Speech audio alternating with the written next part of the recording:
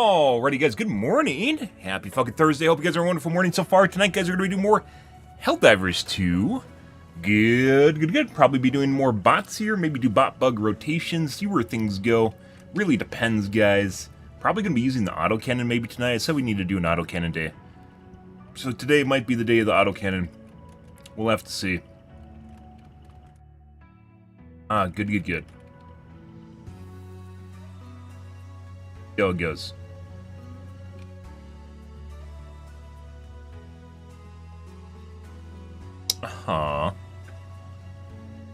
Alrighty.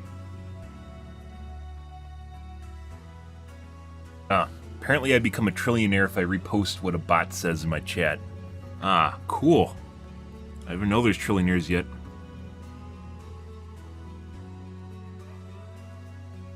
Good. Happy Thursday, guys.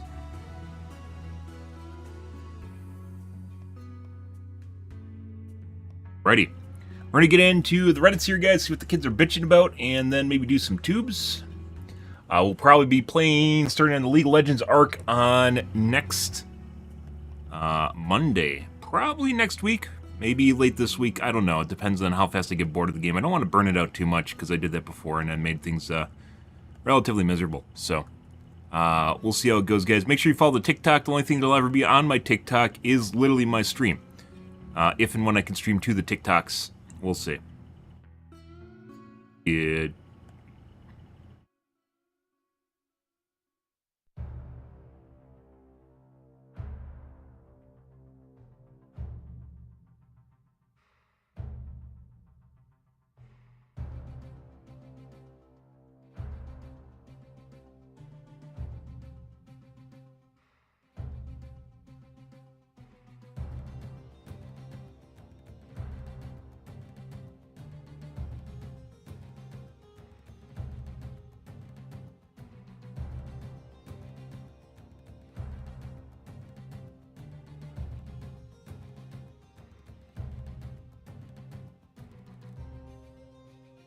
Morning, sissy.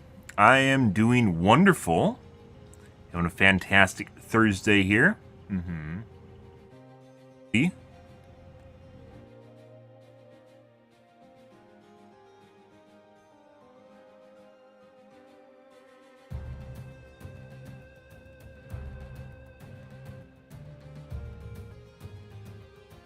Good.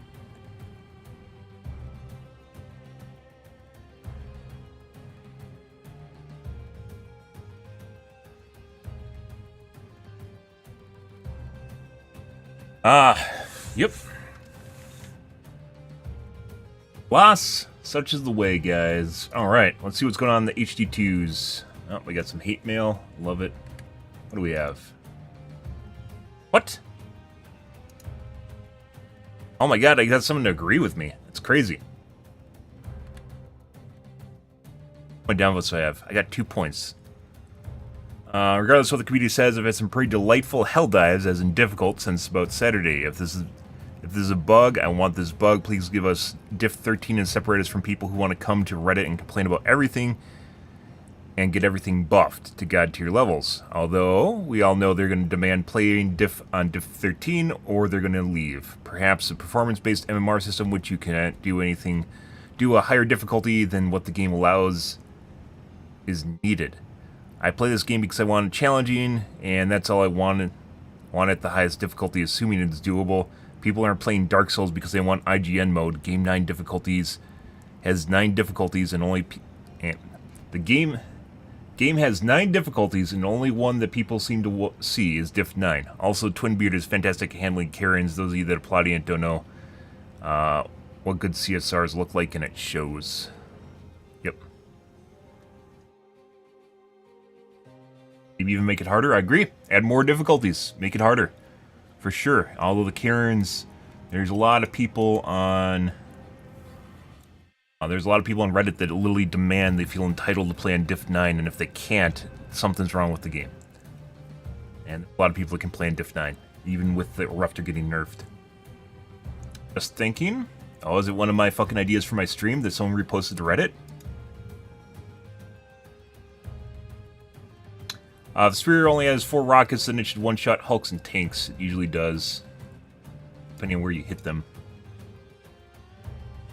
Mainly the fucking erratic lock-on on it.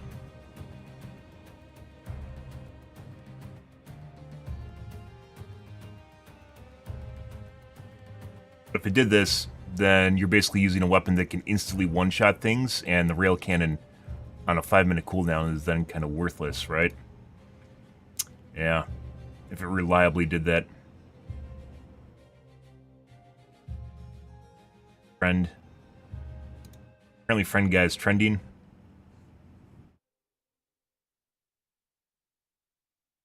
What the fuck?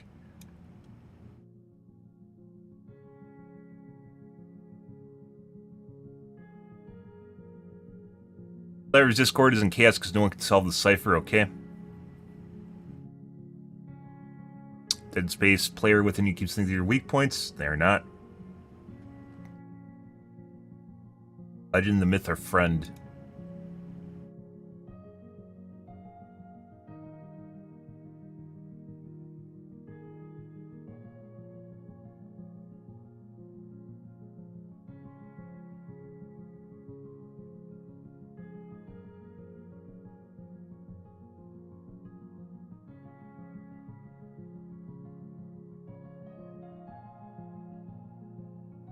Most famous Helldiver of all? Who the fuck is a Hell Dreamski?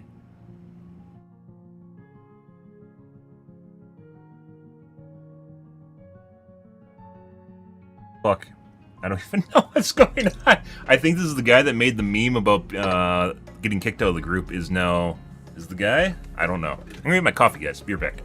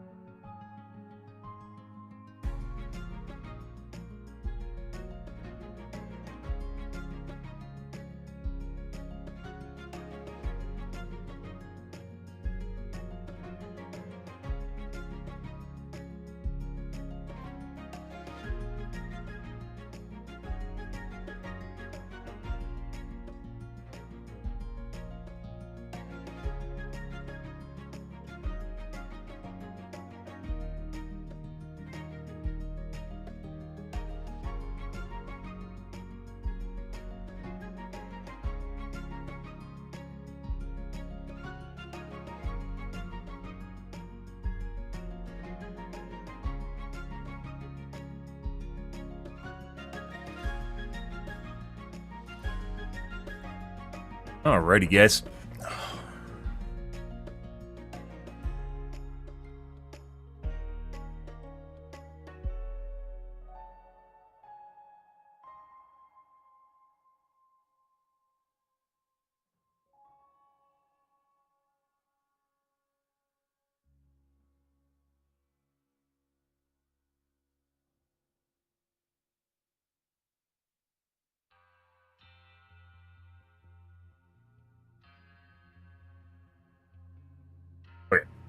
So people are memeing about the guy that got kicked out of the group. Good. Oh, special military operation.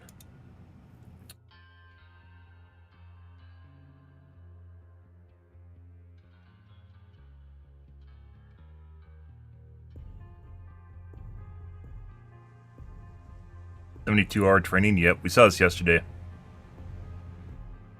Which is why basically everyone's a clone. We're all clones, guys. It's a lie.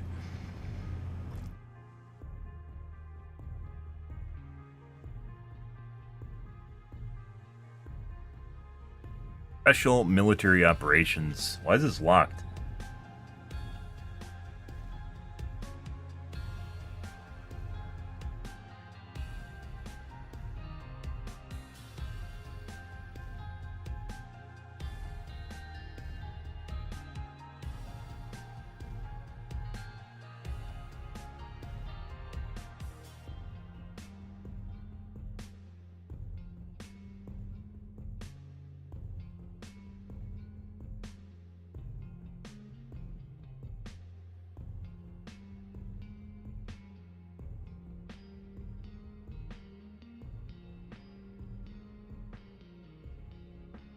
Russia's illegal war on Ukraine has been referred to as a special military operation within Russia. I didn't even know that, instead of calling it what it is. Special military operation is generally any government's response to anything they're doing that's kind of weird or sus. I didn't think this related specifically to Russia. This is probably why it's locked, by the way. Someone turned this into a Russia versus Ukraine thing.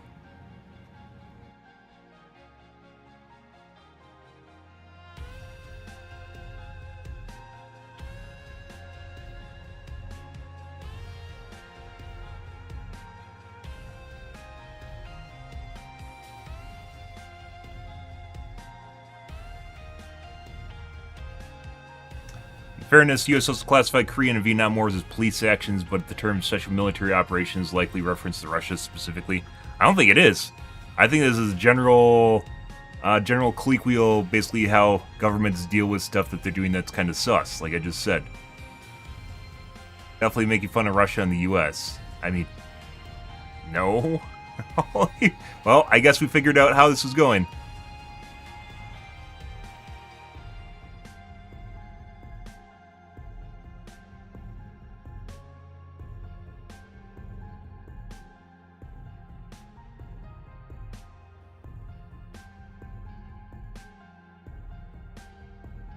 Okay, so people made it political and then it got locked. Doesn't say why it got locked. That one I wouldn't have suspected to get locked, but I guess. Not you, lol.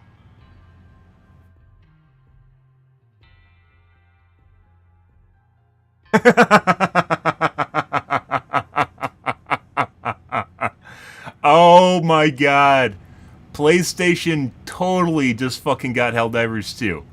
Wow. Like, I'm not really on board on gotcha. Obviously, there's people controlling the fucking marketing accounts, right? That is definitely something right there. That is for sure something. Good job. They played the shit out of that meme, guys, if I've ever seen it.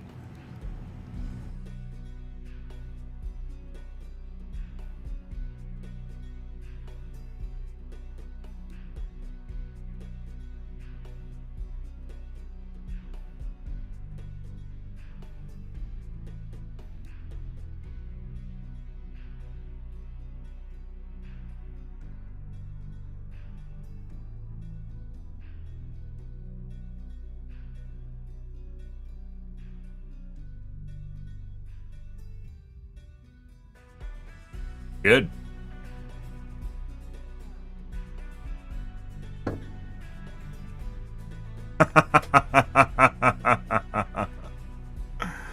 It doesn't really matter.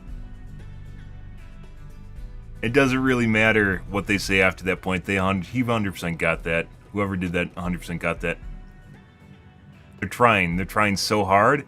This post is trying so hard, but this 100% nailed it.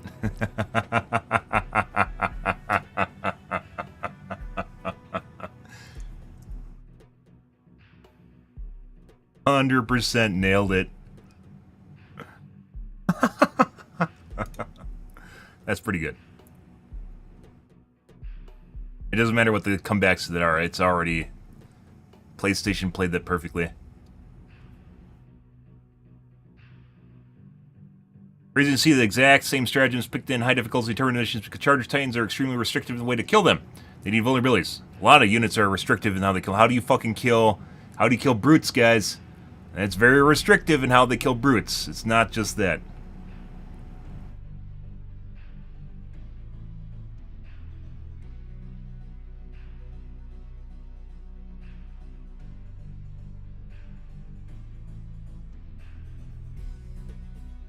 Are they called brutes? What are they called? Pretty sure they're brutes. The fatties.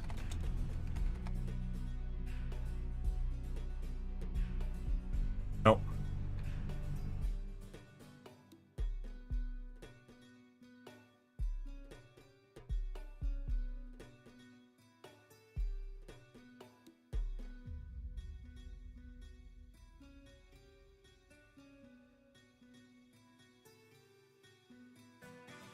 Hulks. They're called Hulks.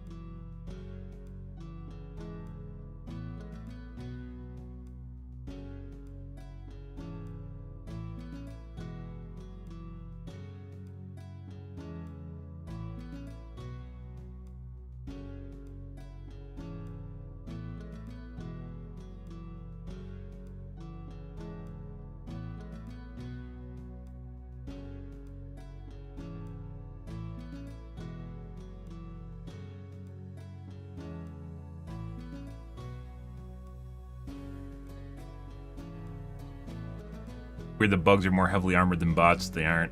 Most weapons do not work against bots unless you poke the hole, poke the slit, flick the slit. It's all the same thing. You have to hit the little visor. There's a lot of weapons that do not work against bots. These guys are full of shit that just bounce off. Where bugs, you can basically, almost all bugs, you can absorb damage. With the exception being, you got like basically everything up into big heads and corrosive / ticks, and then which I think are nursery spewers and bile spewers. And then you have Chargers and Bile Titans, and Chargers are a step below Bile Titans, basically being a mini-boss and a boss. That's the way it is. And that's the special units. When they pop out, you have to have ways of dealing with them. Yeah, and some are much better than others, which is why they're taken.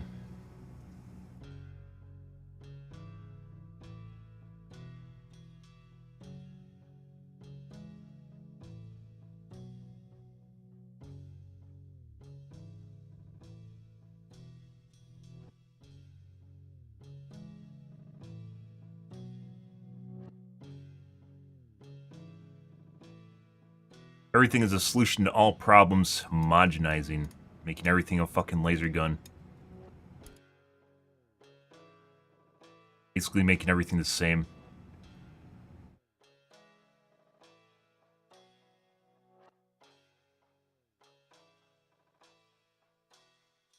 Titans are the worst offender since the only part vulnerable to heavy AT is the belly.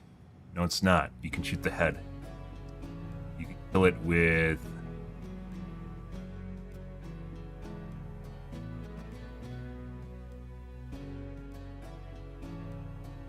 I mean, what do you want? You just don't want... You want to be able to kill units with your fucking primary? Fuck off.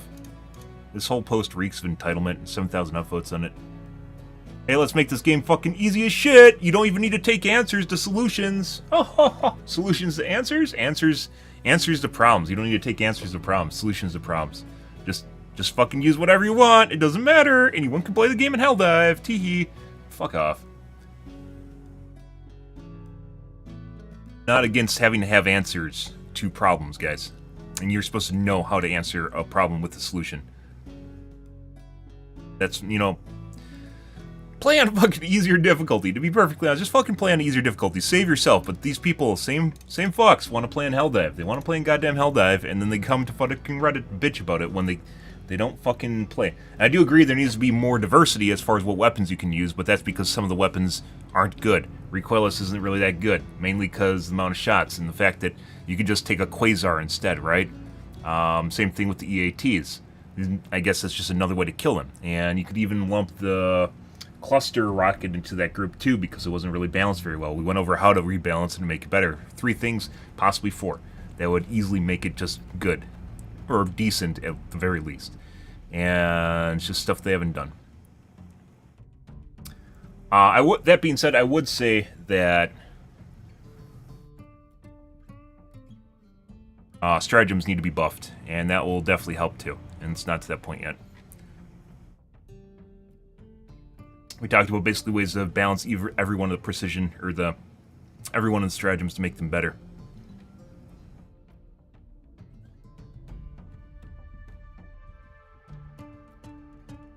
Okay, let's take a look at the tubes, guys.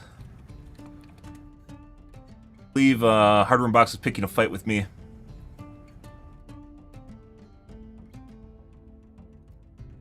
Rings of Power, here we go again. I can't wait. It's going to be horrible.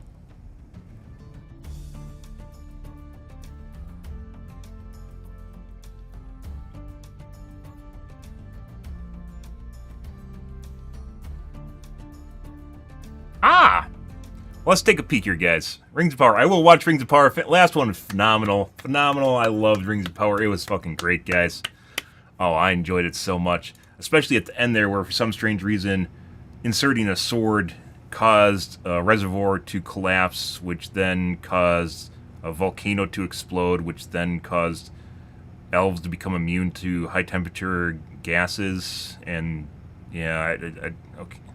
It was great. It was great. Let's just say it was great, guys. You know, sometimes you just can't really separate yourself that from reality. And then other times, Amazon helps you out.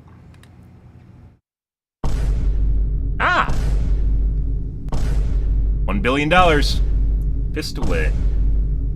We come to it at last. The great battle of our time.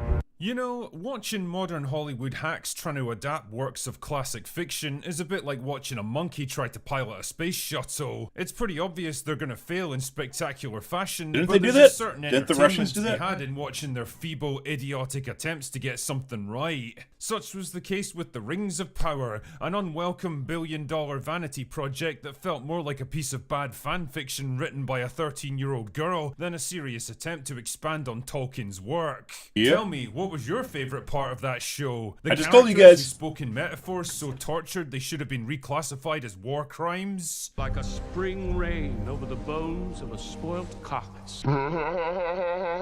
And pompous attempts at pseudo-philosophical ramblings that feel like they sprang from the mind of Tommy Wiseau? Do you know why a ship floats and a stone cannot? Nah, no idea, mate. The Galadriel that was updated for modern audiences by taking the very epitome of wisdom, feminine beauty, and spiritual power and turning her into a pouty, sullen, aggressive, arrogant, short-sighted girl boss. The Sauron reveal that was so obviously telegraphed that if you didn't see it coming from about 5 episodes away, you were probably a character. I actually basically not only I retold or not retold, but reclaimed. I don't know what the right way of wording that is, but basically came up with a better solution to what they did at the end there. Up until the end, I was actually sold that the rando guy was Sauron, and that the What you actually watched was the development of Sauron by the little hobbits, where they fucked up basically his development and he became evil. Instead, he just was basically a Gandalf. So, yeah. And then the other guy that you expected him to be Sauron was actually Sauron. Character in this show, the arrival of not Gandalf, who ended up That's who I being thought was gonna be actor Sauron. Gandalf, because fuck it, creativity and imagination are for losers. The creation of Mordor by a random hobo with a Rube Goldberg machine. I literally talked murder exactly about hobbits the Rube, who gleefully abandoned their own people Rube to Goldberg machine on social media. Literally said that. I would have loved. They could have wrote a fucking documentary on how they caused the volcano to The explode. crime of walking too slowly. The not so subtle allegory for modern political issues. They took our job! Yeah, they're down! Or the disastrous interviews with the hardcore Tolkien fans who had clearly never read a single chapter of his work in their entire lives and were nothing but a group of vacuous, empty-headed activists and wannabe influencers that were hired because they ticked more diversity boxes than fucking Echo. It all added up to a massive steaming pile of festering donkey shit, which was rightly mocked and torn apart by basically the entire internet. But you know what they say, evil doesn't rest. It waits. $1 billion. And instead of casting this show back into the fiery chasm from whence it came, Amazon decided to forge ahead regardless with season $1 billion. 2 of The Rings of Power. But how exactly would they respond to the armies of angry fans marching on their borders? Were they going to acknowledge the gaping deficiencies in plot and Literally just call them bigots and racists, and you have the go-to. That's it. That's all you have to do, guys. Just call them bigots and racists, and all of a sudden, your show's good. writing, the horrible characters, the infantile dialogue, the chronically bad world building, and the blatant bastardization of Tolkien's legacy, and vow to do better this time around? Nah, but at least they hired an all-female directing team for this season. Son of a... Fucking nice one, lads. That'll Yep. really get... By the way, she survived Pompeii. I didn't even know elves were immune to fire damage, but apparently they are. She survived Pompeii, by the way. If you're curious what's happening here. Entire city was engulfed by basically a volcanic ash storm from the volcano, and they're fine. Don't worry about it. They're fine. They'll walk it show off. back on track. You know, I always love it when Hollywood purposefully excludes half the population from their projects, all in the name of inclusion.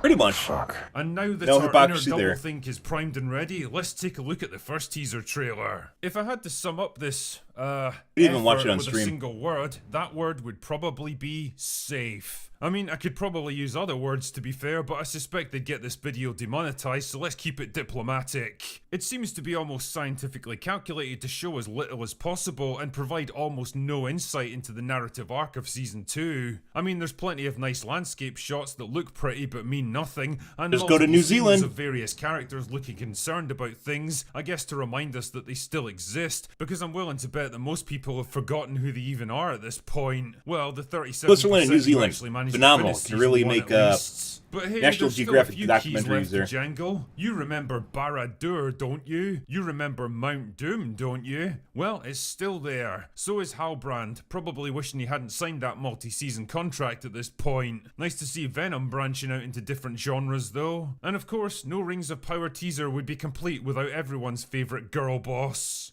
Prepare yourselves. Oh, I think we're prepared, alright, Guy Ladriel. I really hope this is another ice troll that's about to attack because she'll polish that shit off quicker than I can get through a pint of Corona. Oh yeah, and remember Diverse Elf for modern audiences? Remember that stupid Matrix-style spin flip that he did in Season 1? Well, I guess that was a feature rather than a bug because there he is doing the exact same thing again. Like, how the fuck do you just explode out of a stationary wagon like this? Where does all that kinetic energy come from? Why do I feel like I'm watching a Marvel movie? The only real focal point of this seems to be Sauron, who's got himself a perfect disguise this time around. Like, you know how that stupid Halbrand mystery plot from Season 1 led to one of the dumbest and most predictable reveals in TV history? Well, they seem He to was have supposed to be dispensed Gandalf. with it here and just skipped straight to telling us who he is right off the bat. He's Sauron. Yeah, thanks for that, guys. We never would have figured out that it's the same exact actor wearing a wig and pointy ears. Ultimately, it's all much ado about nothing, and I think it's a very obvious sign that Amazon know how wildly unpopular this show is and are desperately trying not to offend anyone with this teaser. The new season launches in just over 3 months. Filming wrapped last year, and this is the very first piece of material they've released for it. It's afraid. It's a fray! And for me, it defeats the very purpose of a teaser, which is supposed to show you just enough to get you excited and interested in what's coming next. A bit like Tatiana when she's hard at work. But this random collection of That has to be an landscape Ireland shots, reference, character guys. portraits and vaguely ominous dialogue didn't do anything for me. And by the looks of things, I'm not the only one. As of the time of recording this, the teaser is sitting at 58,000 upvotes and 234,000 downvotes. And honestly, the most entertaining part of the whole experience was reading the comments section. Yep. Which is why they usually shut it off that now. was my big takeaway for this whole thing. The animosity of a passionate fan base is an easy thing to gain, but very difficult to lose, and I don't think this teaser has done anything to change that situation. I mean, maybe Season 2 will actually prove to be a big step up from its predecessor. Anything's possible, right? Or maybe it'll just be another expensive disaster that further unites the fan base in their $1 billion. hatred of Amazon. One thing's for sure though, August is going to be a very interesting time for Lord of the Rings fans. Anyway, that's all I've And got House for of the today. Dragon. I'm surprised he didn't Go cover House of away the Dragon now. instead of this, but, you know. They literally dropped the House of the Dragon trailer, like, right after this. Token rolling in his grave could be used as a new type of green energy. Perpetual motion machine from Token rolling in his grave. Harnessing the powers of the otherworldly. That's pretty good, by the way. I've never seen that one. That's pretty good. Oh.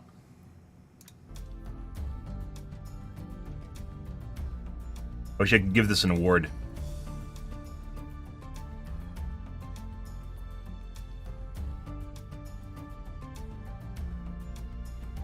Probably copied from somewhere else, but that's pretty good.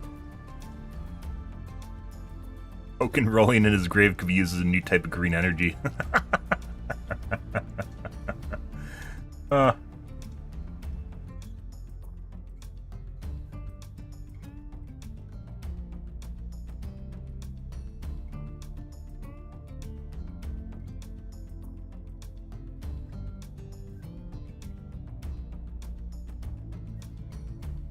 You ever notice how these networks renew shows that nobody liked while canceling shows people do like?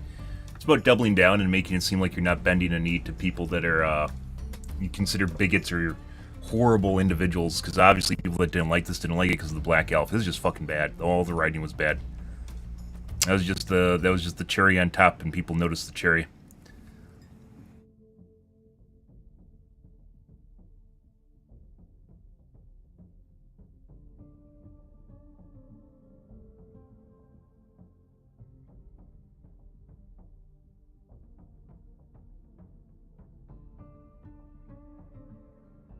Writing this show is the sort of stuff the great scholar would come up with, but what they want to sound epic and philosophical, but don't know how. That one, good morning, Edwin. That one, the one quote with the guy at the apple tree is basically quoting off of an anime I watch, which is, why do people fall down? So they can get back up. Basically, it's and which is probably repurposed from somewhere else, which is basically a quote about basically human resilience, right? And overcoming challenges. It's basically literally a retelling of that, retake on that. Which a lot of people, it's like you're just watching an influencer fucking write scripts. It's fucking terrible. Okay. Let's take a look at Hardware Unboxed. Taking shots at me. 5600 versus the 5950. Ooh. Let's see. I do like Hardware Unboxed. These are fighting words. The most Still, by the way, still not sure how he got 220 FPS playing Helldivers on quality. Even without quality. I have a 4090, guys. I legit have a 4090. Not made up. I actually own a 4090. It's true. And by the way, I tried turning off G-Sync, so it's nothing to do with me having it hooked up to another monitor. Why am I showing you guys this? Like, I literally have, not figuratively, I literally have a kidney in my computer right now. Actually, this is a lot cheaper than a kidney. I literally have a kidney in my computer. And I still cannot figure out. We tried. I got Chinese 4090. We tried, and like the thing is, like it was underperforming. Like the GPU would be showed at like 100% utilization. It never got there. It's like 50. It's like 50 or 60%. It's purely like CPU bound, and I tried everything to. You guys saw it. Basically, we spent an entire stream checking like technical settings, and Nothing. I gained maybe 10 FPS, and instead of being at 150 average FPS, I was at 160. Just did nothing. Absolutely fuck all. Yeah, did nothing on Diff 4, which is what he's playing at. So, Popular I don't know. CPU series of the past 5 years or so has been AMD's Ryzen 5 range, with Oh, parts he like had the the intro music, by the way. 3600 selling in incredible volumes. True. Then following on from that, we had the 5600X, that was also very popular. X3Ds are where it's at, though. Release, the non-X version proved to be another amazingly popular part. The 5600X didn't exactly thrill us with its $300 US MSRP. It was about $100 over what we were hoping for. But I suppose compared to competing parts at the time, it still represented pretty great value.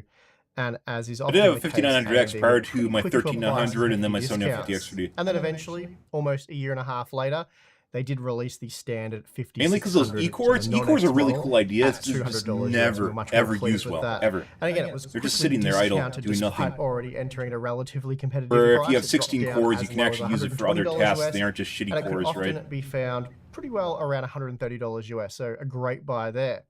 So needless to say, the Ryzen 5 5600 and 5600X were always competitively priced, and for gamers on a tight budget, they did represent excellent value. But how well have they aged? And should you have bought an 8-core or even a 16-core model instead?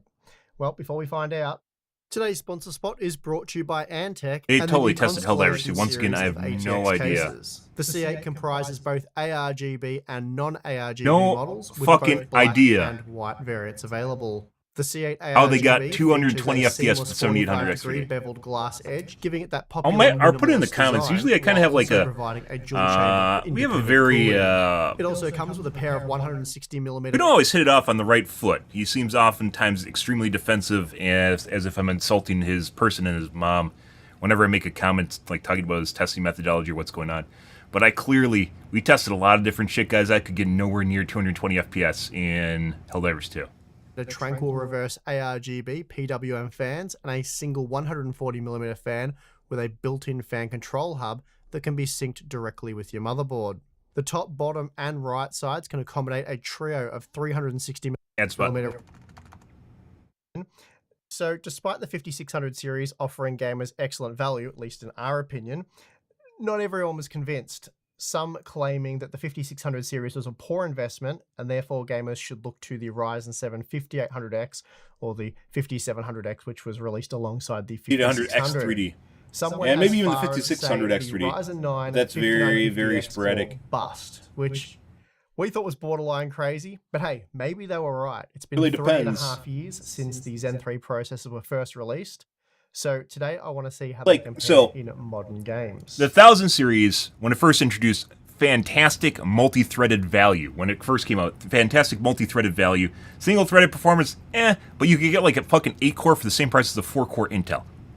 Spot on. 2X series is an improvement, not really that great. 3X series, once again, big improvement in multi-threading and introduction of the 16 and 12-core models, as well as much better IPC gain, so it was better single-threaded. Not quite on Intel's par, but it was there. I owned a 3900X, right?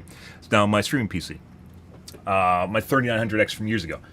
So it was all right, but it had problems with the 2CCD thing and how it was sharing resources. It wasn't always working out properly. 5000 series, basically on par with Intel for single-threaded performance most of the time, and a multi-threaded performance still phenomenal. And then the X3D chips came out, which are even better, which is where you get the massive cache. And once again, I will not recommend, having used them, I will not recommend, it just feels better. I will not recommend anything, and it doesn't always translate to FPS numbers either, which is kind of unfortunate, but it's true. But I've used the 3900X, and I now have a 7950 X3D. I will not recommend non-X3D CPU to gamers until Intel releases basically a high cache version, which was supposed to be the 14000 series. However, they have not released one yet, so all I can recommend is basically X3D chips, and there are older X3D chips, as in the 5800 X3D and 5600 X3D, which is kind of depends on stock, and you really should just get a 1500 or basically better at 5700 X3D. But I will not recommend anything non-X3D now. So it's just they're just better. They're legitimately just better. And Intel did have plans for a big level 4 cache where X3D is level 3. The HBM memory is level 3. But that didn't come out with the 14000 series, so who knows how they're going to do. Obviously, But the 7000 5600X series, is much going to be better, slower most than of the time much better than 5800X, just Intel, and especially with the therefore X3D cache. 5950X. But the question is, how much slower? And But then again, how if you can usable properly is it utilize today? those E-cores, that's It's actually also pretty well worth ridiculous looking amount of back at the multi-threading pricing performance. because it's But not nothing like does. the 5950X was ever affordable, though a strong case could certainly be made for the 5700X as a gaming CPU, and we certainly made that case back in the day. Oh my god. Really, as we saw it, the smart options for gamers were the Ryzen 5 5600 Kicks to and Maz, Ryzen guys. 7 5700X. Both offered exceptional value at their release prices, and as I said, continued to Don't drop make in me actually price. use the fucking By early kickbot. There is actually a 2023, program the for it. I 5600 will. was a much better deal than the 5600X, while the 5700X was also a much better deal than the 5800X, both offering a 24% discount for basically the same level of performance. Meanwhile, the 5950X, that cost a little over 160% more than the 5700X and a little bit over 280% more than the 5600. So I guess you could say at $500 US it was quite a bit more expensive. Now, with the 5600 and 5700X being virtually identical in terms of performance, and of course they're both unlocked CPUs, and then the same applies to the 5700X and 5800X, I'm not going to test all of these CPUs and clutter the data. So instead we're comparing the 5600X, 5800X, Excuse for being lazy, by the way. 5950X, and But also for those true. of you 3D Vcache lovers, the 5800X 3D will also be thrown in. So I hope you're happy with that. Better. All have been tested Better. using 32 gigabytes of DDR4 3600 CL4 Although it's kind of memory unfair. with an X3D is RTX literally in its world of 4090, its own so for the time being. let's get into it. Sometimes it doesn't do anything, and other times it does a First lot. up, we have Assassin's Creed Mirage, and at 1080p, the 5600X is very close to the 5800X, which is what we typically found 3 years ago. The 5800X was just 2.5% faster for the average frame rate and 7% faster for the 1% lows. Then we have the 5950X, which was Not faster remotely again, scaling as boosting far the as average CPU frame rate performance over the goes. 5600X. Kind of weird though, is how the 16-core model increases FPS that much compared. Like the 12-core model should literally be right in between these two, right? Oh, that's not even 12. This is 6, 8, and 16. Okay. By 10%, with a 16% uplift for those 1% lows. So that's a pretty nice gain, but not exactly worth paying Also well over weird. 3 So times still more weird for. how the 8-core processor doesn't provide. Like 6-core, there should be a bigger gap between the 6 and the 8 as opposed to the 8 and the 16. Despite there being 16, most games will utilize more than 6 cores now, whereas as opposed to using 12 or, you know, whatever X number of cores between 8 and 16, there's a lot less. Really, the hero here is, of course, the 5800X 3D, Yeah, we all know. We all which know. was 40% faster than the 5600X. Now, I've also included some 4K data. and I'm this is going to always post a comment heavily about Helldivers requested, in despite the my video. best I efforts to actually explain that really it can be wonder because very I can't get misleading. anywhere close to this. What we're looking at here is mostly the limits of the I even RTX tried to replicate its 4090 settings by using being the solo ultra-high and playing, preset at 4K. But if you enable upscaling or, of course, playing lower on the Diff quality 4. settings, the margins We will walked start around to for maybe become 5 more minutes in line with each what time. we see at 1080p. Not anywhere so close. Keep that in mind as we move forward. Moving on to Helldivers 2, we see even less of a difference between the Getting higher 5600 FPS on these than I get on my fucking 7800X, 7950X3D. How? How? Still, how? How? How?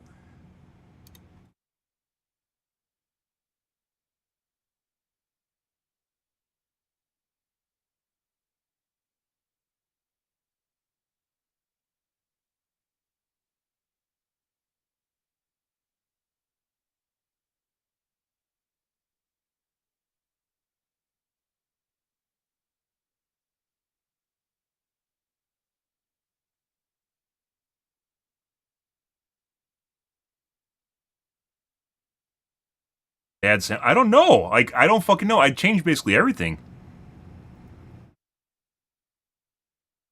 He tried Helldivers 2. Almost no one tests Helldivers 2.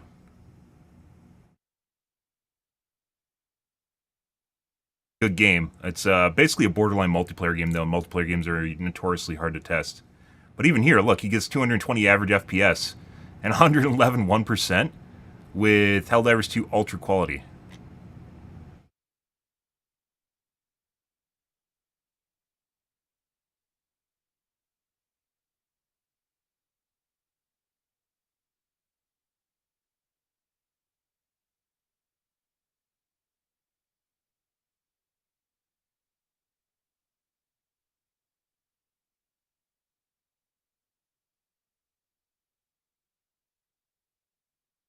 Needs memory?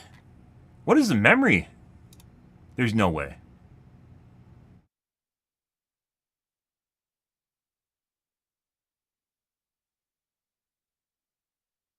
I mean, I have DDR5, so probably should just be better. This is only DDR4. There's some really fast kits. This is only 3600, which isn't that amazing.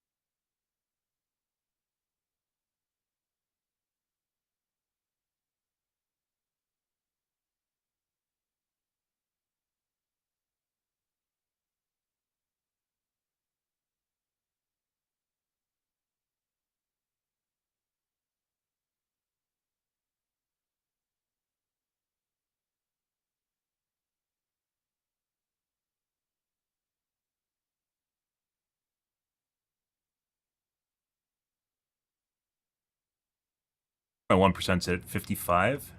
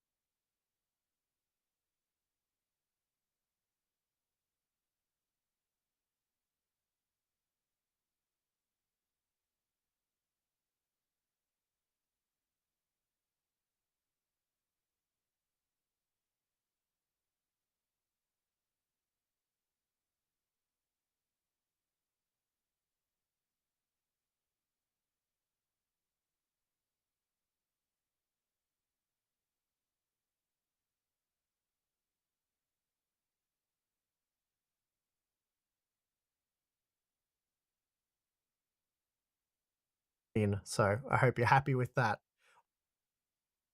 Moving on to Helldivers 2, we see Idea. even less of a difference between the 5600X, No fucking idea. 5800X, and 5950X. Basically, all three parts delivered comparable performance at 1080p.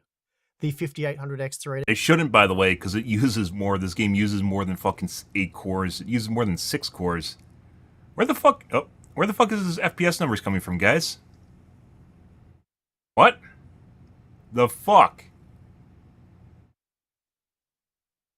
And these are slower CPUs, so it should be even more CPU bound.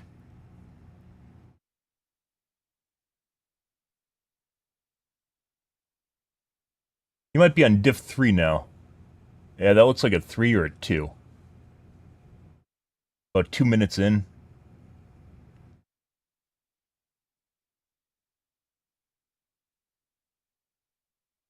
And it's even worse after the latest patch. That made things even worse after the patch a week and a half ago. Was much faster, boosting the average frame rate by at least 27%. So that number, by the way, is very close to his clearly 7800X3D number. Not core count, and we found this to be the case more often than not when it comes to gaming performance. Now, this is an interesting one. He was getting Ratchet and 220 Clank Rift average Apart. FPS on his The 7800X3D. uplift from the 5600X Which to the also is very 5800X weird was because even quite if you put dramatic. aside the core counts being the same, they both have X3D cache, and 7800X3D, if I recall, actually has more cache than the 5800X3D. The 7800 has better IPC improvements, but it's not 10 FPS worth of IPC improvements, more than that. So, like, it doesn't even scale properly with that. Dramatic. As here, the 8-core processor was a massive 27% faster at 1080p, and that's not far from perfectly linear core scaling. The 1% lows were 13% greater, but still a huge performance increase there for the 8-core model, though of course the 5600X still delivered a solid experience overall. Then at 4K, the 5600X was the only CPU that couldn't max out the RTX 4090, but for what was an almost $200 US part upon release, I think 110 FPS on average is okay here. And having played through the game for 20 minutes with the 5600X to get a bit of a feel for it, I can report back that frame time performance was excellent. Spider-Man Remastered also sees performance scale up with core count, though as we often see, L3 cache is far more important for boosting frame rates. In this example, the 5800X was 11% faster than the 5600X, while the 5950X was 25% faster. That said, the 5800X 3D, that thing was 15% faster than the 5950X and a whopping 44%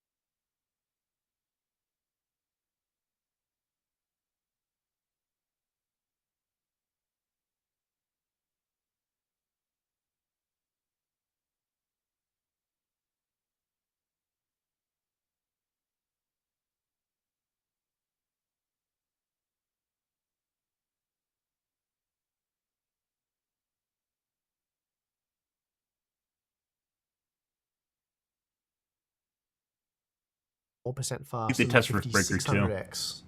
So the 5950X was a good bit faster than the 5600X in Oh, he this doesn't have example, Riftbreaker anymore. but with 140 FPS on average and 117 FPS for those 1% lows, the 6-core Zen 3 processor was hardly slow.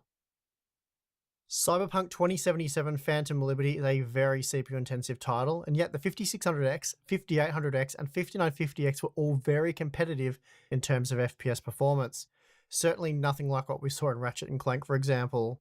Still, this is another game where AMD's 3D V-Cache helps a lot, boosting the performance of the 5800X 3D to the point where it was 32% faster than the 5950X. The really curious part here, guys, Then is at 4K, what we are exactly heavily is slowing GPU down my limited to computer? just shy of 80 FPS, so not amazing performance there, and you'll probably go and enable upscaling in an effort to get around maybe 100 FPS.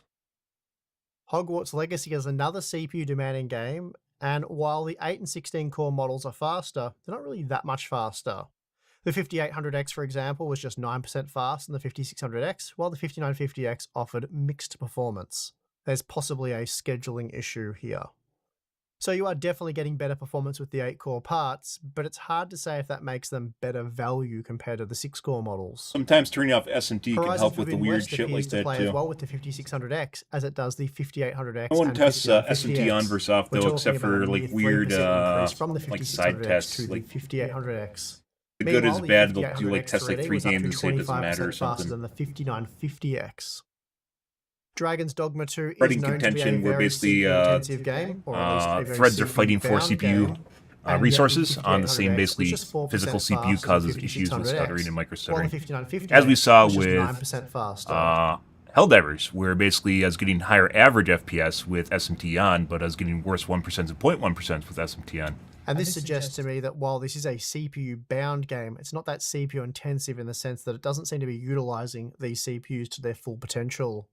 The 5800X 3D, on the other hand, that was You can verify a lot of this by 36% looking at faster. So the, again, L3 cache is king. And while And he does it, adding by the more way, or maybe he does and he just doesn't post it, but you can verify these things by looking at CPU Task Manager.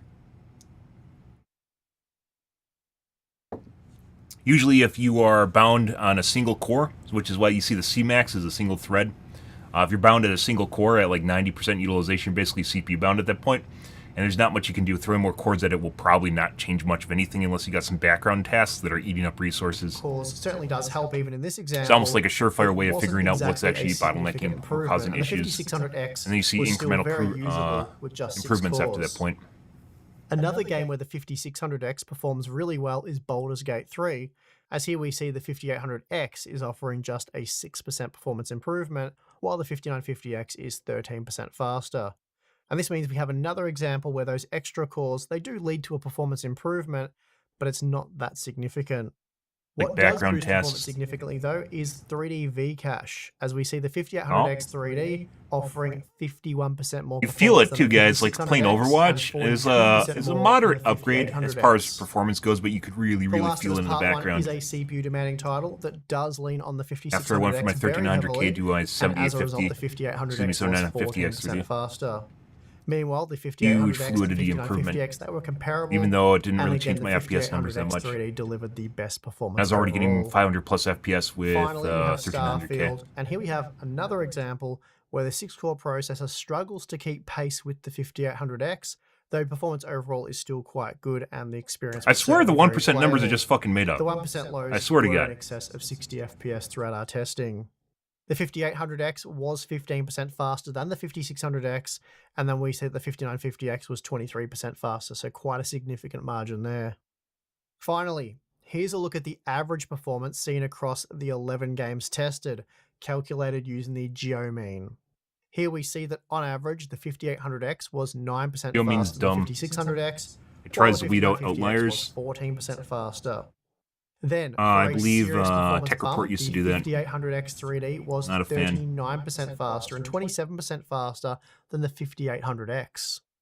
Now, out of interest, here's the 11 game average data from our 5600X Day 1 review, which was published back in November of 2020. Here, the 5950X was just 4% faster than the 5600X on average, and we only saw 2 examples where it was 12% faster. So games have certainly become more CPU demanding over the last 3.5 years, but of course that was to be expected and it'll shock exactly nobody.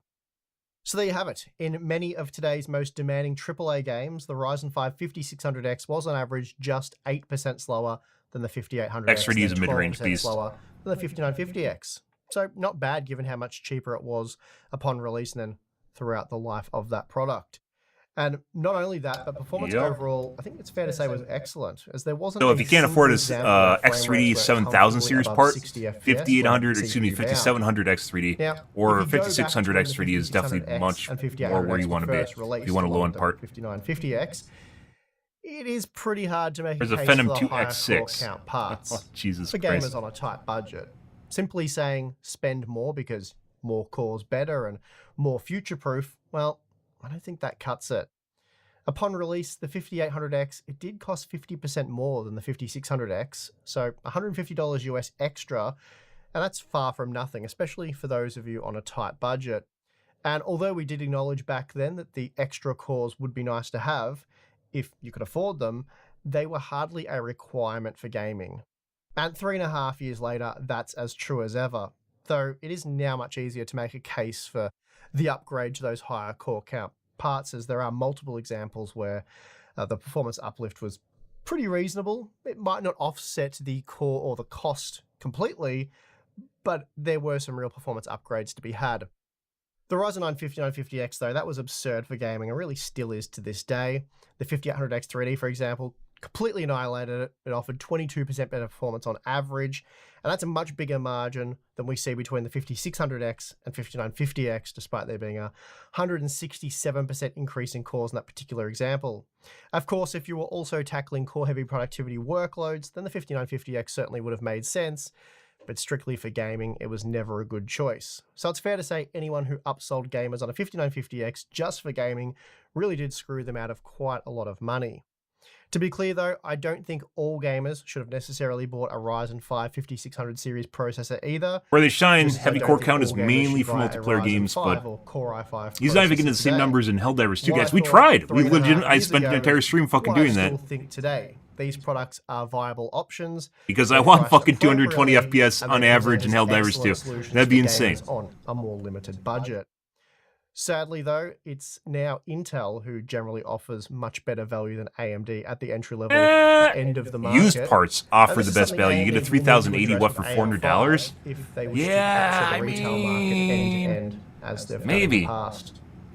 And that's a 3080. You can get like a 3800. 3800 parts by a meaningful margin. 3080. No, Games such as 3080. Ratchet and Clank, Spider-Man, Starfield, and The Last of Us Part Fucking 1. naming schemes That said, between I AMD included and 50 games NVIDIA, or so, like AMD CPUs so and modern NVIDIA. games and many popular titles that were released over the last few years, the overall margins would be reduced, as most games won't be demanding enough to put a lot of stress on the 5600X. Now, circling back to some recently published content, it's important to note that you shouldn't buy a CPU for gaming or anything really based on core count.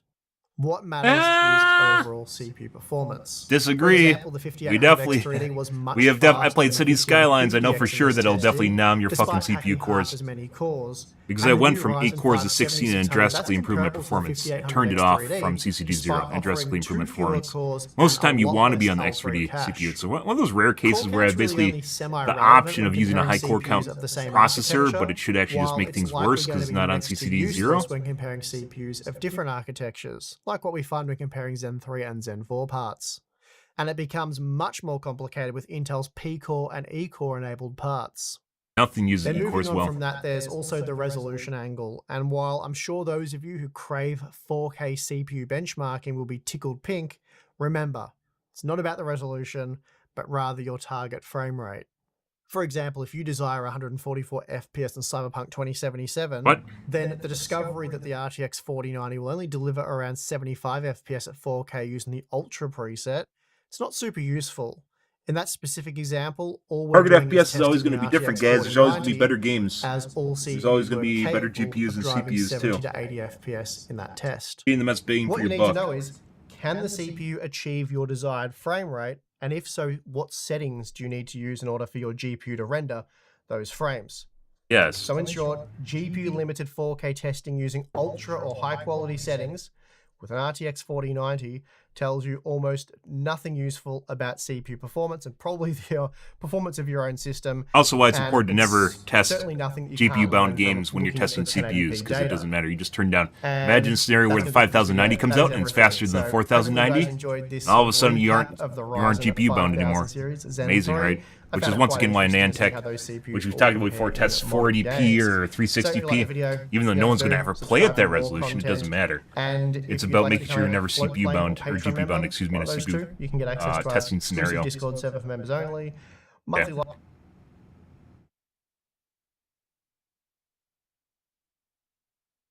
Yeah, like when I'm playing Helldivers 2, guys, on Helldive, you can look at my CPU utilization top right, and across 16 cores, we're sitting at about 70 to 80% utilization across 16 cores. No SMT, across 16 cores, which is obviously a lot more than 50%, which would be half my core count, which is why I have it uncapped, is because it'll actually utilize more resources.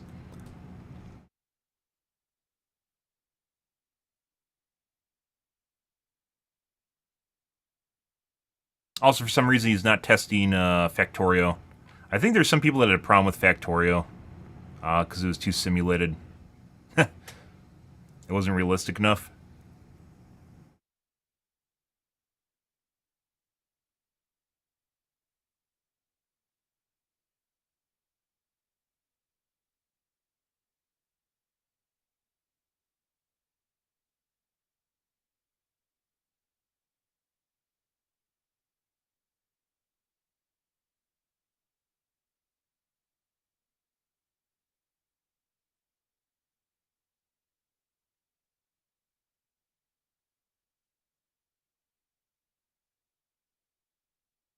Crazy. Probably not going to get a response. There's too many comments. I said, tends to be whenever he responds to me, it seems extremely defensive. I guess, you know, I'm kind of bringing things up that someone might not want to acknowledge, but very weird. That's not even close. Like, it's not even an error margin. He's getting 220 FPS in Helldivers, and I got 160 on Diff 4. What? Like, that's not even close. We aren't even talking about 1% numbers either. Just nowhere close to his numbers. Like, I don't get it. I don't know where they're coming from, guys. Okay. We're going to move on, guys, to some Helldivers 2 tonight. And as I mentioned, we're probably going to play through the weekend. Then I'll probably be bored, and we're going to start on our League of Legends arc. By the way, while there's some games that will use more than 16 or more than 8 cores, there, League of Legends is definitely not one of them. Assumedly, isn't one of them.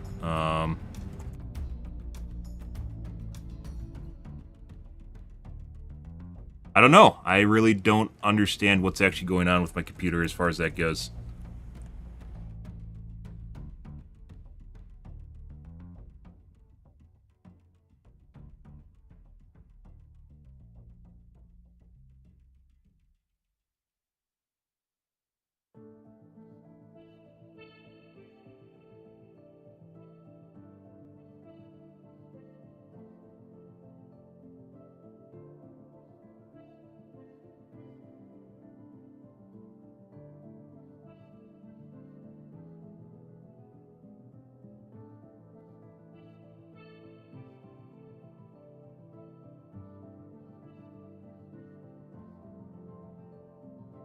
Alright, guys.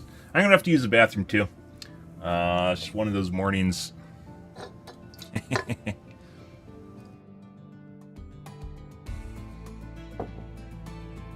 Easy experience, same hardware, different results. I don't even... we aren't talking about different results. It's like a 40% difference in performance. It's not even close. So I don't know. Okay, I gotta take a shit. Be right back, guys.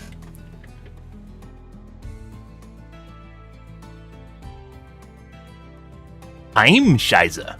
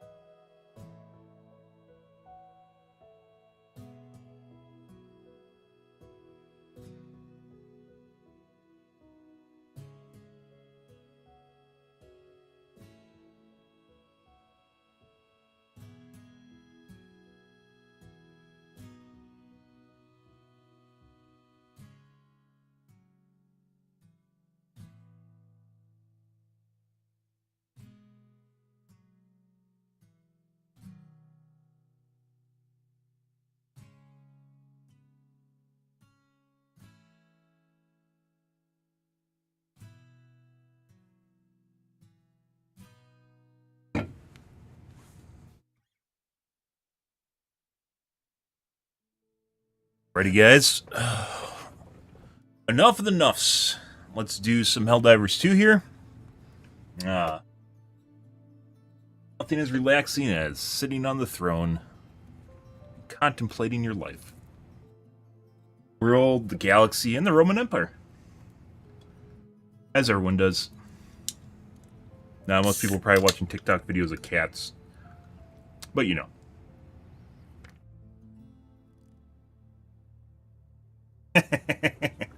Uh-huh. I understand, people. Don't you worry, guys. All right.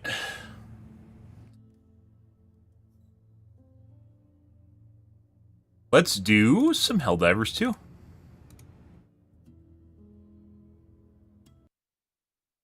Actually, curiously, Helldivers 2 CPU benchmarks.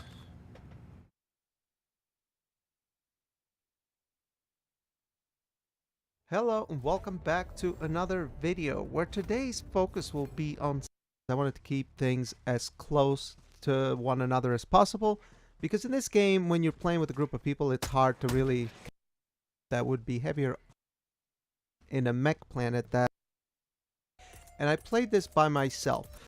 We're going to begin with 4K native. On 4K. 1080p. Okay. Out to 1080p with ultra on high settings. And I know some people are going to say, well, who plays with a 4090 at 1080p? You might actually be surprised. I do. There are people who Give me the highest possible FPS. But also people that like to play shooters. There's nothing wrong with that. I mean, I play at 1440 ultra wide, and See, this is basically what we're getting. This is what we were getting while playing with basically 7800 X3D, with my 750 X3D. This is what we were getting before. This is completely different than what Harder and Box is getting. What was this 3 months ago? That's fine. So probably getting lower But FPS now, which would then actually match the FPS numbers I'm getting. I can get way off topic very easily. We can see now that But my numbers are right. What does it mean? What numbers are Hardware and Box testing then? Where are they getting their numbers? CPUs are not able to keep up with the 4090 at 1080p. The 4090 is CPU bound on both sides, and you can see this actually. We have a lot higher FPS on the 7800 X3D side, so we have the 4090 going up to 80-ish% of GPU utilization, whereas on the 5900X we're in the 50s and 60s of percent utilization. But anyway, what are the differences now? Have things changed a lot since 1440p? Well, if we were to take a look at the numbers, the 4090 with the 7800X3D is 30% faster than the 5900X on the averages and 43% faster on the 1% lows. We literally went up an extra 10% on both averages and 1% lows by dropping to 1080p. So yeah, pretty big difference here, even bigger difference. Creek, where I literally had to go through hell to capture some of this footage. Fuck Because some of yeah. the missions, there were some people that were just doing their own thing and we kept dying. What is he doing? It was fun though, the chaos was immeasurable. But it's okay? It's also... What difficulty is it? I assume he's at like 4. Diff 4. We're going to start quality render scale. Difficulty matters a lot. That's the number of spawns you're getting. Move our getting. way to the quality render scale and also balance render scale. Now immediately if you pay close attention, you can tell that the gap is a little bit wider now than the first 4K native. No, they're the numbers I was getting. That at the very beginning of the video. Oh my god. The guy screaming. If you're shooting a machine gun and you don't let go of the trigger, your character will yell out something. It's hilarious. This game cracks me up still. There's always new little things I find. It's hilarious. But guy's like level look 6. At the numbers, now we can see that the Might have mentioned his difficulty. It doesn't look like he's on like this high planet difficulty. He's probably on like 4, multiplayer just like is Hub 15% is. faster on the averages and 13% faster on the 1% lows. So the gap is actually bigger than the first 4K footage we took a look at earlier on the Bug Ice Planet. And it kind of makes sense. There's a lot more going on here. Group gameplay. Even on my 3080 Ti video, Yeah, I showed more people, that the more this spawns you planet get, the was more a shit bit that's more happening. demanding. And But it is more we were demanding. But when I was testing exactly the same scenario as Hub, I was on Diff 4 solo. using the same CPU side. Notice with this game, even when I This is know basically I'm similar not performance CPU to what I'm bound, getting. it never goes to 99%. Even with my 6800, my 6800. Because he's at C-Max. Almost no one uses C-Max, by the way. C-Max, which is basically a term that I came up with, which is Core Max. I shortened it. Core Max is the one CPU thread that's at the highest CPU. And that's what actually really matters. Because if you're C-Maxed, it really doesn't matter what the rest of your CPU is doing unless there's some hardcore task running in the background. It doesn't matter. Because C-Max determines, if it's the game, determines basically the max speed it's going to run at for the most part. Because it's basically throttled on a single thread. I was playing this game at 1440p with the 5900X. It never. Surprisingly, went to tech tubers 99, still don't so use C-Max I'm not sure or why anything that like is. Maybe it's C-Max. an engine thing, so that doesn't really tell But I the use whole C-Max. story. But we can see if you pay close attention. Because it to matters the a lot. GPU I actually usage on the advocated to get that into 5900X, fucking it does drop to the RTSS 80s sometimes. on their So forum. we are definitely Their hitting moderator some really CPU hates me. Or their bottlenecks, the here developer for really the hates me. 4090 on the 5900X. Really doesn't like me suggesting shit, apparently. On the 7800X, I would like to say that we are good because two CPUs. But anyway, let's take a look at the This is quality DLSS. render scale. Take a peek real quick. These comparisons are mostly done out of curiosity. It's not like maybe it's a bit academic, I guess, just to see the performance. But it's not like If you're not GPU bound, it really shouldn't make that much of a difference. 100% accurate, I would say.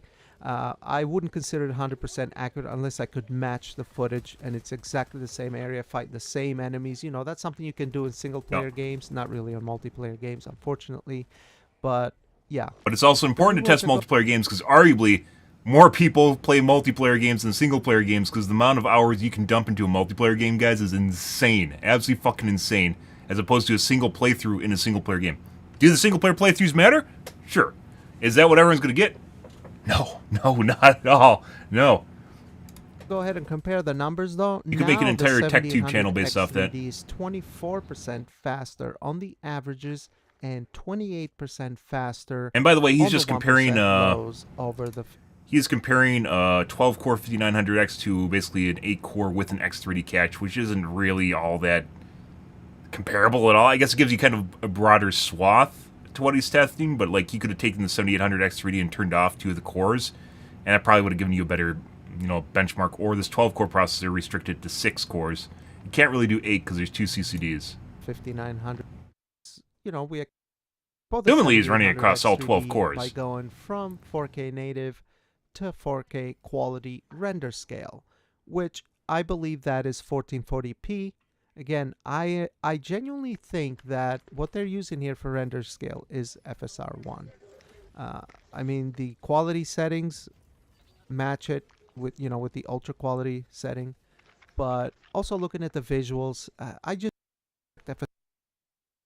is like his 1080p numbers are were within margin of what I'm getting, and this is 3 months ago. Within margin of what I'm getting, and he's playing at a lower difficulty, which means I'm going to get worse numbers for sure. Result, because the differences in the gameplay and what was going on was so vast that the results kind of don't make much sense, because here we're at quality setting, now we're going to ultra quality, so the gap should actually be narrower, not bigger. But what is it like? Let's take a look at it.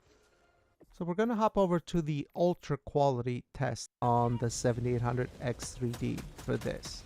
It being 39% faster on the averages and 41% faster on the 1% lows, which kind of doesn't make sense if you think about it.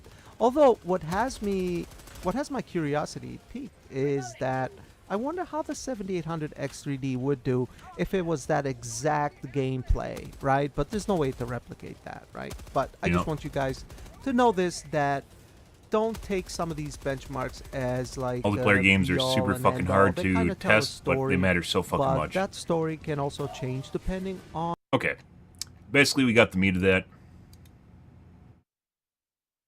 Async compute on or off? Off. We tested this already. Let's see if his answer matches. I'm curious. I got lower basically numbers across the board for having it on. Quick disclaimer, I'm aware of Sony demanding a PlayStation. You can see we're getting 124 FPS pretty much locked. And we're going to be doing this type of test where we sit still because we don't want variability, right? We want to see how our system behaves with this option enabled and disabled. Now let's go ahead. We went from 130 FPS to 146. And if you pay close attention, our GPU use went higher as well. We went from 93% to 98%. So again, it's almost like turning async compute off. You're getting more FPS in a CPU-bound scenario, almost like you're using your GPU to do some CPU work. That's very interesting. You would expect that to happen with async compute on, though. But anyway, let's try ultra super Or something sampling. else is limited in the background. I want to present a GPU-bound scenario like we did with the 7900 XTX, and we didn't see any performance gain in that case. And in this case, too, we're at 64 FPS. I think we were in the mid-40s with the 7900 XTX on the same settings. So here, too, even though we're not at 99%, we are GPU-bound at 64 FPS, which is kind of pointless, if you ask me, because I don't... It could also mean that their implementation of async is not on spot. It's kind of buggy, so it might change in the future. I don't really see a reason why you would have it turned on, unless it's not working properly. I don't know. But every day, guys. As you've seen, literally I 50 tested people in some one. Pretty high-end GPUs with a very high-end CPU, sort of mid-range CPU, and a very slow CPU. But by the way, this just goes to show how the fuck is Hardware Unboxed getting 220 FPS with a 7800 X3D and 4090 on Diff 4. Because I fucking don't get anywhere close to that, and I have a 4090 and basically a 7800 X3D. So what the fuck is going on? I hope they didn't just make up numbers, because that would be... the whole reason we're here is because I wanted to see whether or not my numbers were in par with other people. And they are. Let's see... My RTX 4090 melted after 18 months. Mine hasn't yet. And I've every time I've plugged it in to make sure to make it nice and snug plugged in there. I don't want to fucking pull that connector and see it's melted. Just make sure it's nice and snugly seated every time. And I've owned a 4090 for about a month or a year now, so... Ooh.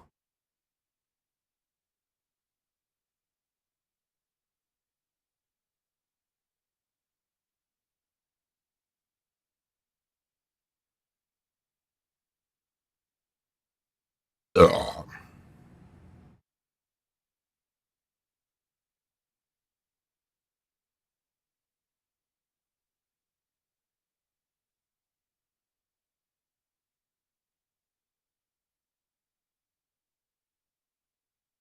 I wanted to go back to Helldivers 2 and retest the 5900. The type of mission that I ended up going with was Search and Destroy. It's about 11 minutes worth of gameplay, and during the extraction... From our testing, guys, off-the-cuff testing basically every time I'm in a mission, Search and Destroy is much easier. Blitz is much easier on your CPU than playing the game normally. Hardware Unboxed definitely was not playing Blitz, though. But, definitely a lot easier. It's not as... It has something to do with the number of spawns, the number of units, their location, and... I guess maybe stratagem use. Basically, a 40-minute test, by the way, is going to be more... better data, by the way. Much better data than basically 10 minutes, right? But either way, we ended up with basically better performance results almost all the time playing like the 15-minute missions. Process, I ended up... Well, I don't test for 15-minute missions. Before... Just remember, because games don't utilize multi-core CPUs very well. Not Some yet, do. Anyway. That's why if you look at benchmarks and the differences between 6-core, 8-core, 12-core, or... and see how Depends they both on the compare. game. If we take a look at the averages of the 6-core 5900X, we have 92 FPS, and for 1% lows, we have... This changes, guys, as we saw with my FPS. testing. So Compared Diff to 4, we're both getting like CCDs enabled, 30% higher 12 performance on Diff 4 5900X average compared to Diff 9, purely by the number and 1% of lows monsters, amount of 72 stratagems that are spawning. FPS. These readings were taken right Stratagems you're before calling the in. extraction process started, and I ended up resetting the averages and 1% lows counter. And they're practically identical. right? Within 5 to 6% in the favor of the 12-core 5900X. But that's within margin of error, so it's hard to say. Now, could this be one of those very rare examples where the 8-core could outperform it? Maybe. I can't say for sure that it wouldn't, just because I don't have one. I wish I did, so that I could. CPU utilization is much lower when we're playing Diff 4, though. One, but I don't really want to spend Once the again, money on that. So, like, it's not hard to understand from a programming standpoint. Putting aside the fact this isn't hard. This isn't hardware unboxed, right? Much smaller budget. This probably guy does it on a side job, just for fun and shits and giggles or whatever. Trying to make a tech channel. Even though he's trying to, trying to be pretty methodical with what he's doing. But from a programming standpoint, it makes complete sense how more units is going to increase the CPU utilization a lot. And games that utilize many units, like we talked about Riftbreaker, where Hardware Unboxed was for a while testing Riftbreaker, but they only tested it on like 100% difficulty. But if you play 250, it like increases the number of monsters by like 5x or something insane. As you can imagine, that puts a bigger load. That puts a bigger load on your computer, and it's actually a bigger deal, right? Yeah. Right now, just for this one particular test, although I would love to do it. But, I mean, every other game that I've looked at, I mean, you can look at this yourself, too. You can do 5800X versus 5900X in a bunch of games. And you will find out that the 5900X is usually ahead a little bit, or sometimes they're about on par. Yep. There isn't a big difference when it comes to gaming, that is. Only gaming. But that really depends on the game, and multiplayer games are different from that, which we talked about, guys. It's all core, like I did on my previous video. The whole reason we're here is because Hardware Unboxed numbers were in, like, his fucking Hardware Unboxed is getting 2 times the performance with the 7800X3D. So, for me, it was, I was getting like 150 to 160, and Hardware Unboxed is getting 220. Like, not even remotely close. I've got to say, the extraction on the 6-core side, and this guy's also getting similar probably results with one of 7800X3Ds. the most fun and kind of badass extractions I've had in the game. Just because we ran completely out of time. We couldn't use our stratagems anymore because our motherships ended up taking off because timer ran out. There was just these waves of bugs just coming over this hill, and it was just complete chaos. Only 2 of us ended up making it out, extracting successfully, including myself and another person, but it was a lot of fun. And if we actually compare the numbers, which I took right... That's all I was looking for. Specifically the 7800X3D results, which is basically the CPU that I have. I have a 7950X3D, but I can limit it to be a 7800X3D. I have it uncorked to 16 cores right now because it actually makes performance better. But I've tested them both.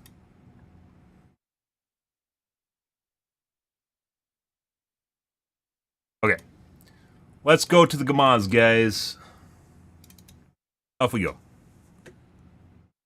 I just want to take a peek at that and maybe get a second opinion or a second set of data results.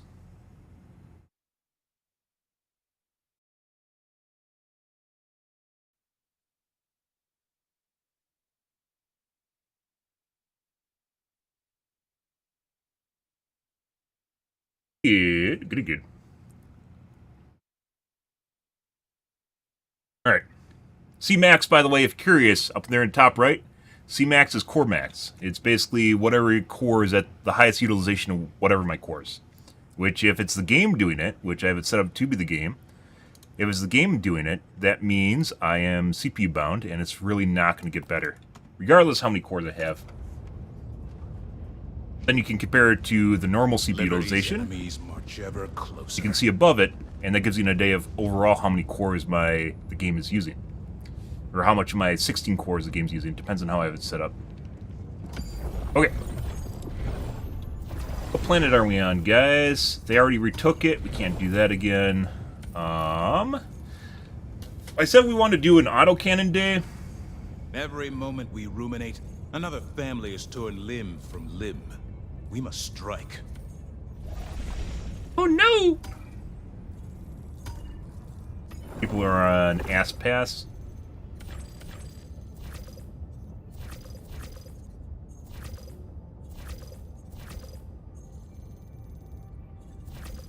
All night missions. We are not doing the 15-minute extract. I think we have to do the 15-minute extract. 15-minute extract even after all these months, guys, is still impossible. Yeah. No raise the flag either.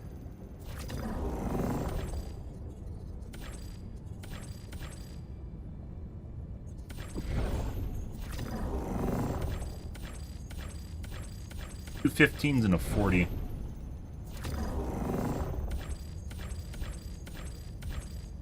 Rather not.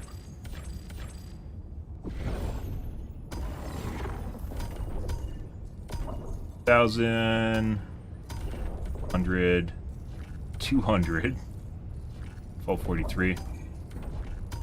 Sadly, with the dwindling numbers of Helldivers 2, they're probably going to have to reduce the number of planets people are on. Actually, I don't know.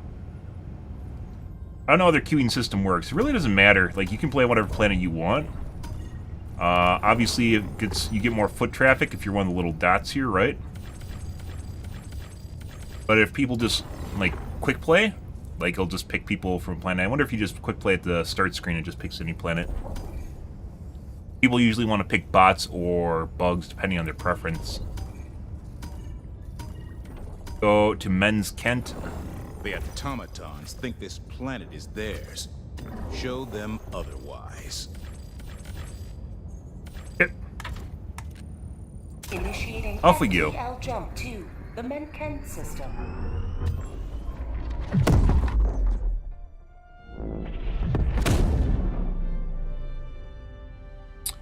Good. FTL jump successful. Happy Thursday, guys. Hellpods primed. Mission coordinates locked. Now we wait. Let's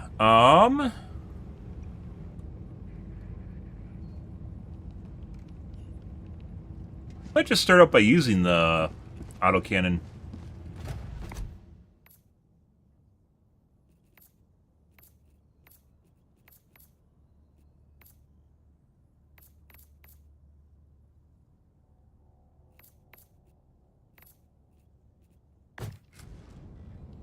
Yeah.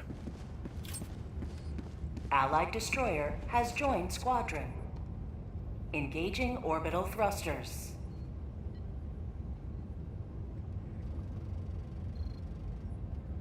Orbit synchronized.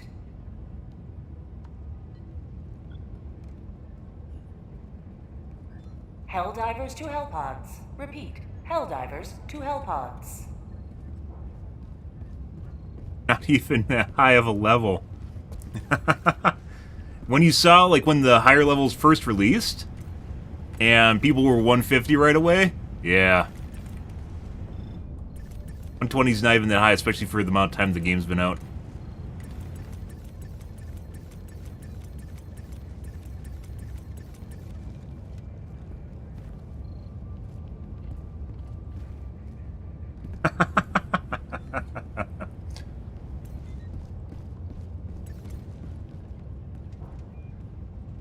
You're not going to launch with 2, we need 3 or 4.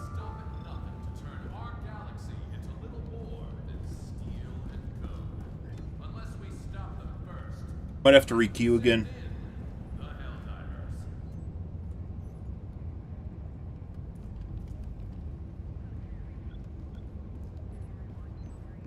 Sitting on the ship, by the way, is not an indicator of performance. You think he tested it while sitting on the ship? There's no fucking way. Even on the ship, I don't get 220 FPS.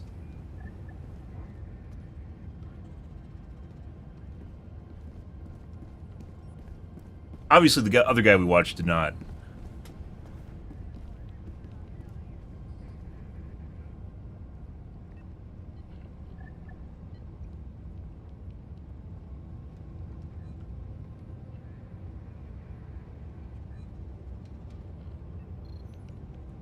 Yeah, we might have to restart. Normally you get... So, I thought they fixed this, but apparently they have not. We're going to dump our group. When you first start the mission, you get an initial spurt of people. And if you don't get people in that spurt, which we only got 1 instead of 2 to 3, that means basically you're not going to get people for a while. And that means people will start cycling out. So that guy will get bored, he'll leave, And then when other people join, cycle repeats.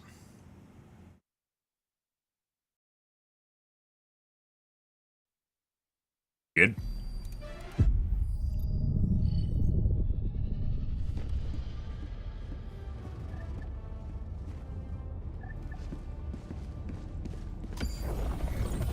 Mission coordinates locked. Hellpods primed. Engaging orbital thrusters. Alright, we wait again, guys. Orbit synchronized.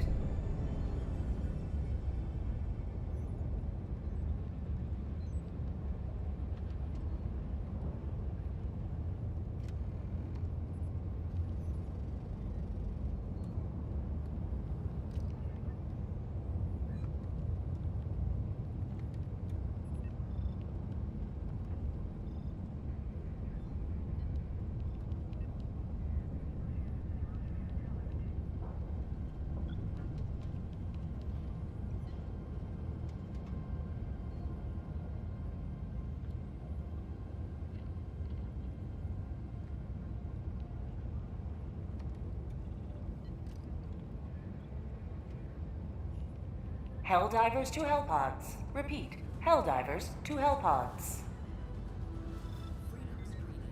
I'm your host, Coretta Kelly. Citizens of all ages and classifications are signing up to serve in what is now being called the Second Galactic War. According to reports, nearly 100% of able-bodied citizens have already barely able-bodied. Destroyer has joined squadron. A barely able-bodied is rising too. Able to fight are enthusiastically doing their part. Ah! Bullets, armor, Orbit toxic gas, synchronized. and everything else needed for the arsenal of managed democracy. Coming up next, an interview with the artist behind the smash hit, Can't Ration My Love. Stay tuned. Allied destroyer has joined squadron. Strawman Engaging orbital news. Thrusters.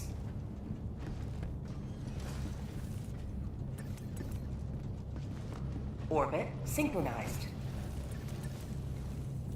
No, there's nothing on TV now. This mobilization isn't a moment too soon. We've had hand soap on half rations for weeks.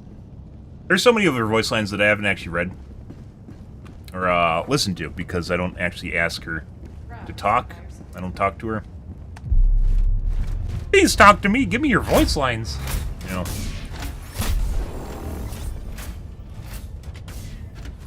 All right, we're gonna try the autocannon. We gotta do some autocannon days, I guess.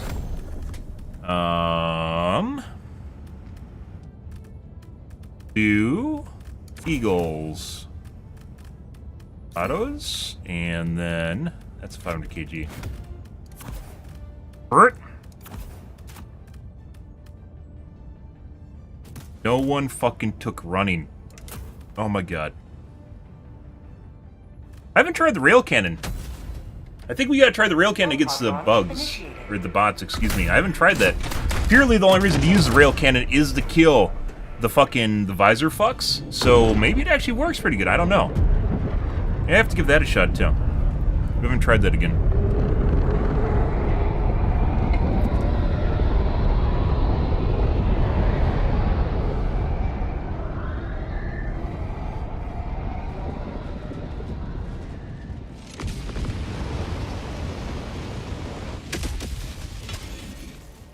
And we got ourselves a jammer. Is it that one? That one. Objective located. Southeast. Oh my god, and there's a fucking brood in there too. Bruh. Bro, you gotta be fucking kidding me. And we're already a stam because no one took the stam upgrade.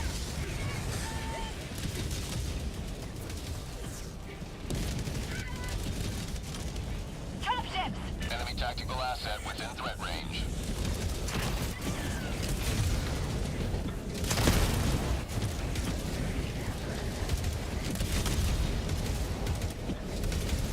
Holy fucking shit. Yeah, that didn't take long.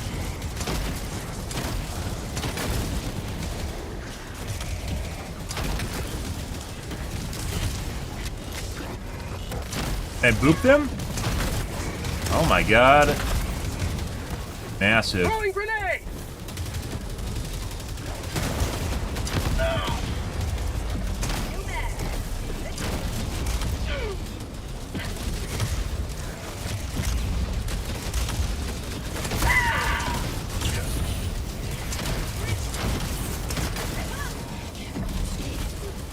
Have a bunker on the other side? Bag's empty. God.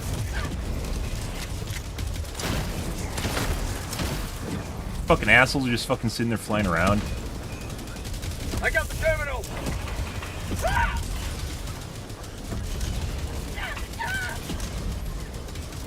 Engaging terminal.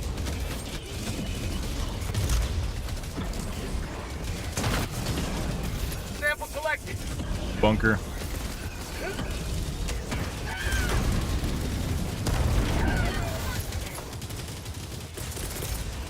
Reinforcing. Sending out an SOS. Requesting advanced weaponry. Bro. Fucking Christ. You are a liability to me.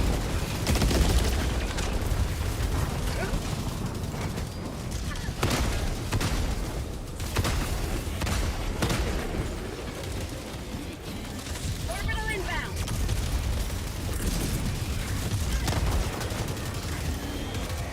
Requesting air support. Fine. Coming down the support. Dude. Thanks, bro. Really, really appreciate that, dude.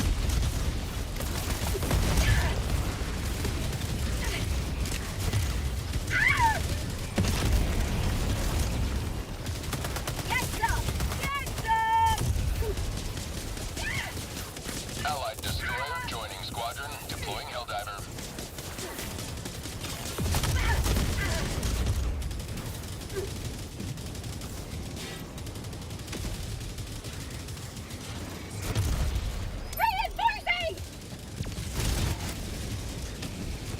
We'd literally be fine. We'd literally be fine if that guy didn't kill the fucking stratagem jammer, guys. Fucking take my autocannon?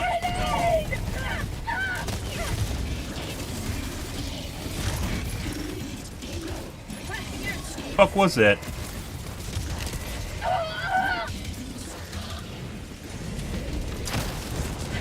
Fucking give me my autocannon back, bitch.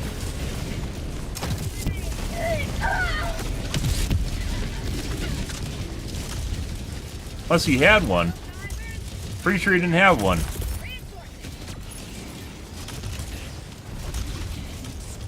Unless the other guy took it. I don't think so. I'm not gonna fucking sit on a 10-minute queue waiting for my autocannon to come back. If he kicks, or if he shoots me again, we're kicking him.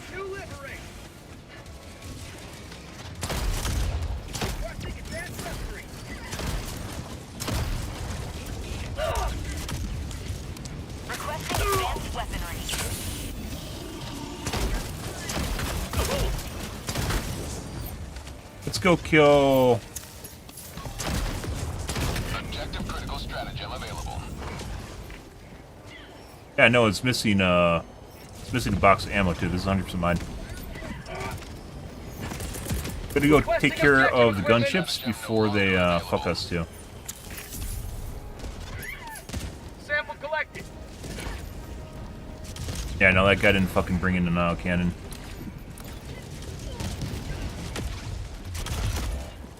Good. I got the terminal. Calling in reinforcements.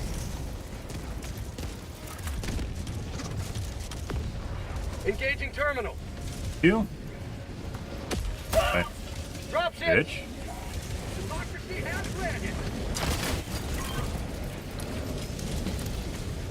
Running away from that. Yeah. Sending in an eagle.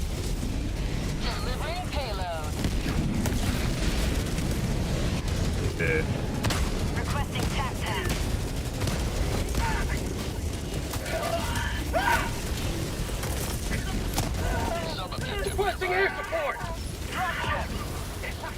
Okay. Where, Nick, according to the Reddit post, they are.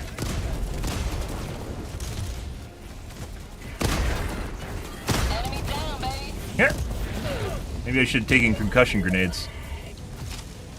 Hey, bud. No. No, you. No. No! Oh, we're dead. As far as the number of bugs we're getting, Saturday and Sunday, we haven't played bugs in a day, but Saturday and Sunday was fantastic. I just getting sheer number of bugs really crazy. There is a shitload of bot drops though, so. Joining the fray.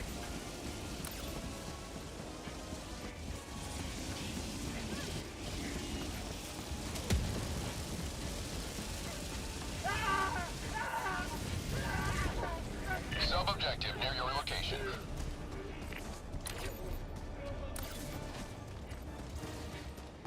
Pretty good. But according to the Reddit post, there were Discord or Arrowhead at this point is basically just agreeing with it, and I think it's more of managing the fallout from the Sony ordeal more than anything. Just gonna agree with the community. They want to change the current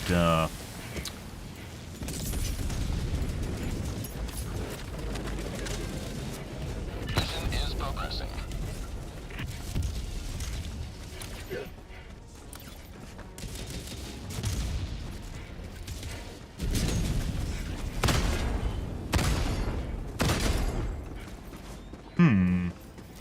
Don't normally use autocannon, guys. Decided to try it because a lot of people are using it now. Orbital inbound. I'd rather be a Swiss Army knife, Requesting orbital. but Calling down objective. I'll give it a go. Orbital inbound. Got a sample. Really wish someone took stamina. And light armor too.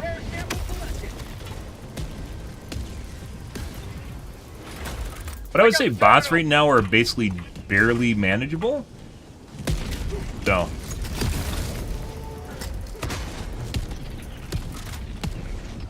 Engaging terminal. B4. Drop ship.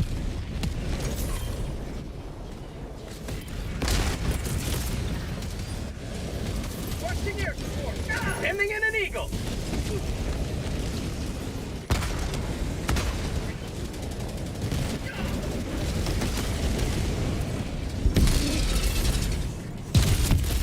Reinforcing.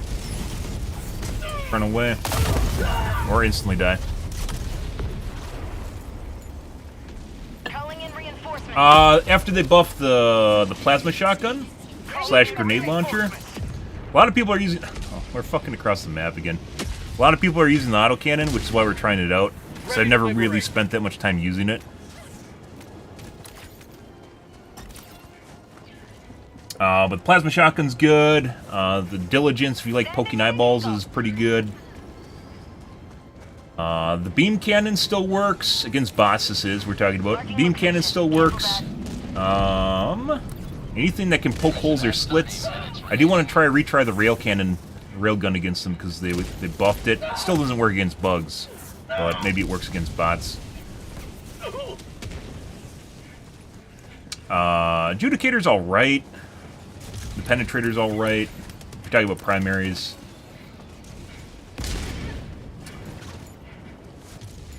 And use gas. We used to use gas way back in the day, but Eagles are just better, so.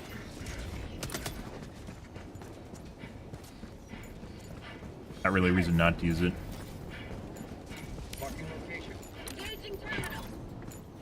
Actually out of juice.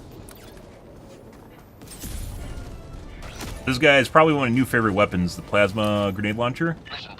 Pretty good. Scorcher obviously just being good at everything. Scorcher's is really good. North.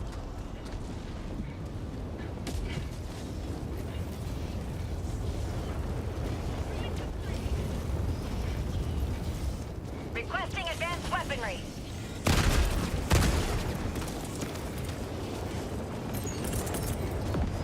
Give him the Burt. Requesting air support. Fuck off, Joel. Holy fucking shit.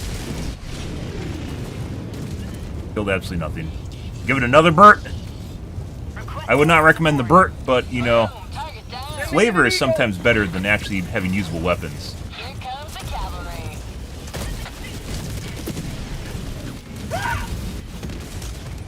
And now we're on fire. We're on fire. Normally I take a shield pack and Quasar.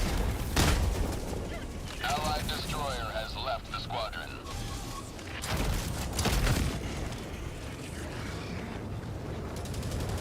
Just doing this for shits and giggles, though.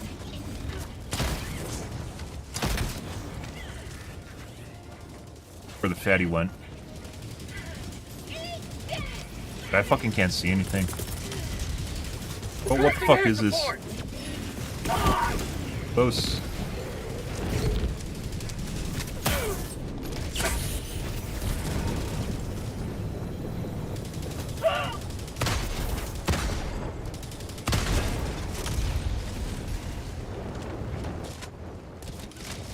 Everything is white, guys. Eagles, 500 kgs, Eagle Airstrike. I wouldn't suggest using fire, even though fire kind of works. Allied destroyer joining squadron, deploying Helldiver. Corrosive kind of works. Depends on whether or not you want something that's, you know, decently good or something that's just,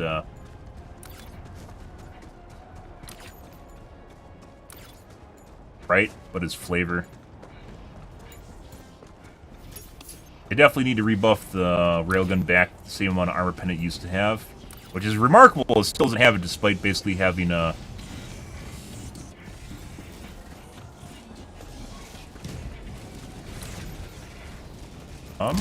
well, I guess they aggroed this already, so...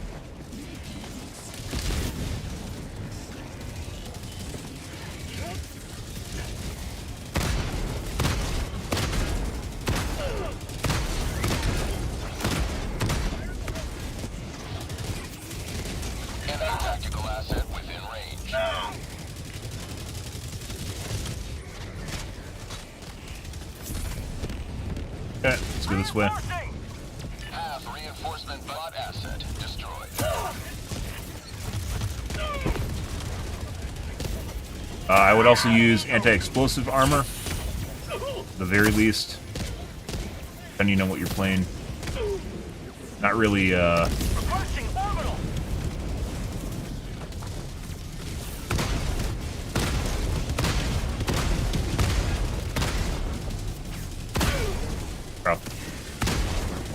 fuck off! No. Alright.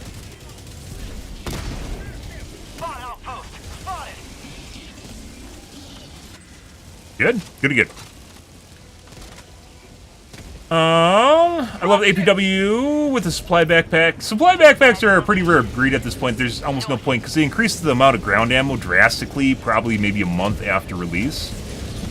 So it's kind of, you know, I guess if you want to, you can. There's a lot of stuff you can take for flavor, and I'd classify the supply pack as flavor. It's not really necessary anymore. Obviously, I need ammo, but I haven't been looking. We could probably find some at the outpost if I looked.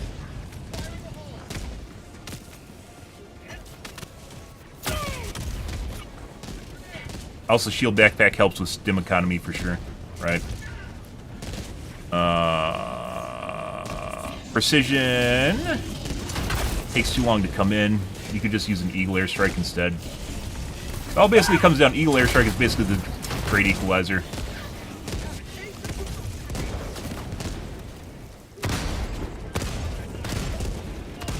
Bro.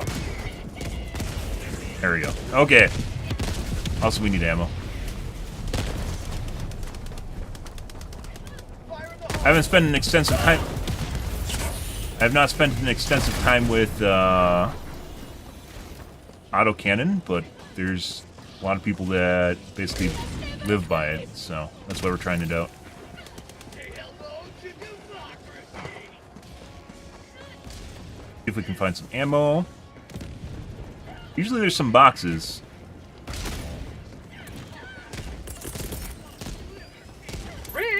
Broadcasting.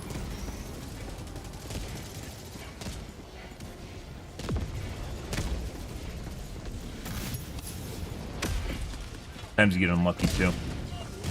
Normally the caches have ammo, if the bases don't.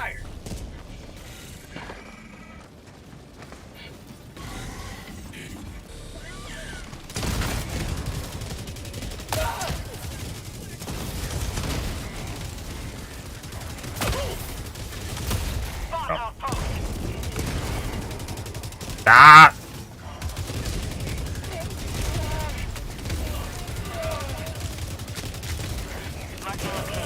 Okay.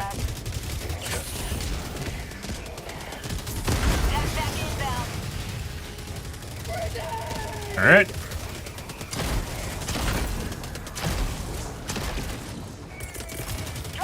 Calling down supplies.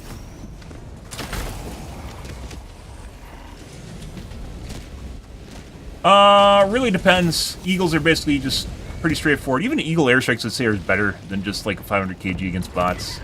Bots are all about poking the slit, poking the hole, getting it right in there sort of ordeal, and if you can't do that, that's not very good. Supplies. Sending in an eagle. Tactical asset nearby.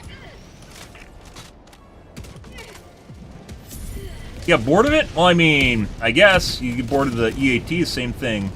It's just doing the same thing in a different way. But you can get bored of it because it's meta, too. Ah, it's a Wango-chan! Mark, mark, mark! Mark, mark, mark! Mark, mark, mark!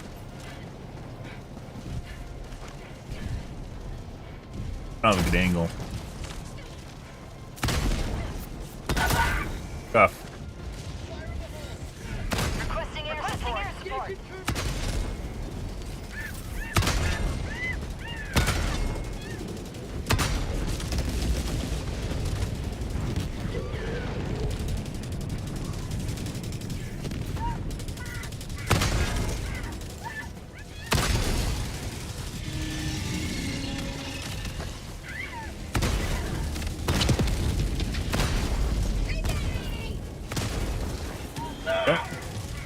Hey, bud. Marking location. Never mind.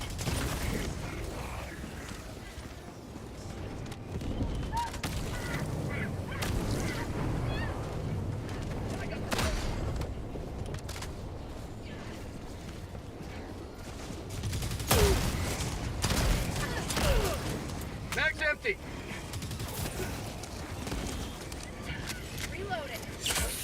New favorite weapon, though, the ticklers. I mean, if you're talking about the bugs, there's a lot more that's viable against the bugs than there is against the bots. The tickler, for instance, did they do it already? Why didn't they finish it? What? Was it bugged? What? I got the terminal. What the fuck was that? Alright, I guess you had to authorize me to use the panel. What the fuck is going on there? I know sometimes it can get bugged where people are stuck at the council when you're not there. If something like that happens where, like, warps you back to the council, make sure you finish it so it doesn't get bugged for other people. Mission at 20 minutes remaining. Yeah. Oh. Yeah?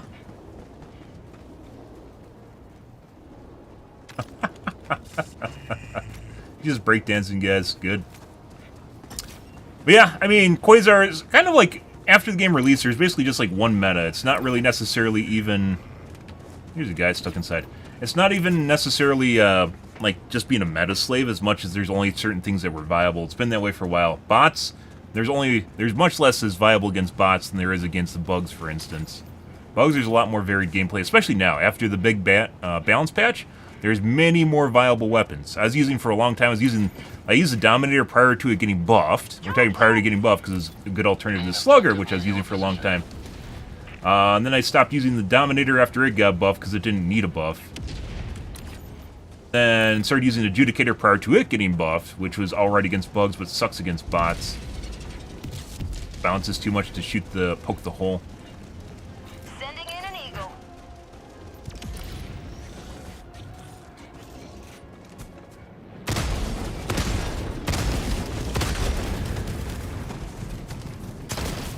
I tried the crossbow for a while against these guys, and it was kind of alright, but I don't know why you use the crossbow when you can use this. The crossbow has some weird-ass fucking bouncing to it. That makes it so you miss your shots. Calling down rare sample acquired. Rare sample acquired. Reloading.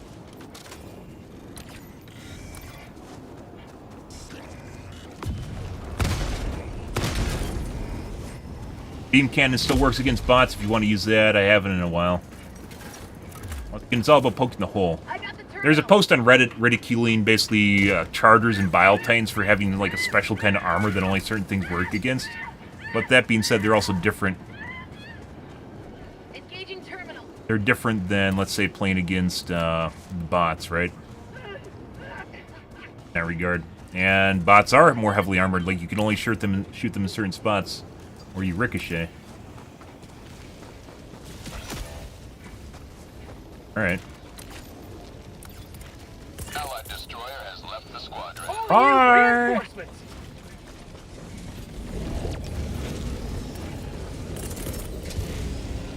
Requesting air support. Requesting air support. Engaging terminal.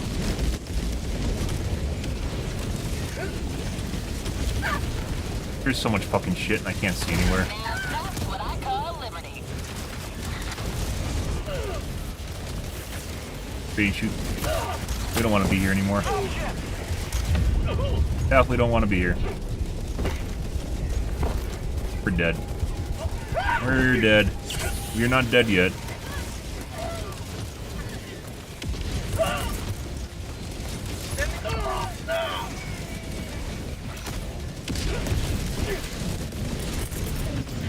Reinforcing.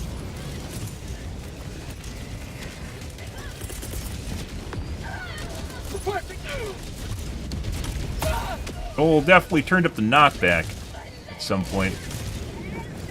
Do enjoy getting my salad tossed constantly. Tagging location. Cancel that.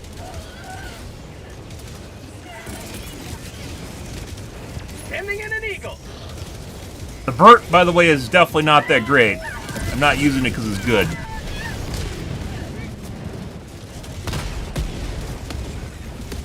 $110. I can't even see what I'm shooting at, guys.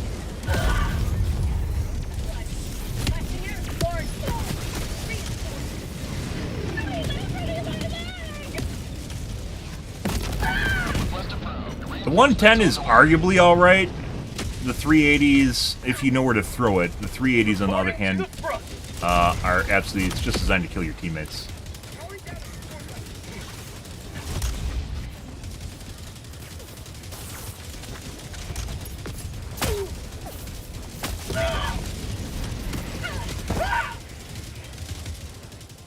One of the nice things about having shield backpack is not getting your salad tossed constantly.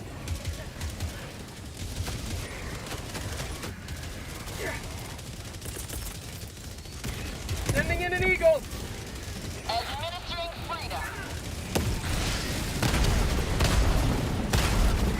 Hey, bud. You look like you want to kill me. Please don't kill me. God damn it.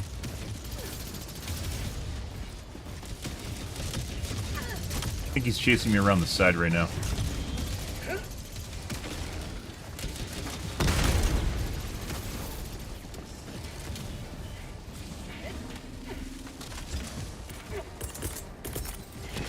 Calling in reinforcements.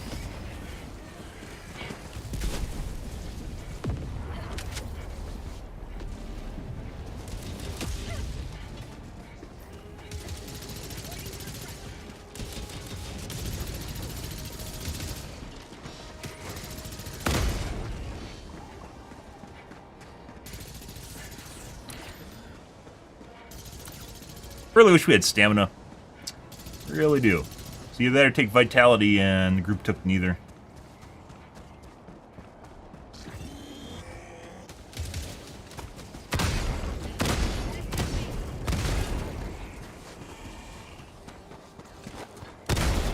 Oh my god. What? You can just literally just shoot the turret with this thing? That's incredible. I got the terminal. I really wish I could see the units that are killing me. I think we might not play another version of this, or play the next chain in this map. Dropship.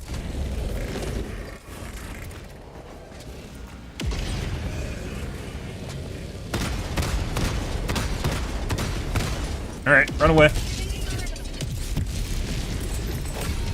Freedom triumphs over tyranny once. Requesting air support. The extraction shuttle awaits your request. No.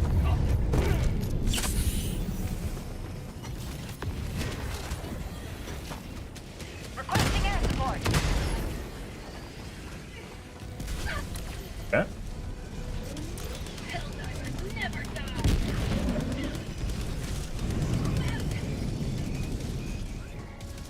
Tagging them.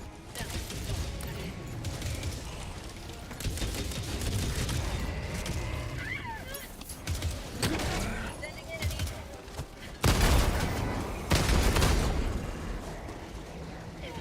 I don't know which direction you shoot through there from, which determines direction it falls at. Okay, good. Got you. Ah, thank you. I was only missing like 2 clips though.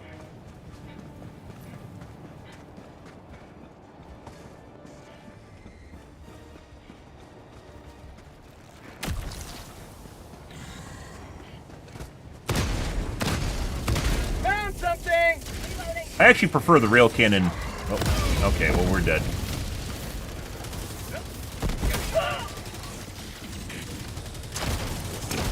Oh, don't drive away. I need you. I need you, Tank Chan. Just hit the barrel. You gotta be fucking kidding me! Oh, I guess I'll roll around on the ground and get squished by the tread. It's literally like fucking watching The Walking Dead. The only time people ever die in that game, or in that show, is literally they just slip on something, fall, and then slowly it just crawls over the top of them. Yeah. I really need that. I really need that, bro. There we go. Oh no, guys, I slipped and fell. Oh, it's a tread. Oh no, I'm dead. The fuck is that? Oh my god. I literally need to get a fucking bot for a kick. And get rid of... Fuck off, dude. Is it the same? No, he keeps changing the fucking name. Stop that.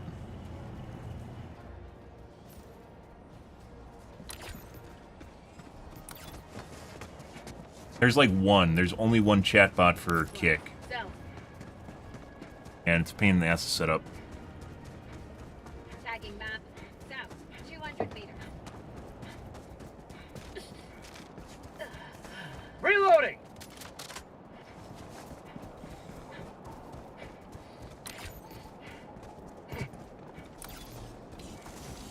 Mission at 10 minutes remaining.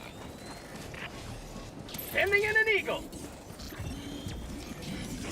Here comes the cavalry. Rare sample acquired. Did absolutely nothing. Sometimes the Brit will kill like 7 people, and sometimes we'll do literally shit.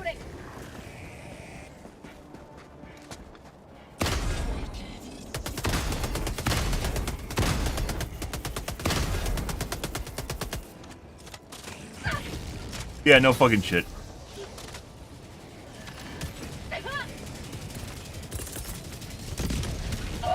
Additional reinforcement funding approved.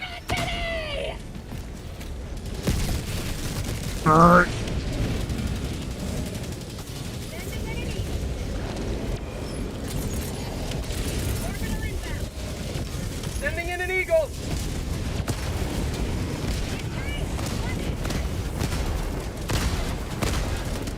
Freedom forever! Alright. Oh, look, a 120! Wow, that's fantastic! Thanks for throwing it right on top of us like it's an eagle airstrike. You're the greatest, bro! Think we're out of range on it? Requesting. Oh my god.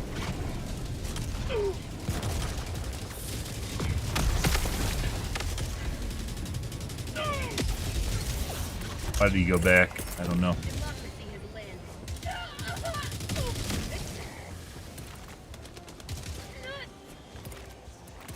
A little bit laggy.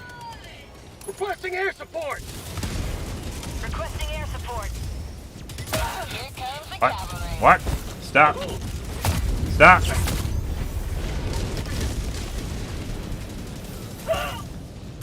Dude, the fucking visibility on this planet is atrocious. And like the fucking robots, it reminds me of that one planet back in the old system where they fucking could see you through the fog and you can't see them and they just, all you'd see is the fog and they're just shooting you through it. Like, obnoxious to deal with.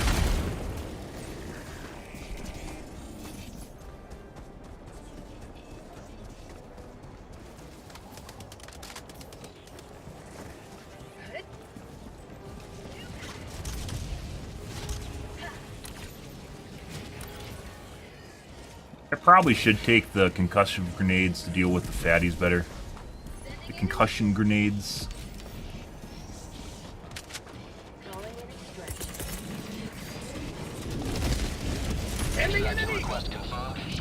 That's for you guys. Dead.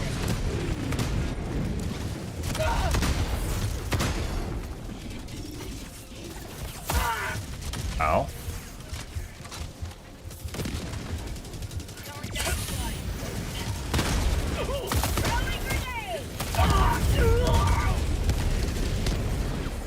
Aim punch till dead.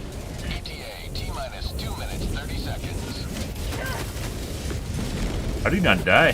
That was a Scorcher. He definitely should have been dead. He was way too close to that guy. It should have evaporated him instantly, unless they changed it.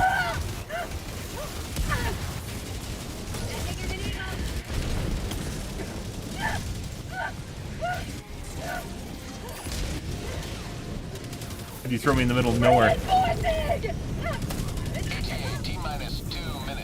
This guy is definitely a little bit laggy.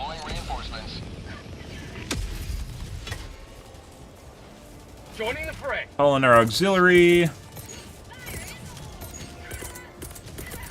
guys tell I never use autocannon? Support weapon.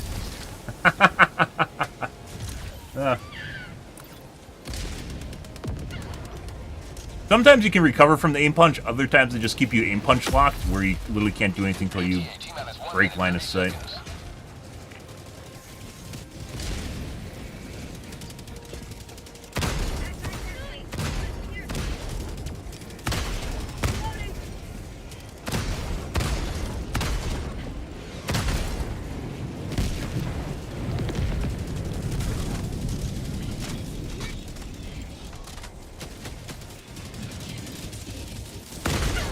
I definitely say the autocannon's good against bots. Not using it very well right now either. Fills in that gap where you have nothing else that you can use. Requesting air support.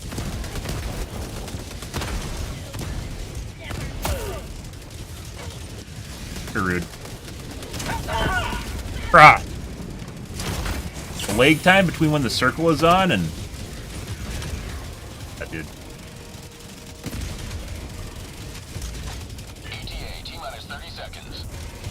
Fuck, why are you going back? That's literally my angle I was gonna take. Prompted. Like, I needed that angle to shoot them. Even, he's like sitting there trying to shoot them with his assault rifle.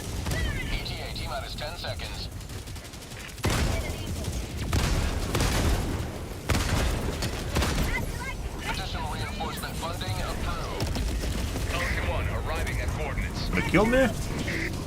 Reloading. Good. Oh my god. Like, this guy doesn't even... Like, he doesn't really get the radius on the fucking 120 at all.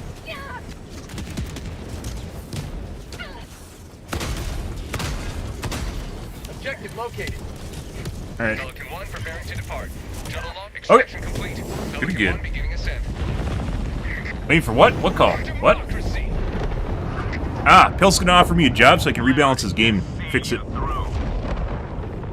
Get me on the hotline. Basically suggested fixes for pretty much everything in the game, and despite what Reddit might tell you, the 100% some things needed to be nerfed, like the Ruptor was way too good. Like, there's someone complaining, like, what was it? Like, one of the retorts to one of my posts was, the guy said, if you miss the shot, you're punished for using the Ruptor, because it's a sniper rifle. You don't use the Ruptor and fucking snipe with it. You fucking shoot the ground below the person and instantly kills them. Like, yeah. Oh. Good stuff. Quasar need to be nerfed. That being said, guns, a lot of guns need to be brought up. EATs need to be brought up. Recoilless needs to be brought up. Airburst needs to be retooled, which we talked about 3 or 4 different things they could do without actually changing the weapon completely. And it'd still do what it does, only a little bit better. And it would help out much. A lot of stratagems need to be brought up. Turrets need to be brought up. But there's some people on Reddit that are just like, everything needs to be buffed and everything needs to be like super fucking OP, and that's not. This is like, this game's more akin to a Dark Souls than it is to playing COD Zombies. In terms of how you have to deal with units, and some people want this just to be COD Zombies. Which I hope they never do, because I'd immediately lose interest. You do. Thanks to you. There. Allied destroyer has left squadron. Well, let's just remake. I was considering... Yeah, I don't want to do that map again. Visibility on the map sucks.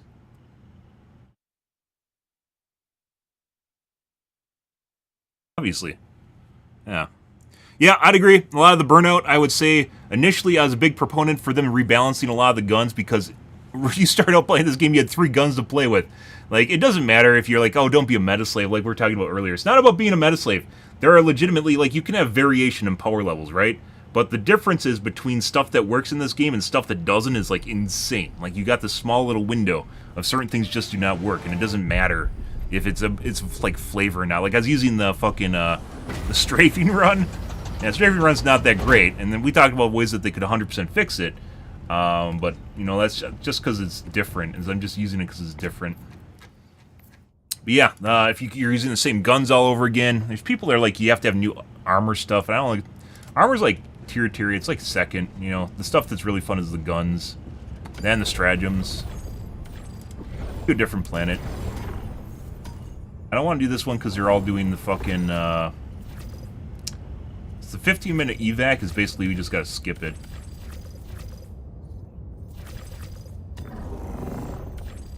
Not fucking doing the 15-minute evac. Yeah, like, I think this one is the one where you can't finish it. This is the tower defense, which isn't really all that great.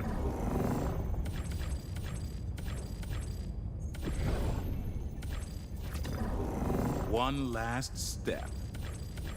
Got 2 40s.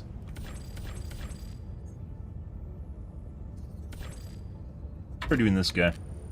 Initiating FT obviously, yeah. Pills was talking to my agent. We were shooting for a 7-figure income, you know, salary, and I guess Pills walked, even though he's like he's fucking boating around the Arctic right now on his cruise ship, you know, with Emperor Penguins on the deck sunning himself. Hellpods prime. Mission coordinates locked. Hawks broke down with my agent. As far as, like, we're talking about what's good against bots right now, though, Dominator's still good. Eruptor, despite what Reddit says, is still good. It's not nearly as OP as it was, but it's still a good weapon. Slugger's still good. This guy, if you like poking eyeballs, is actually pretty good because it has a usable scope on it. This guy's pretty good against bots. Adjudicator's alright. Penetrator's alright. It's easier to talk about this stuff when you actually have the list. Sickle is alright. Blitzer sucks. Purifier, or excuse me, the Scorcher's still good. Plasma is also good. The Plasma Grenade Launcher, also good. Stratagem-wise, you're pretty limited. Generally, you want to use... I said we'll try Railgun after. I want to give Autocannon more of a shot. AMR is too much aim punch to be kind of used. You can use it, it's just not that great. Autocannon's good.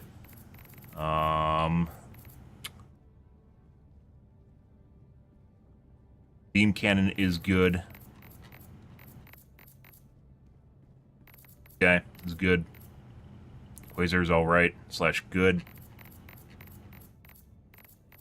You want to use basically eagles. Most games come down to just using eagles.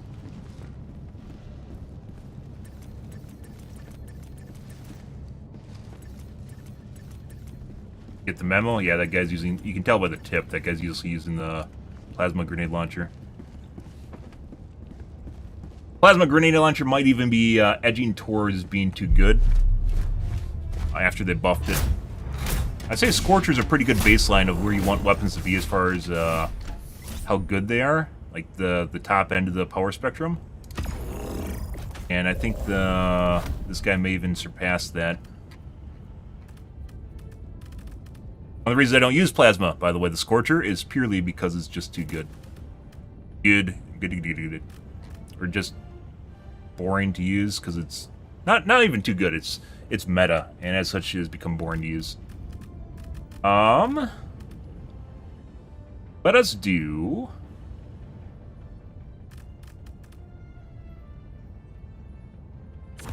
Eagles, the autocannon.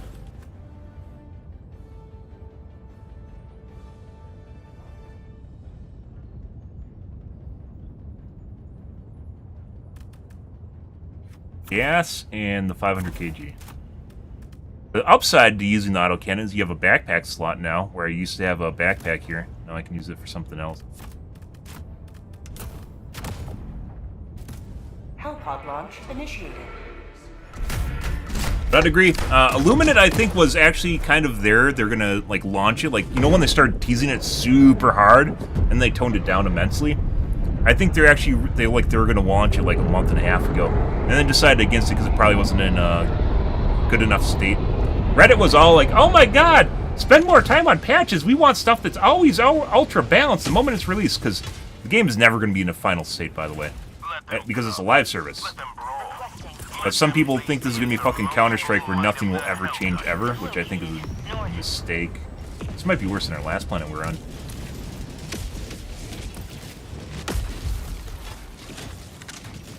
But that just means people are going to get bored and leave because there's no new content.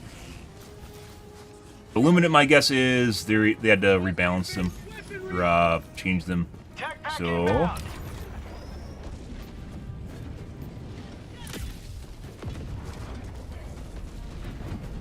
or they didn't launch them.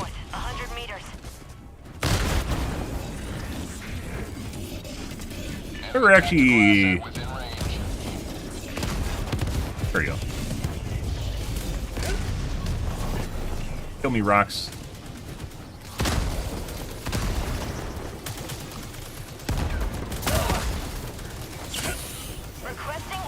Fine.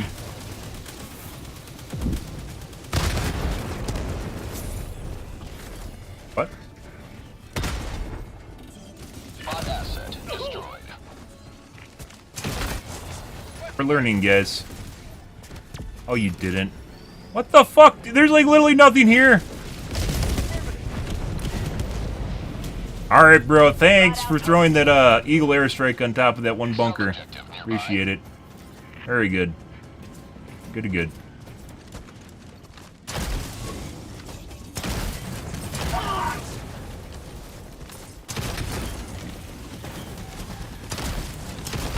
You guys are normally really fucking annoying. Requesting air support.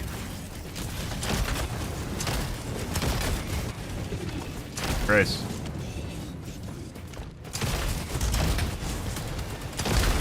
Once they tone down the difficulty, the bugs right now are a lot of fun to play against. Allied destroyer joining squadron. Good. Deploying Helldiver.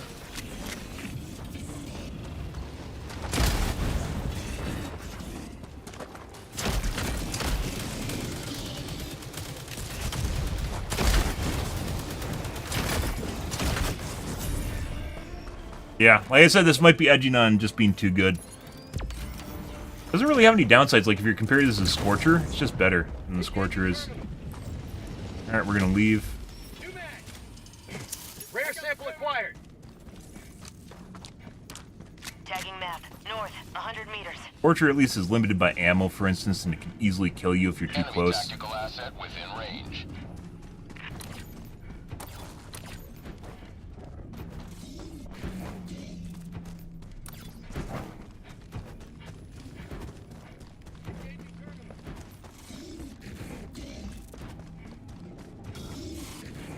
found something. Throwing grenade!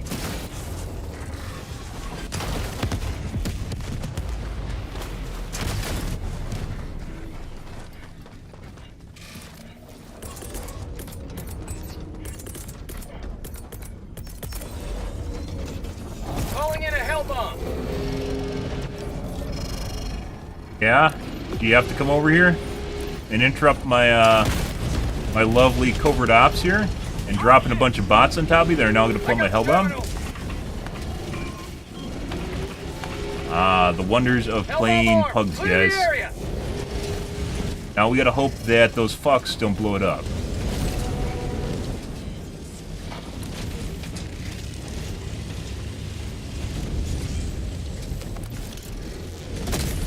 Tactical asset near your position.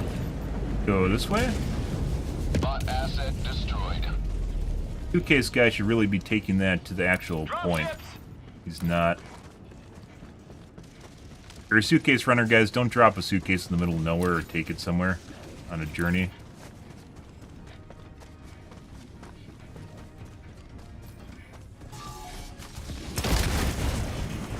Bot outpost.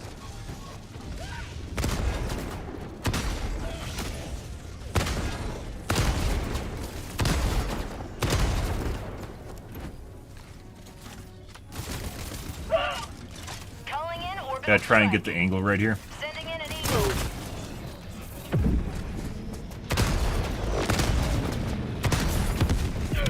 Okay.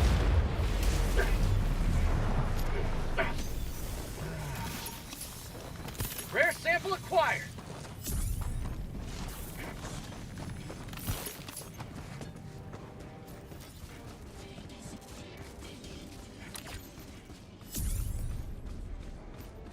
Allied destroyer has left the squadron. Go over to the other suitcase or the briefcase. Sending out an SOS.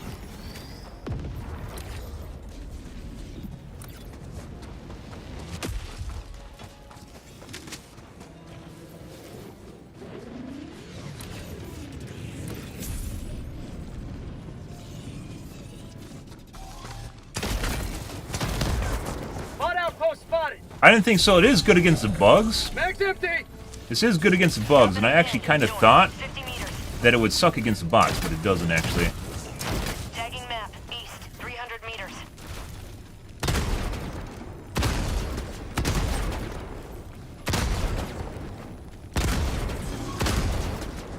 Bitch. Sub-objective near your location. Don't look at me that way.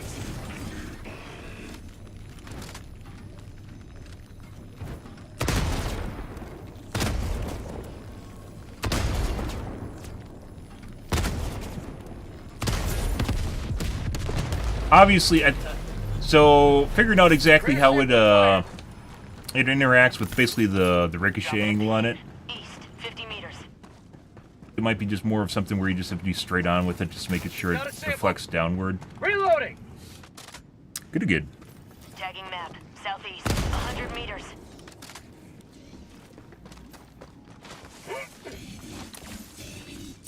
Allied destroyer joining squadron. Deploying Helldiver. But yeah, I expected this plasma gun to actually be bad against bots, and it's not. It actually just kind of makes it much more powerful. No! I should have reloaded. I was like, why should I reload, guys? I literally have I have a half a clip left. You know, I'm fine, right? Yeah. Fuck you.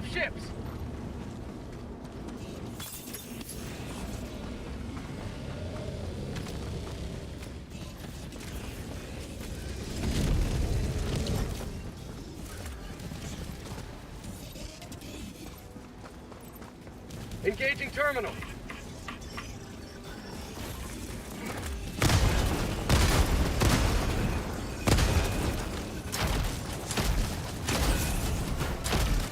Say hello to democracy. Has fucking knockback too, on top of the fact that it literally does insane damage and has a splash radius. Very good. Ow. Like, if I did that with the plasma gun, I would have died, like, instantly. Alright.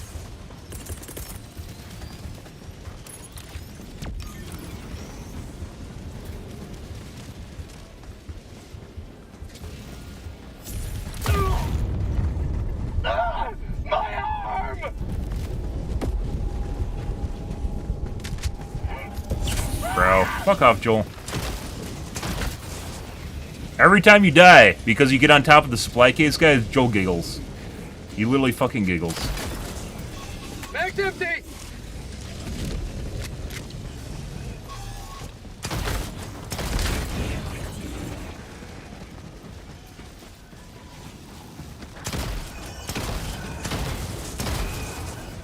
He wants to run samples to the extract.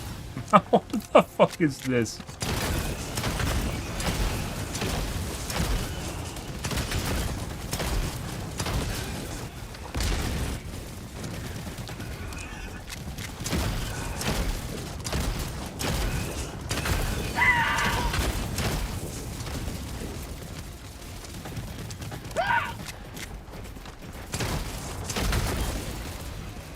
Prosperity!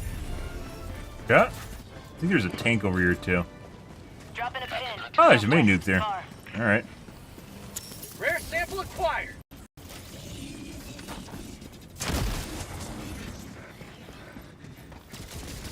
There it is.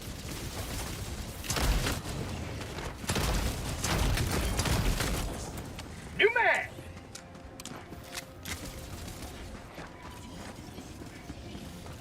Mission at 30 minutes remaining.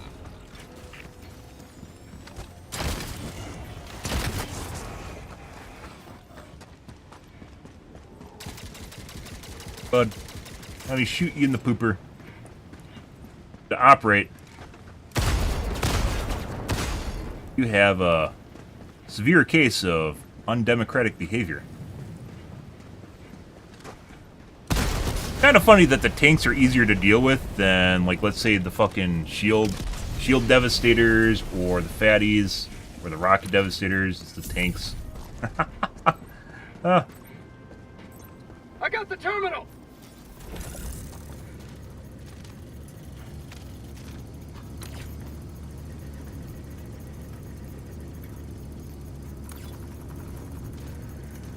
Pretty good.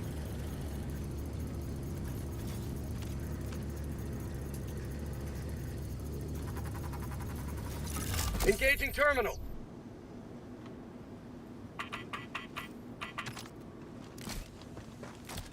Alright. Package acquired! Let's go get some ammo, if I remember right. Rare sample acquired! Right over here.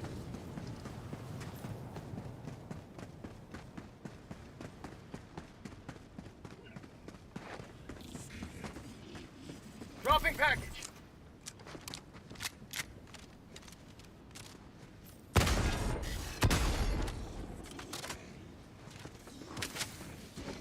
Package acquired! Yeah. Guys went and killed all the other bases already, guys. Working hard. How's your day going, dude?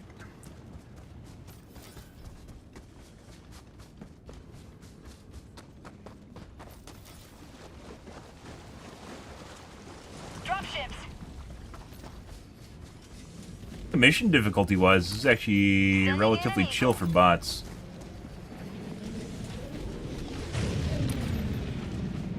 Here's about the door.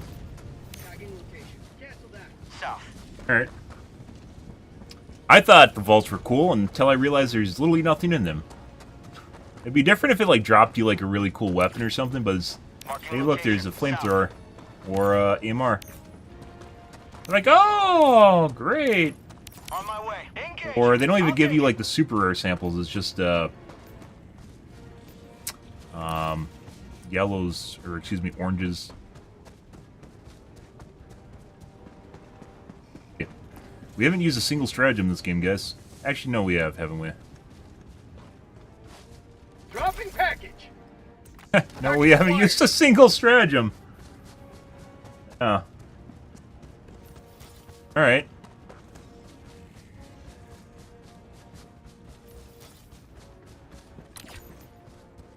Very, very chill mission, as the kids say. That's not it. Requesting air support.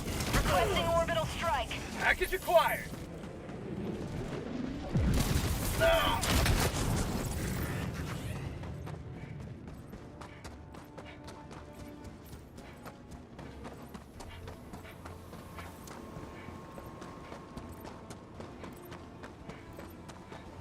Dropping package. I got the terminal. Calling down supplies. Oh.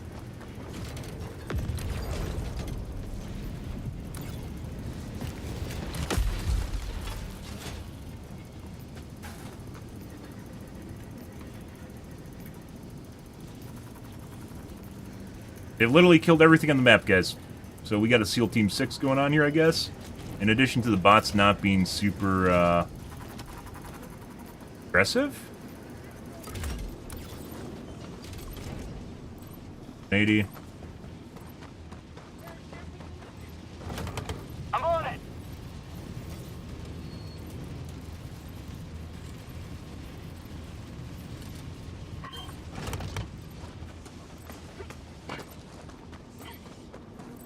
Engaging terminal.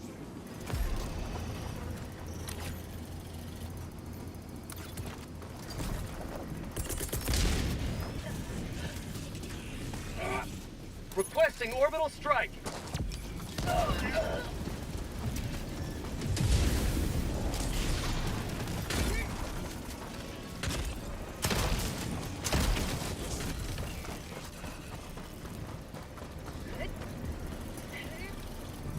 New mag.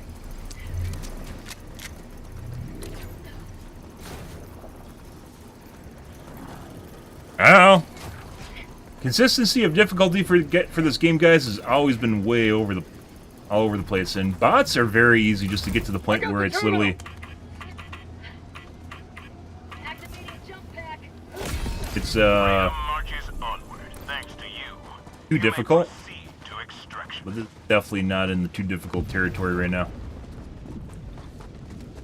Kind of have a line where they cross, and then all of a sudden you can't do fucking shit. Feels very easy. Enemy elite. North. 50 meters. Yeah? Hey, they're all gonna appear when we start doing the extract. Rare sample acquired.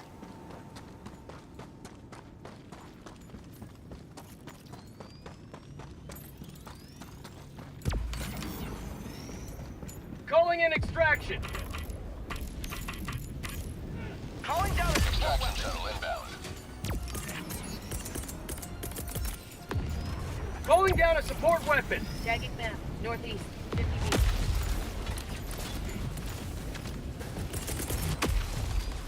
Calling in orbital strike.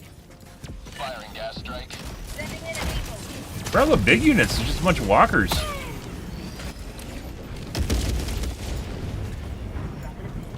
Southwest. No devastators, there's no shield units. T-minus 1 minute, 30 seconds.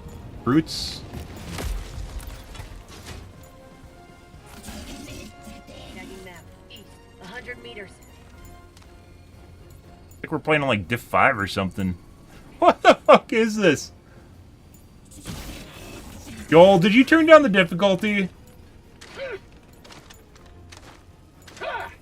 Dropping a pin. Northwest. 200 meters. ETA T-minus 1 minute. I've had plenty of bot Helldives I've not been able to extract from, and this is yeah. Dropping a pin. West. 200 meters. I think we're gonna dump the group after this. Tagging map. Southeast. Normally I complete the chain, but I think we're gonna dump the group. Part of the next mission. Heavy. Northeast. 50 meters. Another group of just walkers and small units. Requesting orbital strike. Requesting air support. Brute in there. Or 20 seconds.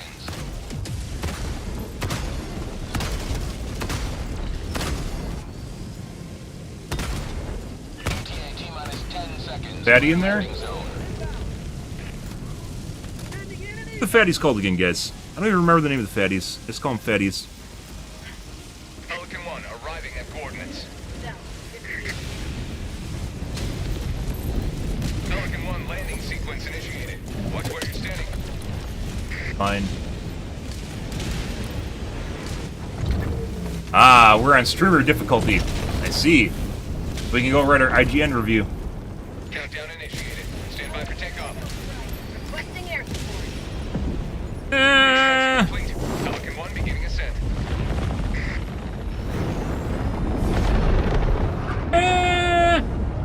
Democracy prevails once more. That's a something.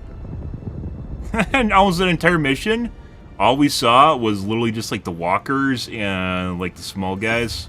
And occasionally we'd see a brute. Playing on the wrong difficulty? No, we're on 9. Very weird. I mean, last mission was on a different planet. It could be this one?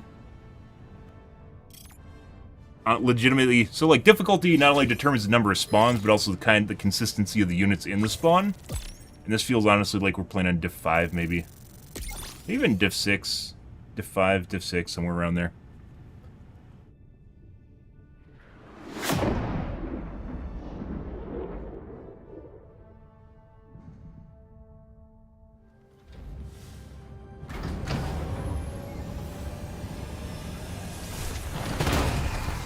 Disruptor, Scorcher, Plasma Grenade Launcher, Plasma Grenade Launcher.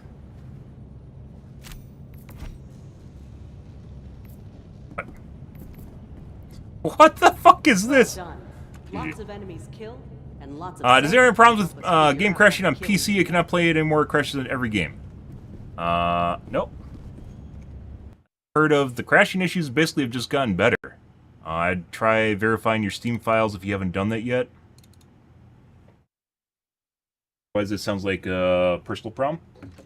So, might have a dying piece of hardware. I'm gonna get a glass of water, guys. I'll be right back.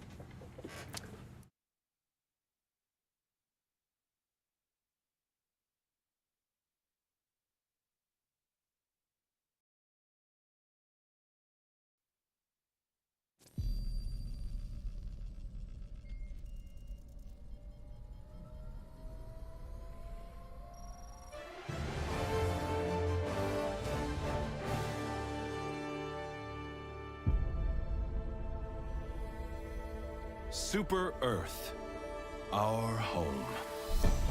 Prosperity. Liberty. Hi there. Democracy. Our way of life. Oh, hello. But freedom doesn't come free. No! Sweet liberty! No!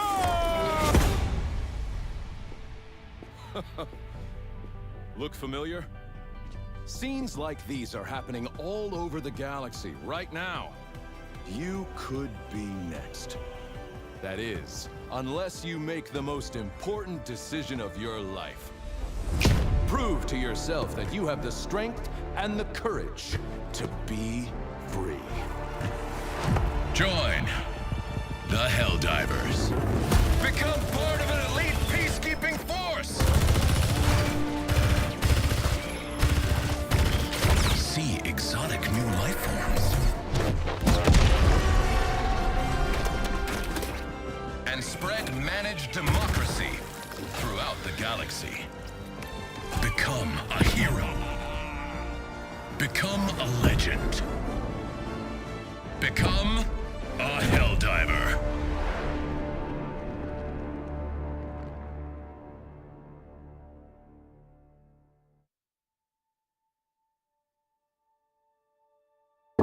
Crashing issues, though, have only gotten better, aka less crashing. It was pretty prominent a month and a half ago, I think, 2 months ago, a month and a half ago, 2 months. On Extract and such, those have been since pretty much cleared up. One of the few things you can actually suggest to people that, you know, if you're outside the norm, is literally just verifying your Steam files. If it just started happening, that means it's probably basically something that's a you problem, right? Mission coordinates locked. Hellpods prime. Plus everyone's experiencing it, which I'm not. Occasionally, I'd even experienced crashing that much like a month and a half ago. Occasionally we get crashes. Some people are talking about crashing constantly. Everything online, guys, you have to take with a grain of salt nowadays. People will just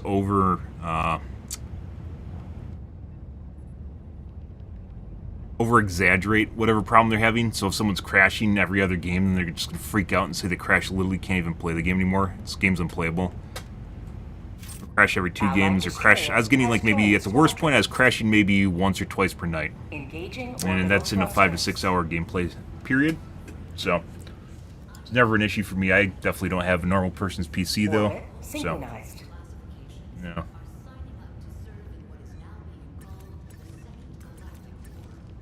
Allied destroyer has left squadron.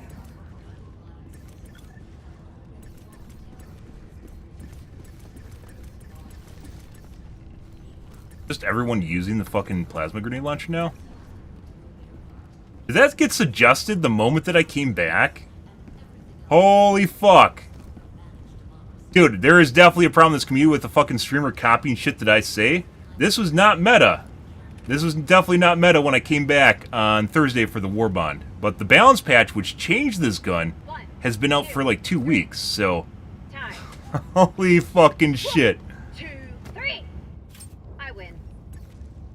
Allied destroyer has joined squadron. Wow. Tie. 1, 2, 3. Tie. I'm honestly legitimately going to go back and look at the guy's video that I'm thinking of and see if he actually was using it over a week and a half ago. Or, yeah, a week ago. Thursday's last week was the War Bond, right? Because there was a good week and a half solid for the balancing patch. Is that guy also? No, that's a Scorcher. There's a good week and a half prior to me coming back in which basically all the balance was out, right? The War Bond didn't really change that much as far as balancing goes.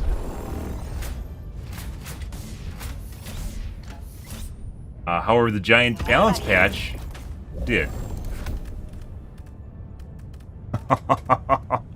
Oh, you gotta be fucking shitting me.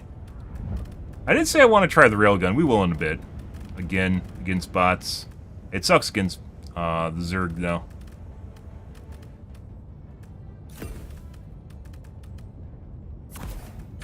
Use a single fucking... No, we used stratagems at the end, didn't we?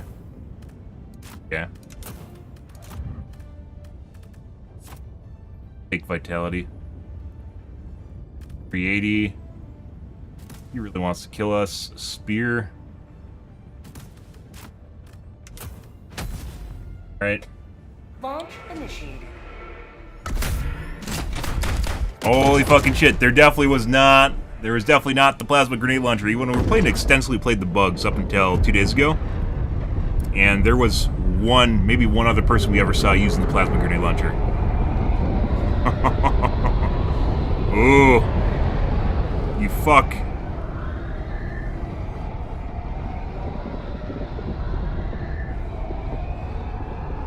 By the way, it's not that I have a shitload of people watching me. I just have a couple people watching me that disseminate information.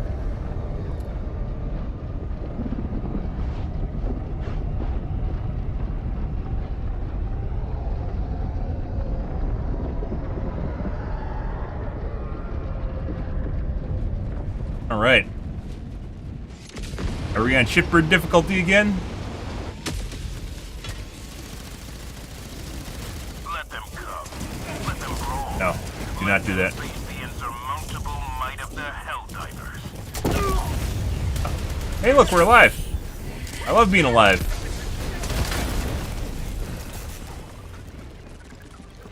Try and get away from that. Objective located. Southwest.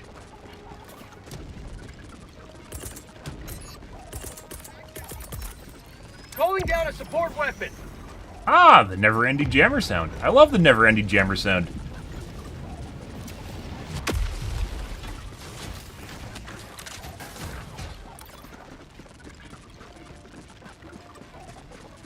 Objective located west. Found something. Oh, you can shoot them in the dick with this, too.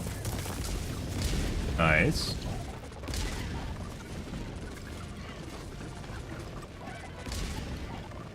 But... Sending in an eagle. Tac back inbound. Requesting advanced weaponry. It. There. Sending in an eagle. Reinforcing.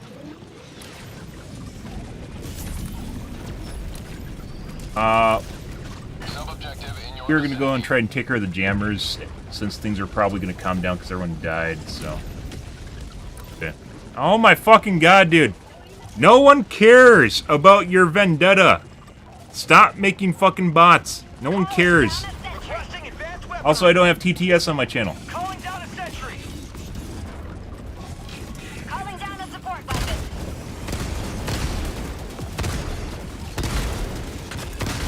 Mod outpost spotted.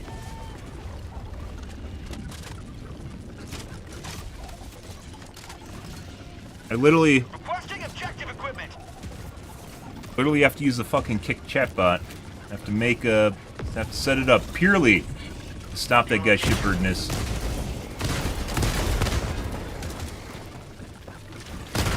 Dropping a pin. West. 100 meters. Oh.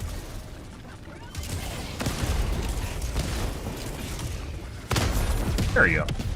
Getting better, guys. Reloading. Package acquired. Ow. Rare sample acquired. Yeah, I'd actually say that this, the plasma grenade launcher is probably needs to be nerfed back down a bit. Just good. I thought it was going to be terrible against bots. It's not. It's probably actually the best gun you can use against the bots right now is the plasma grenade launcher. And against the bugs. Tagging map. Northwest. 200 meters. Oh. Tagging map. South. 200 meters. Holy fucking shit.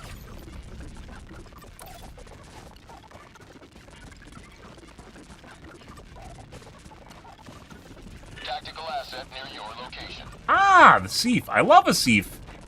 Seifs are so fun. What do we get? What's our RNG, guys? A mini nuke. Dropping package. I love mini nukes. My favorite thing. Package acquired. Dropping package. What else we got?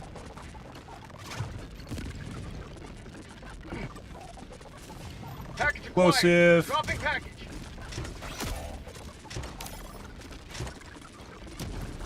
Now with the juggling. Why can't I juggle faster? Tagging location. Never mind. Actually jammed, dude. Calling in reinforcements. Package acquired. Dropping package. Marking location. Boss fabricator. West. Close. Package acquired. Dropping package.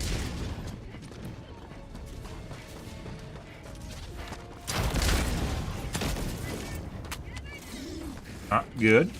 Requesting orbital.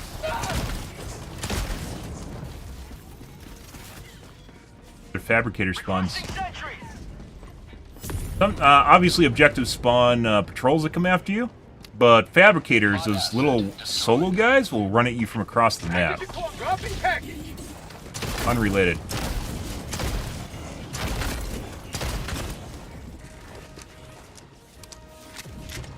On a smoke, but Dropping package. yeah.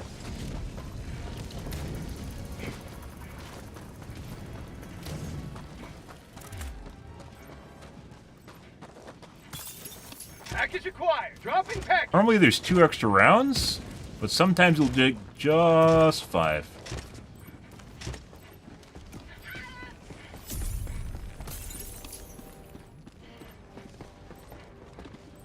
Hey, 4, 5. I have an extra round or 2.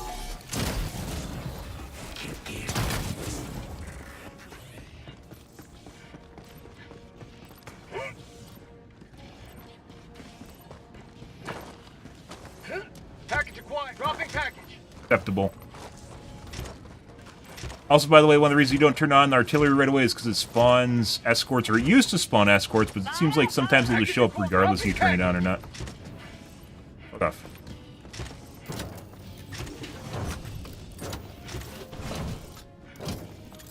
Package acquired. Dropping package.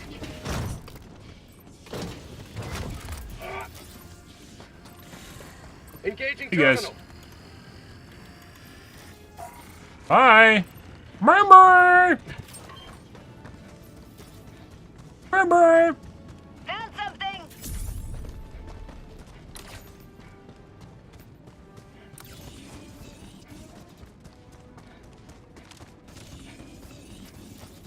Dropping a pin, south, 200 meters.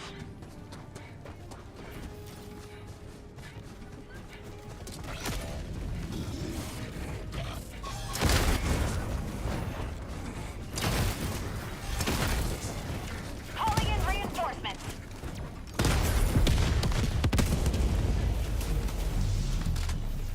Brood up there. Rare sample acquired. Got a sample. Calling down objective equipment. Come say hi to me. Requesting sentry.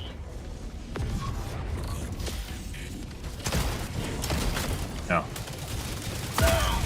Good fucking shit. That is not actually solid object. Warning, you are leaving the mission Yeah. area. Requesting air support. Box fabricator, southeast, 50 meters. Just got knocked over for no real reason. Okay. Helldiver, you are moving outside the mission area. Requesting orbital. Eat this!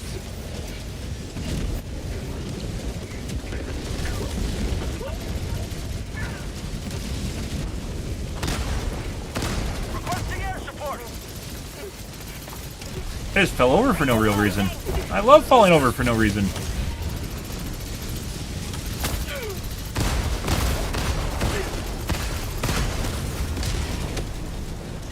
Standing in an eagle! Pointing to the enemy. Requesting orbital strike. Alright. Firing gas strike. Reloading! Ah! The thing guaranteed to kill everyone. Engaging terminal. Cool. Can I kill this from... No way.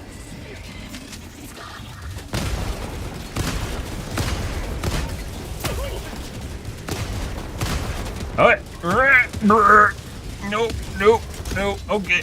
Hello. Hey, guys. Yeah. Alright. Joel definitely turned up the fucking toss your salad fucking shit.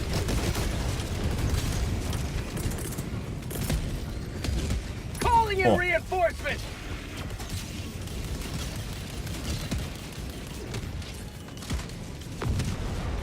Calling down a support weapon.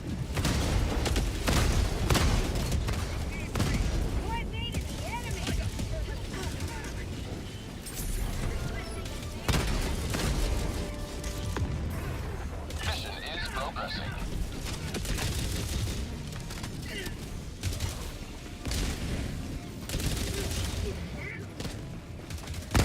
Heavy. Northeast. Close. Mission at 30 minutes remaining.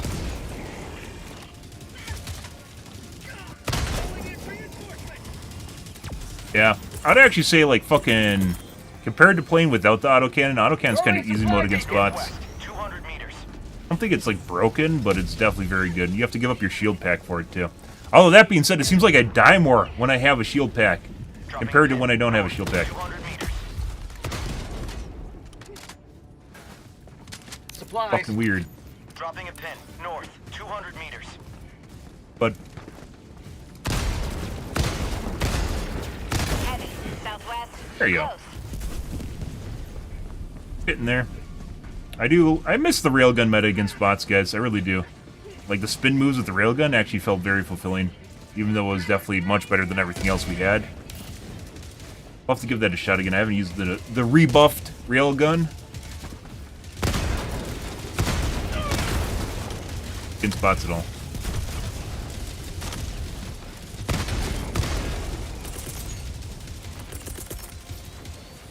Calling in orbital strike. Gas strike incoming. I don't remember the key to actually switch shoulders. Reloading!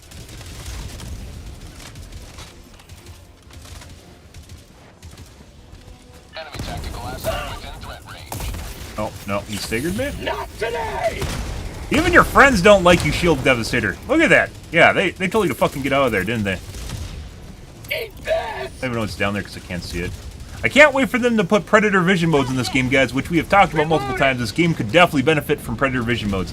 Imagine if you could go like this and switch to Thermal, and then go like that and switch to like EMI or something. It'd be fucking fantastic for like situations in which you don't have the right equipment or tools to see properly. It'd be great.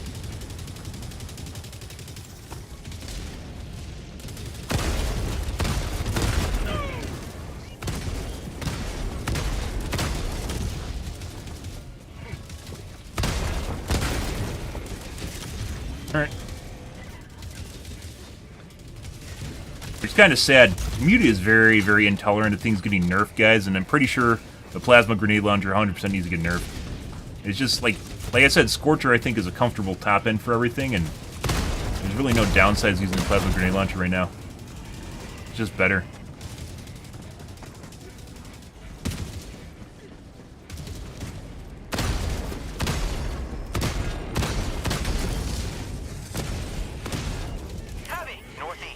One moment, please! One moment, please!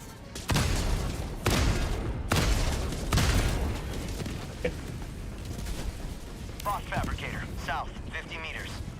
I'm not exactly sure what you can blow up with this thing, too. Like, I don't think I can kill that.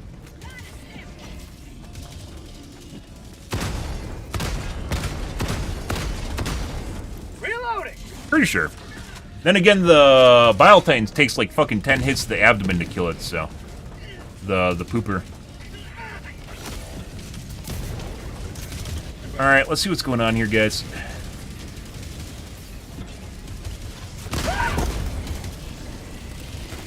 Good.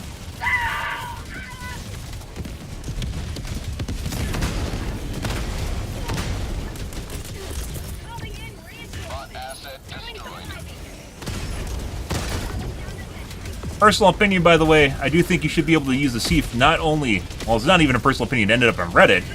You should be able to use the Sieve. It literally showed up 12 hours later after I talked about it on stream. Actually, no, it was 2 hours after I talked about it on stream. I really think you should be able to use the Sieve during Extract when you're out of time.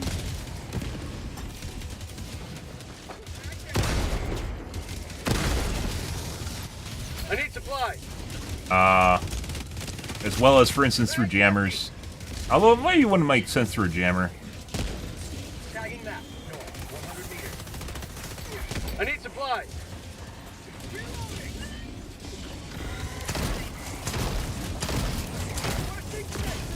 Like, this is like a fucking plasma grenade launcher, or the Scorcher. With Stagger, with a bigger radius, and with more damage. And just, what?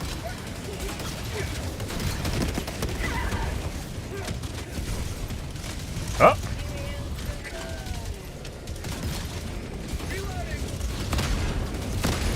Marco-chan! Merc, merc, merc! Merc, merc, merc! He wants pets, guys! Merc, merc, merc!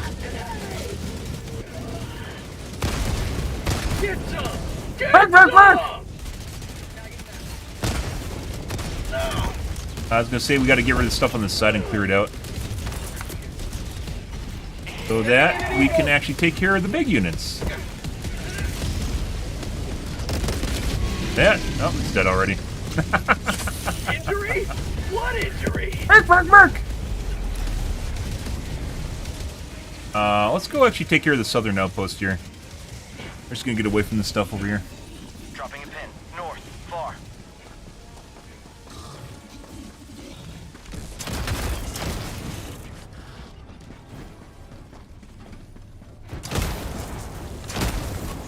Caught outpost. Yeah, this thing is honestly probably just OP at this point. Like I said, I thought it was gonna be shit against the... That was gonna be shit against the robots, like have no armor penetration qualities to it, but it doesn't. I mean, that could definitely be a downside to it, because it's still pretty good against bugs.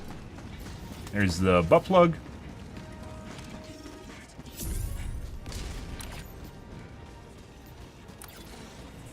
Found something. Rare sample acquired.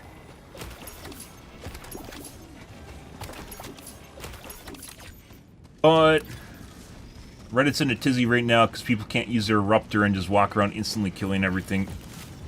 So, who knows when this is going to get nerfed. Found something. It's probably just going to be the gun that everyone uses now.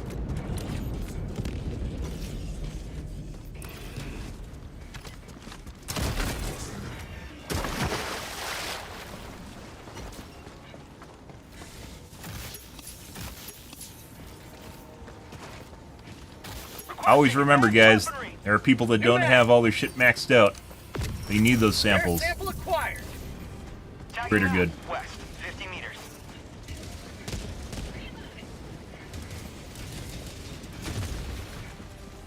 Requesting orbital. Hey, bud. Alright.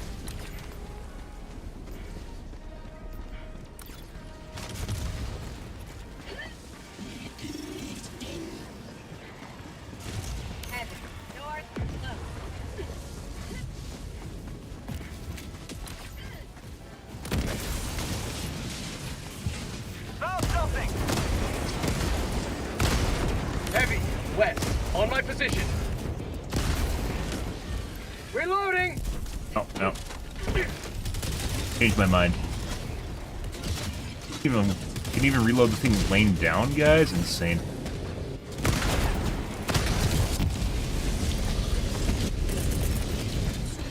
Requesting air support. Democracy's on its way. Grab his samples.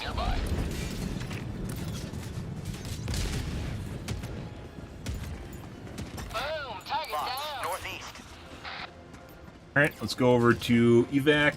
This is, by the way, is a lot better than the last mission. Last mission we had, like, no reinforcements or enemy reinforcements at all. But we've seen worse. Maybe it's because I'm using... Maybe I'm just better. Maybe I'm just better now, guys. Because I'm using the autocannon. Marking location. Bots, north, close.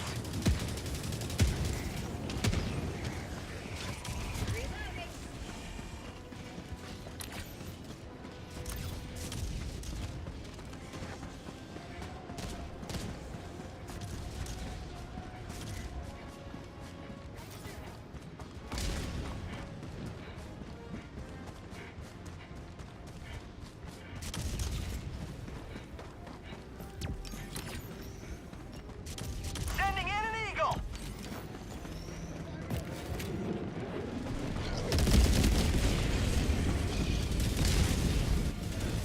Sounds juicy. Oh, Wanko-chan! I know you guys wanted to give him pets earlier and we couldn't, so... Jesus Christ.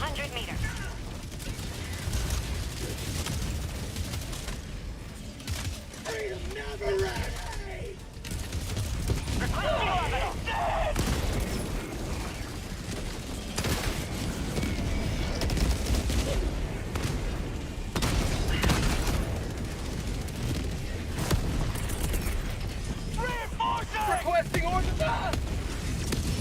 Money in there? Yeah.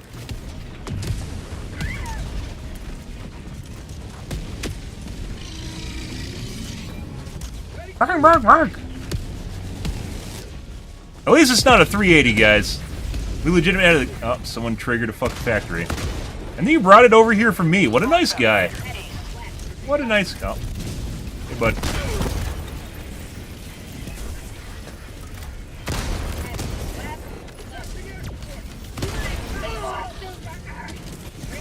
They got him. This actually just honestly makes this really, really fucking easy. We have to try the rail cannon and see if we can do the dance the jig with it again. After the buff.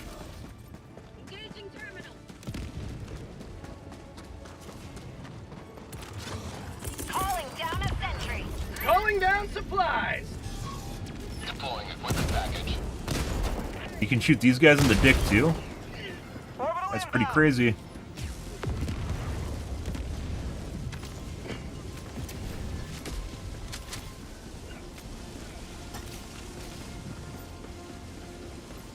I heard a sample that needs to be rescued.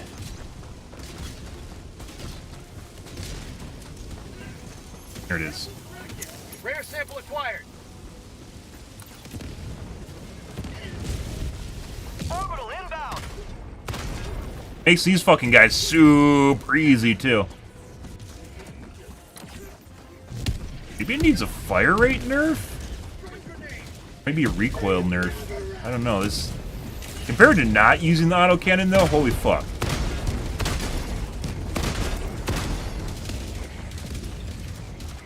Sub-objective nearby. Ammo.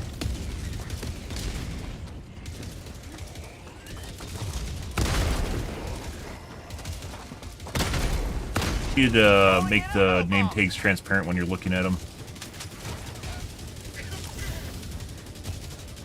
Calling down a sentry. Calling in orbital strike.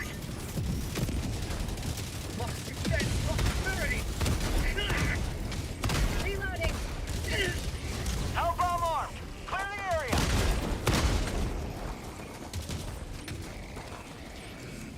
Flight time on it's insane too, super fast. Also, very cool weapon, by the way. Extremely cool weapon. Ending in an eagle. Going to hit anything? That might not even hit anything. Nope. Helldive requesting air support. Got him. Requesting air support. Here comes the cavalry. Eagle 1 leaving combat zone to resupply.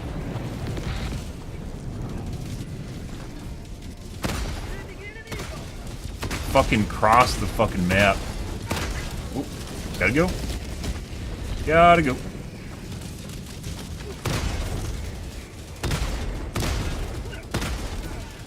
He's waving, guys. He's saying hi.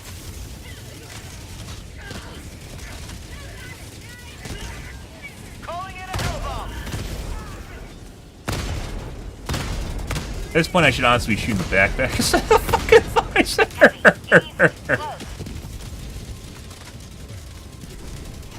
Requesting sentry.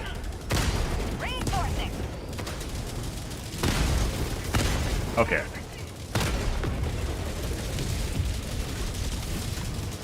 Excuse me, one moment. My life for Super Earth. On here. How about a nice cup of liberty?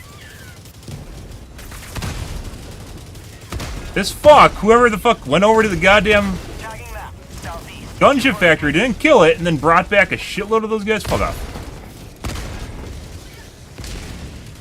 Like the key to wiping your squad is literally just going and triggering the factory and then bringing back like 12 ships. Requesting orbital strike.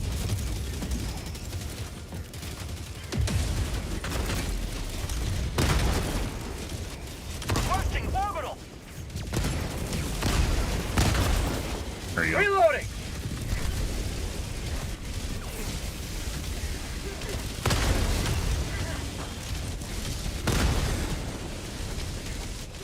Autocannon's fucking easy mode.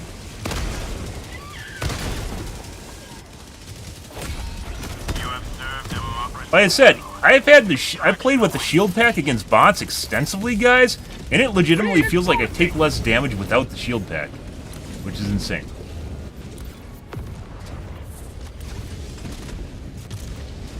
I need supplies. Someone fucking gobbled the last one. Where the fuck's... I know the new one's up because someone has it on cooldown. Supplies need to show up on the minimap, as well as guns when they're inside of their drop pods. And they do not, so you can't figure out where the resupplies are, in or outside of them. Sending in an eagle. Here comes the cavalry.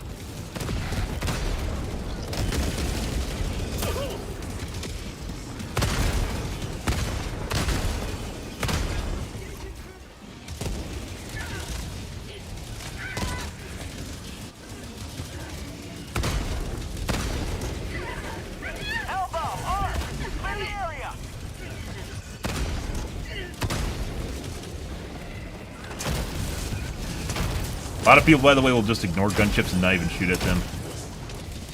Really sucks. I need supplies.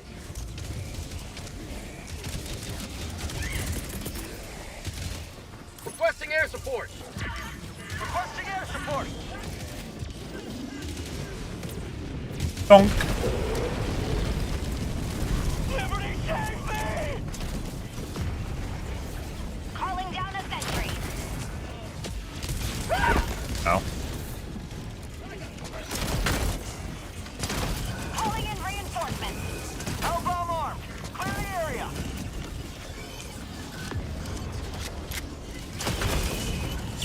What the fuck?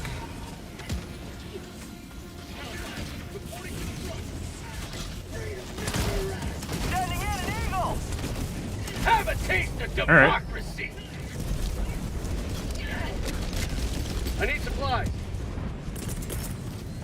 Throwing supply beacon. Okay. They not? No, they killed it already. Like, this was just flying around. If I killed with this thing, that'd be insane.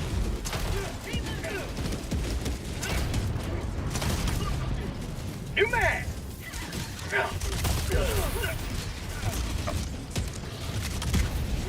Where the fuck are my supplies?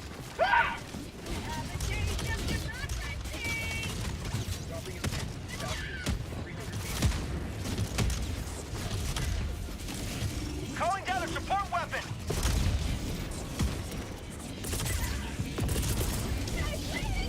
Sending in an eagle. Calling in orbital strike. I need to figure out what the key is to swap weapon sides. I haven't looked at it since like the launch of the game. I know it exists, but I've never needed to use it. Requesting air support. Oh, hey, bud. Well, we're gonna run away from you.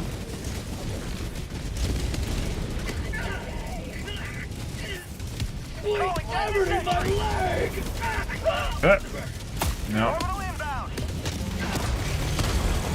Mag's empty. One moment, please. Oh my god, he's stepping on you guys.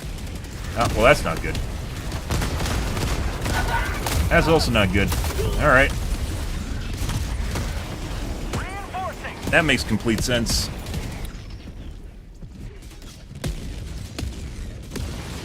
Request approved. Reinforcements on the way. Hey, bud. Democracy has landed. Oh, we just killed ourselves again. Tossing the salad is 100% turned up, guys. I don't know when they did that because I haven't played bots since like yesterday, but yesterday was also kind of like this. You just get chucked around constantly till you die.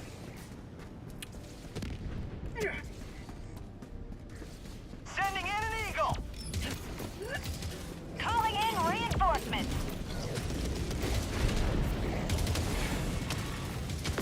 Request approved. Reinforcements have been launched.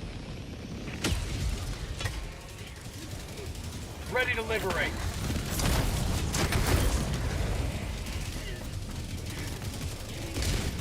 Requesting air support. Mission at 10 minutes remaining.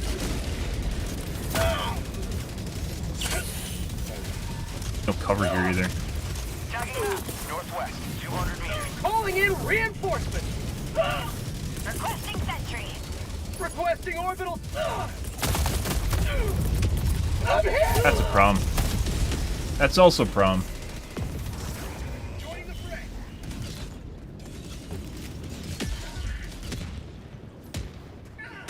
Would definitely say the autocannon makes bots a lot easier. I never really spent time doing it. I tried out the autocannon early on, like when I was playing against bugs and such, when the game first came out, and I wasn't really impressed, so I stopped using it. Very easy against bots, though. Normally with these guys, you have to aim for the eyeball with like normal weapons or general. Request approved. Deploying reinforcements. Bro, if you fucking take my auto goddamn cannon, I swear to God. Fine.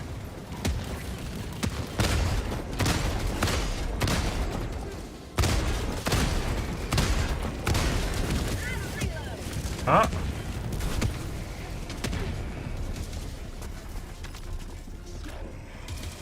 Requesting sentry. Marking location. Northwest. Never mind. Bots. We've got equipment. North. Northwest. 50 meters.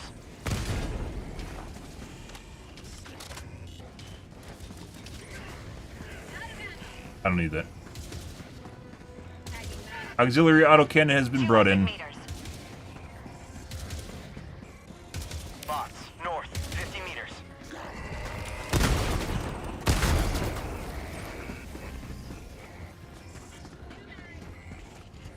Oh, alive? The fuck is this?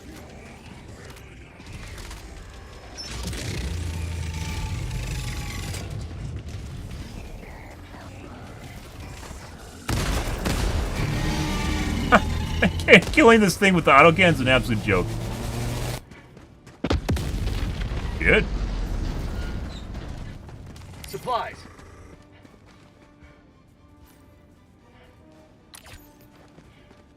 All right.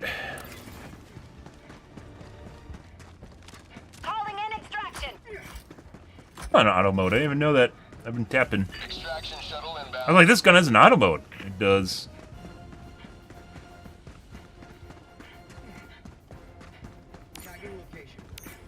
ETA, T-minus 1 minute and 30 seconds. Calling down a support weapon. It's death. Yeah, I honestly want to say, guys, even when using the shield pack, I die more with the shield pack than I do without the shield pack. I don't know exactly what that means. Yesterday we were playing the bots with the shield pack. Today I've basically just been using autocannon. And for sure die more. I get chucked around a lot more and survive without the shield pack. I don't know if that means maybe the shield pack's bugging out the armor? Like maybe I'm not getting the 50% damage resistance on it.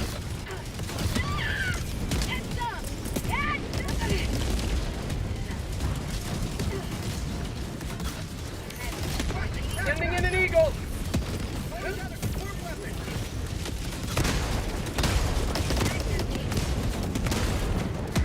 Reloading.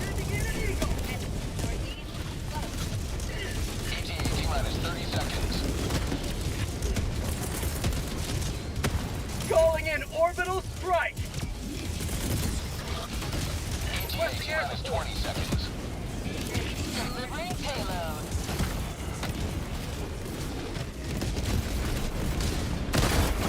ETA, T-minus 10 seconds. Clear landing zone. Rare sample acquired. Heavy. On my position. Requesting air support. Pelican 1 arriving at coordinates.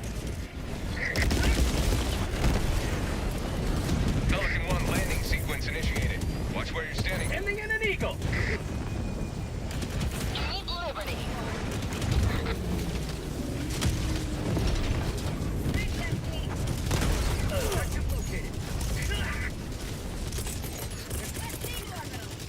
Pelican 1 preparing to depart. Shuttle launch in 20 seconds. Fucking trying to coordinate in chat. Extraction complete. Pelican 1 beginning ascent.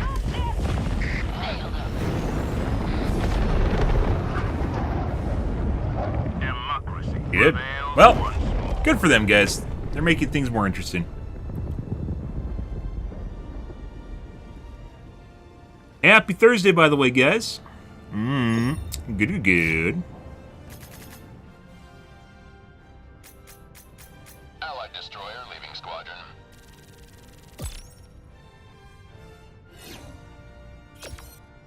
Autocannon is honestly just easy mode where you don't even need to respect like the visors on most of the bots. Like the Rocket Devastator, Shield Devastator, Hulk. Hulk, you still have to pop the visor for the most part.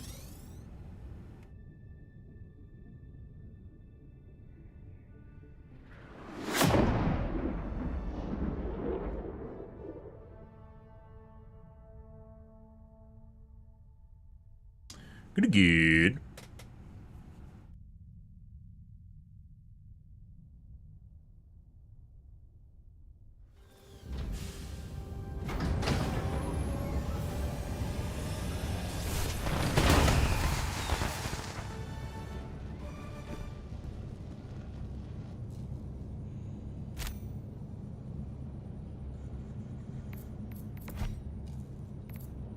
Allied Allied destroyer 7.1 has kilometers. launched a squadron. Number that matters. All right. Where we have the... We aren't doing the 15-minute extract. Yeah, we aren't doing that. The enemy has launched a cowardly attack against one of our planets. Will you defend Alt it? F4. I think I want to try, before I get too bored, I want to try the rail cannon.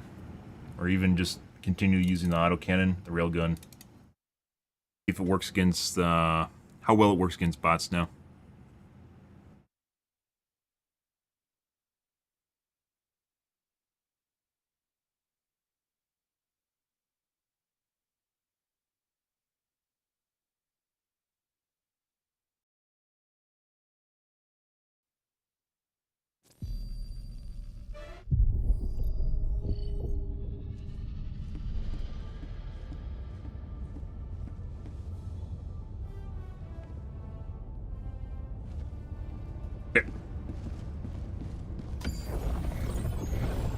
The struggle for managed democracy continues. We have no time to waste. The What do we efforts of got? Helldivers across the galaxy are all that keeps the enemy from liberty's doorstep.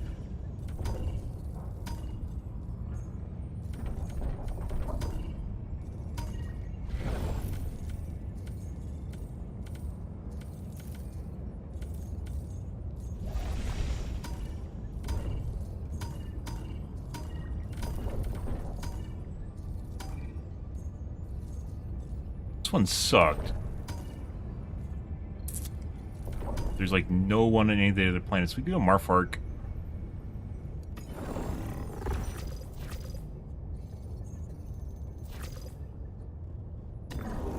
But a single triumph more, and the operation is complete.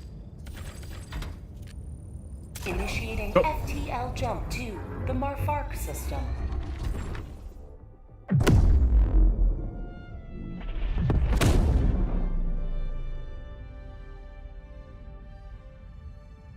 Jump complete. Mission coordinates locked. Alrighty. Plasma grenade launcher is way too good against bots. Pretty good against bugs, too. Not like super good, but it's definitely good against bugs, too.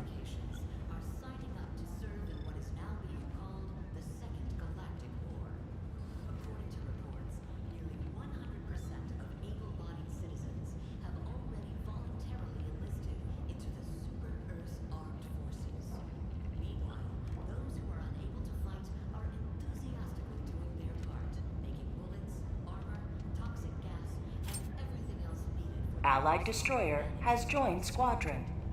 Engaging orbital. Kind of makes me thrusters. wonder now, because it's always kind of felt like the anti-explosive armor's been broken. I wonder if it doesn't function properly when you're wearing the shield pack. Synchronized. Fucking weird, but there's a lot of weird bugs in this game. Helldivers to Hellpods. Repeat. Helldivers to Hellpods.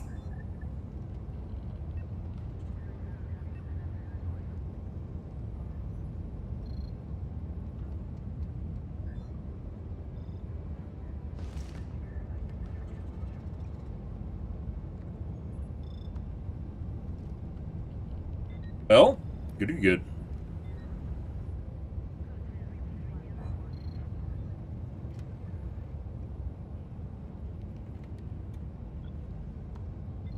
Have to remake again.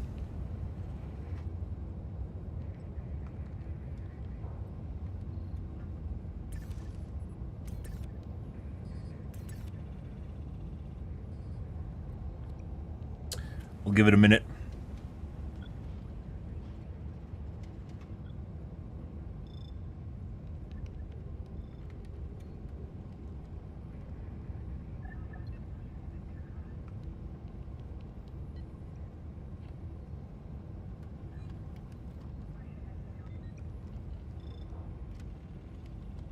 Boink, how's your day going, dude?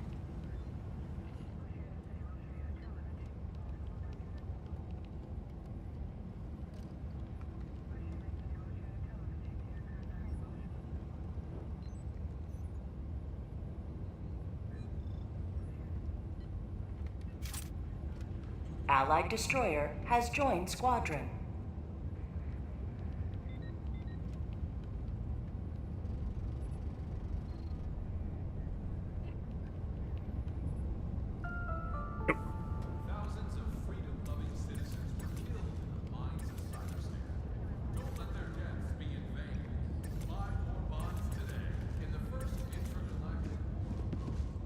Ah, war bonds. Hey, they're actually mentioning war bonds this time. Ah. Hey, more war bonds. True story.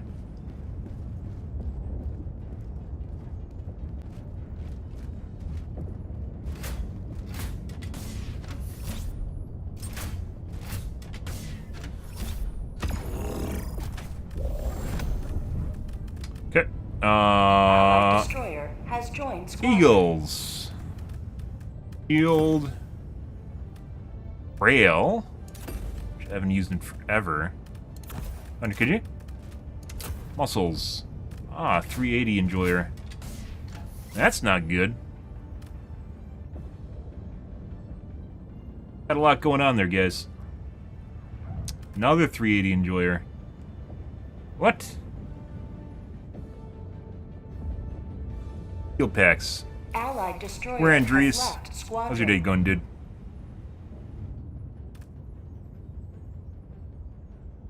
Any other person? Nope. I am fine with the puggers, guys.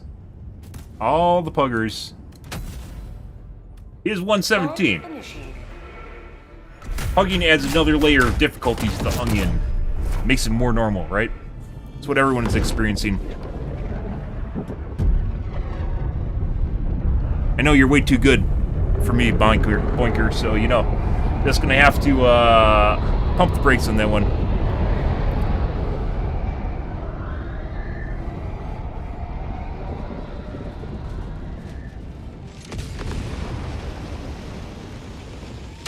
Your elo is too high to group with. Let them come. Let them brawl. Let them be the No. insurmountable might of their hell. Probably another fuck behind that wall. Oh my god. Found something. Requesting tag pack. Well, we get to figure out live how good this Going is, down so, a support you know. weapon.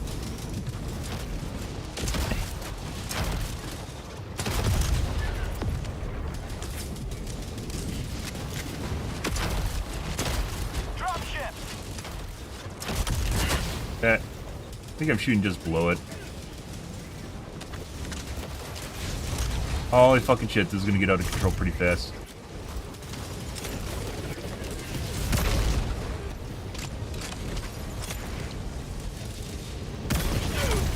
I hit it on that one. Ah. It's just me and the gunship.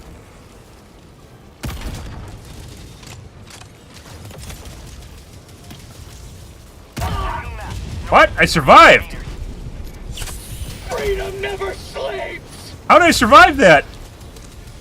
I have no idea. I just survived my railgun exploding. What? Well, now we don't have a railgun.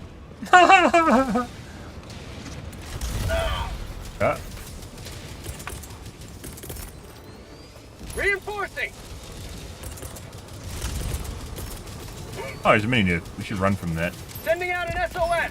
Yeah, this is gonna get bad really fast because we can't kill these now. Requesting air support. Alright. Might have to actually even run away and reset them because I kind of doubt our teammates are going to be able to kill them. As is generally the case. Calling in reinforcements.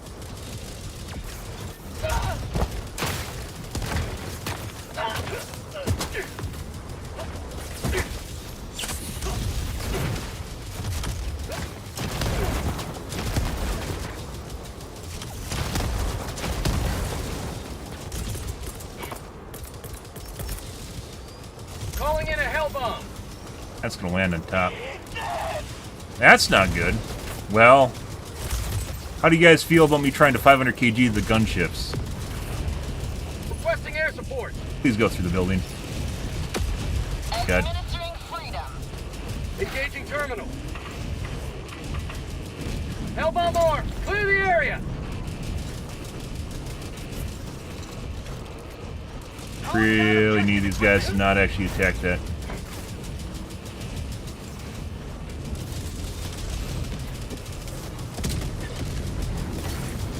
Kill one?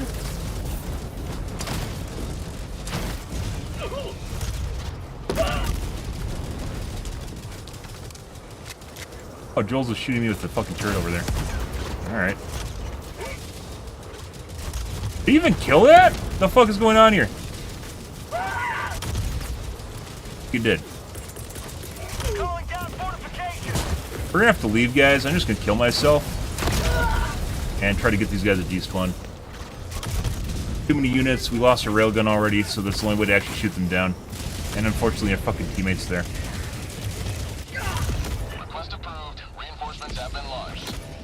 Literally no way that we can kill those things. Democracy has Did you spawn? There we go. Making progress. Reinforcing!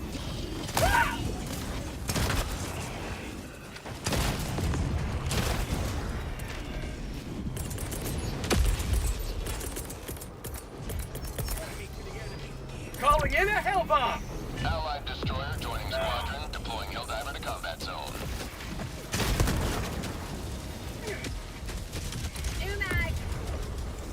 Like, I can't kill these things because I don't have a weapon anymore. I don't even think the railgun works against them. I got the terminal! Hell bomb armed! Clear the area! Are you guys literally fucking around with the Hellbomb trying to arm it?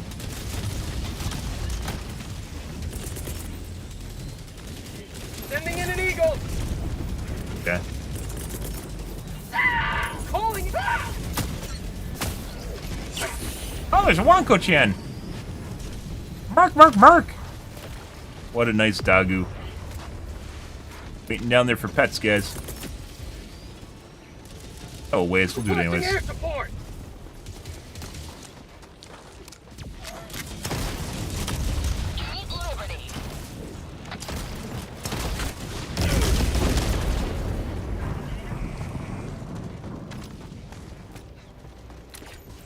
Alright, let's see. Let's go do... I have no idea how I survived the railgun exploding. That's ridiculous.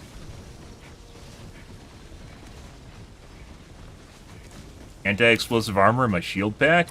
I've never had that happen before. It always kills you.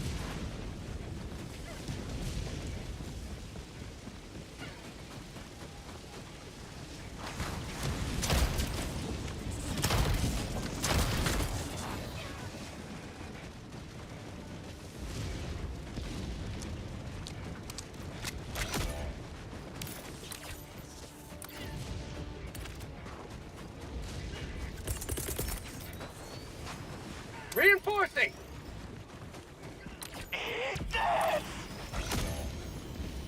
Objective critical stratagem available. Calling down objective equipment! Good. Uh-huh. Don't miss my railgun. I'm pretty sure, so I've obviously missed some shots on the fucking gunships, but I'm pretty sure I definitely hit shots on it. Engaging terminal. And they're at very, like, 90% charges. Drops now. There he goes.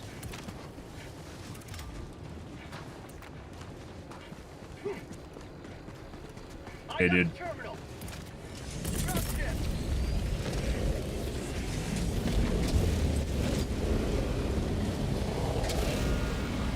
Sending in an eagle. Attack underway. Spot fabricator, northeast, 100 meters. There's legitimately no cover here. Dagu-chan! I love Dagu-chans! Enemy tactical asset within threat range. Requesting air support.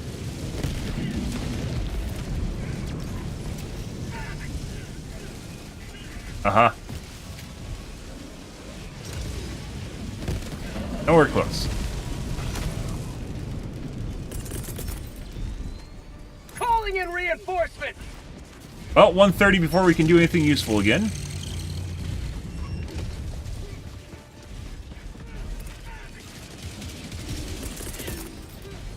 Reinforcing. Hey, bud. Alright. Make it in, guys. We're mister. Oh, yeah?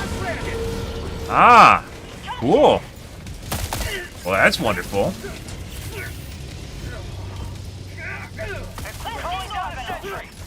Glad to meet you in person, obviously. Fantastic, yeah. Listen to my Twitch channel on fucking, what would that be? What's the fucking program that people, or the website people used to do all the time? Request approved. Reinforcements on the way. Boop! Right in the face. That was on, it didn't even pop the panel off. Hey, bud. Oh. No, we don't want to do that. Oh, we hit it again.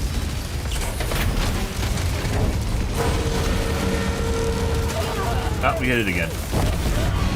Okay.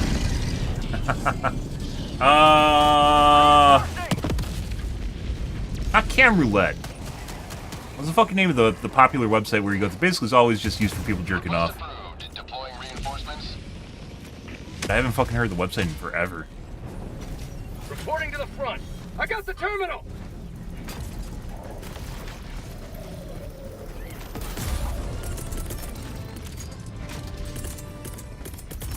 One step closer. Requesting advanced weaponry. No, I'm not interested in whatever website you're basically trying to perpetuate right now. Probably advertising for them. Mission at 30 minutes remaining. Alright, we got our railgun back. Well, obviously it's not end of the world if it doesn't work against gunships. If it doesn't fucking work against gunships, it's pretty terrible. Okay. Alright. Like I said, I swear to God, I die more often with a shield pack than I do without a shield pack, which doesn't even fucking make sense.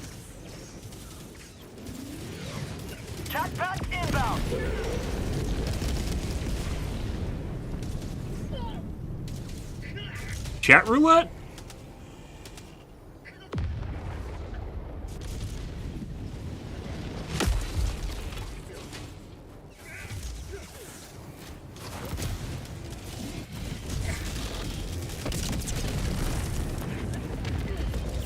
Helldivers never die. Megal! That's what it's called, a Megal. Ah! From way, way back in the day, yeah, Megal. Basically, everyone just used it as a porn website. Bot fabricator, northeast, 300 meters. Ah, good stuff. Request approved. Deploying reinforcements. Democracy has landed. Are they jerking off on my fucking corpse right now? They are. Joel spawned a patrol on top of my corpse. Being a douche. You heard me talking shit about the autocannon. Administering freedom. Sending in an eagle.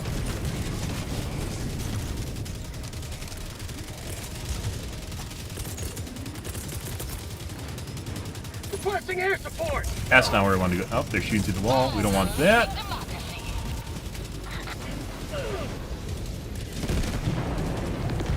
New mag. Bot fabricator, northeast, 200 meters. Orbital inbound.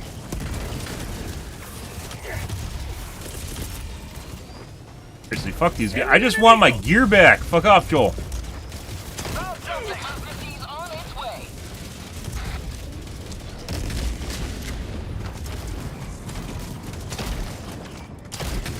Yeah, I'd say this gun is way too powerful, at least against the bots. Against bugs, it's alright.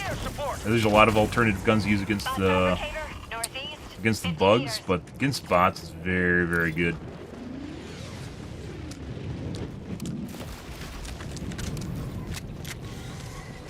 Reloading. Requesting air support.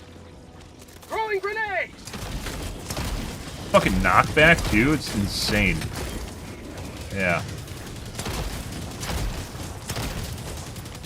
Boy. He stripped my shield and took half my HP.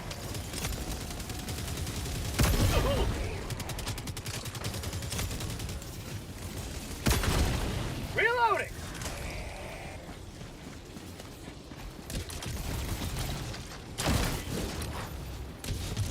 Fucking God.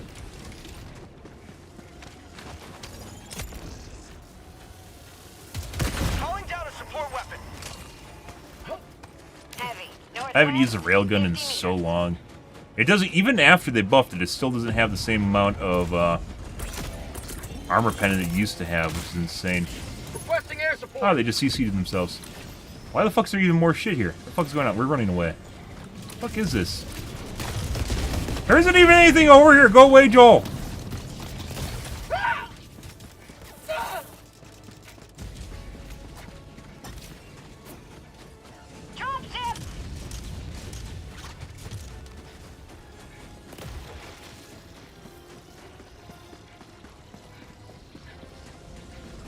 Pretty good.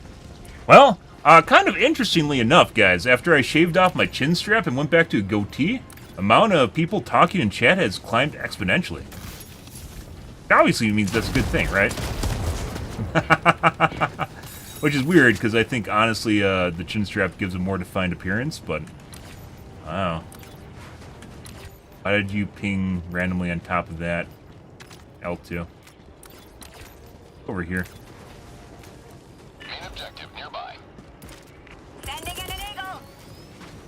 When no one's Calling in responding to him. reinforcements. Good. Yeah, I know. I actually think it looks better. It could be because, like, chin strap is generally, like, you know how the Hitler mustache is associated with Hitler, right? The toothbrush mustache, as it's called. People just call it the Hitler mustache, and the one right here, which no one can wear anymore. The chin strap is generally associated with Mennonites or Amish people. At least in the U.S. Okay, because I actually really like it.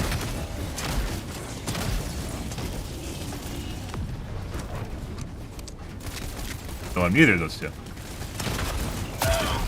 Hot outpost spotted. I'm hit. Sweet liberty, the blood.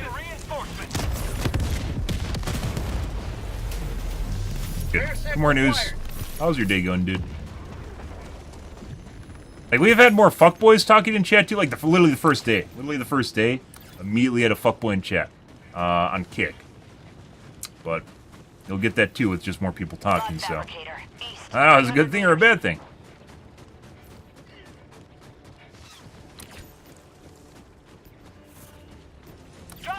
Found something.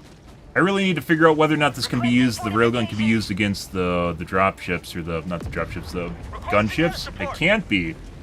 It's probably not even worth taking. Because we've ran into a significant number of scenarios in which we have teammates that will legitimately not shoot the gunships, or incapable, or don't do it. One of the two. They're either incapable of doing so, or they just don't do it. Means it really matters whether or not you can kill the gunship.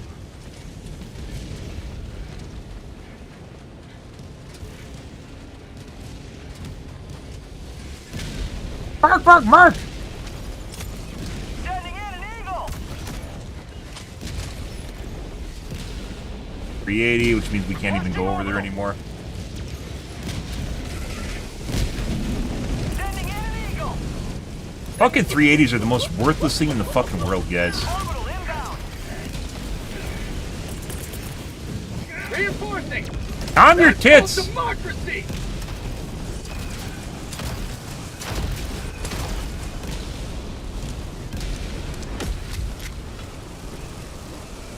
Democracy has landed. Packing time. Northeast, 200 meters.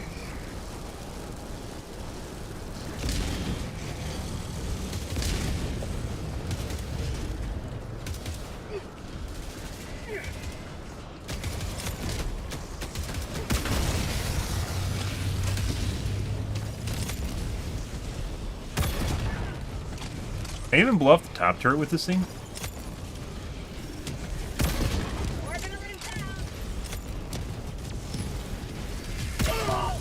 I just blew up my fucking gun again. 42 seconds. Not today! I need supplies.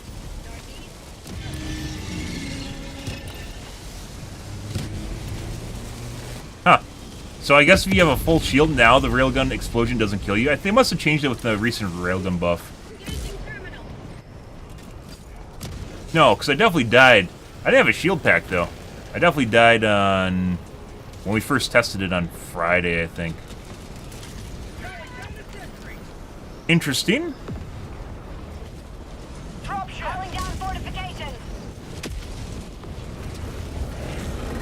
Oh, okay.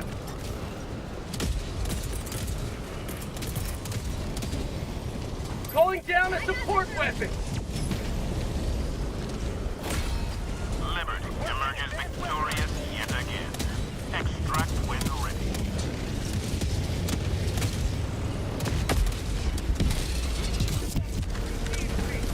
Freedom forever.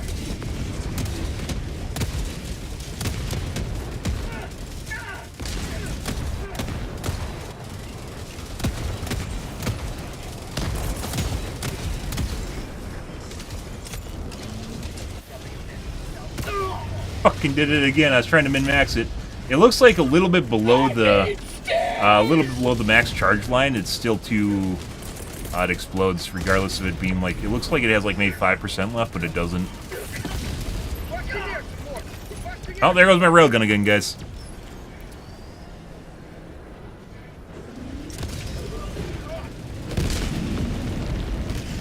Freedom never rests. Reloading. Injury. What injury? Supplies.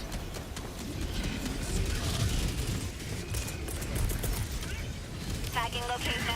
Requesting air support. I should have won an Eagle instead. Bot fabricator, southeast. Depending on which way it comes down, that's not going to do anything. Oh, that's good.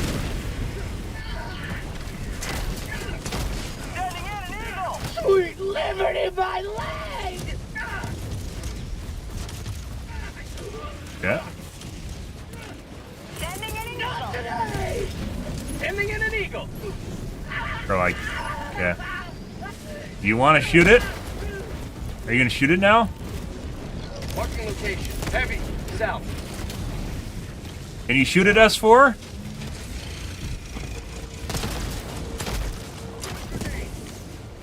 Dropship. Another one. The guy's already dead. Bot fabricator, southeast, 200 meters.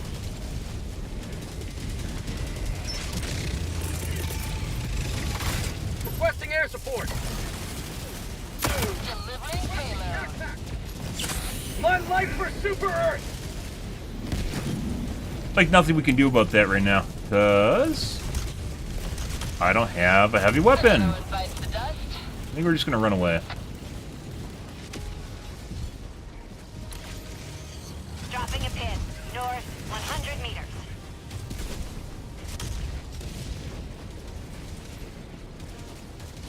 Kill the gunships over there now.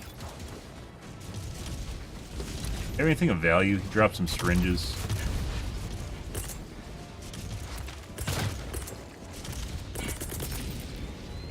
Why is there a fucking patrol right in front of me? East, 200 meters. Juicy one too. Tagging map. Southeast, 200 meters.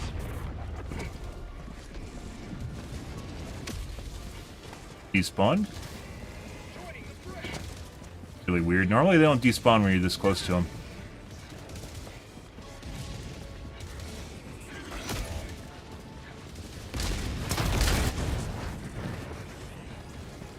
Reinforcing.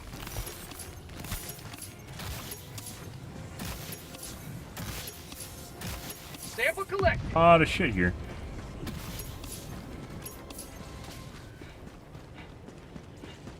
Aggro to me.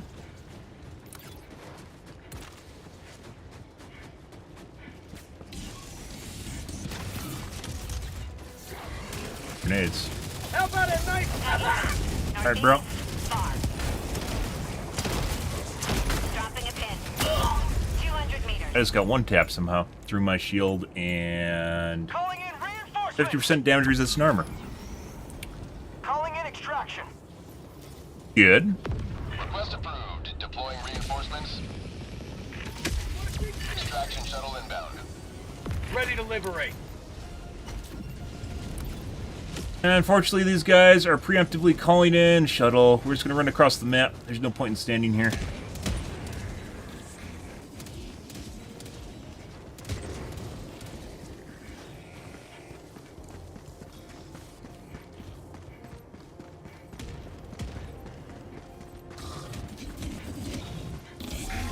ETA T-minus 2 minutes and 30 seconds.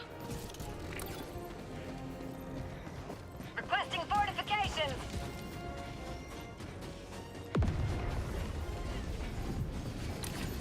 Dropships. And we spawned gunships.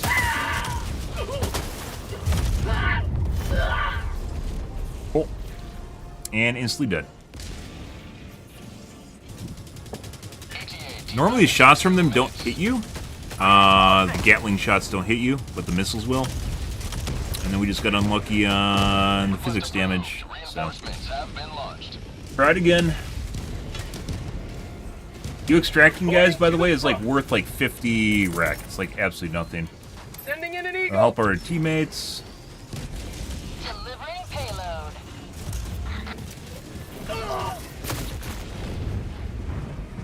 ETA T-minus 1 minute and 30 seconds.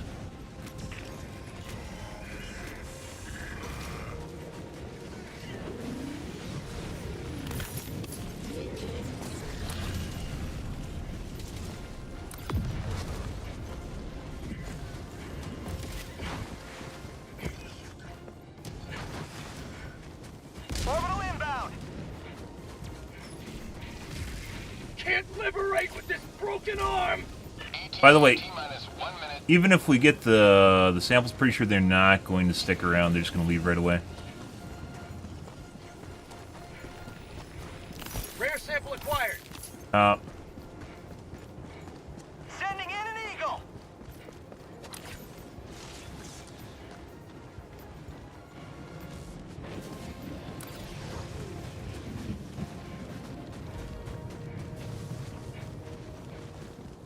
ETA T-minus 30 seconds. Requesting orbital. Oh. Requesting Almost advanced death. weaponry. ETA T-minus 20 seconds. Sending in an eagle. And gunships again. So it actually looks like the rail cannon, the railgun still sucks against the bots. Also sucks against the chargers or the bugs too.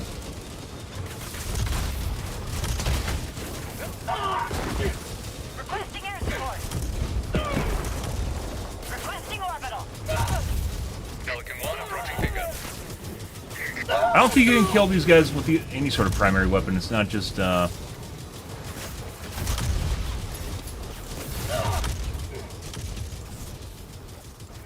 initiated. Stand by for takeoff. the Joel 100% has increased the fucking knockback radius by like I'd say 300%. I'd say 200, 300%, something insane. And if that's not a testament to it, I don't know exactly what is. There's definitely been variations in the amount of knockback the bots have had, and I think it's either this week or last week. At some point he changed it. And it's pretty absurd now. Where you just get tossed around a lot.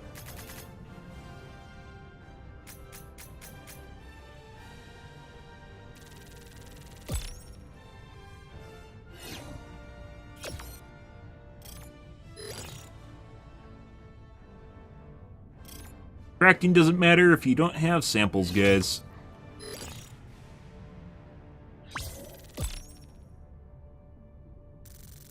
Maybe we'll give the railgun like one more mission. Basically, most of the time we spent without the railgun because it blew up.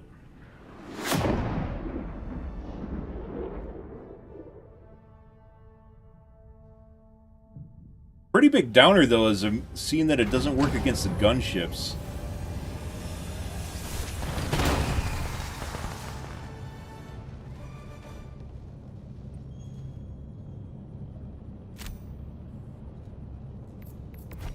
Allied destroyer has left good. squadron. All right. The enemy barely noticed our presence before we pulled out. Welcome aboard, Helldiver. Let's do the next one. Innocents perish with every wasted second. Mission coordinates locked. Hellpods prime. Although it looks hilarious. Orbital thrusters. Gunships generally are not super effective, and I'm not exactly sure what happened with their last 2 deaths there. Besides having to dodge the missiles, which can be very, very annoying.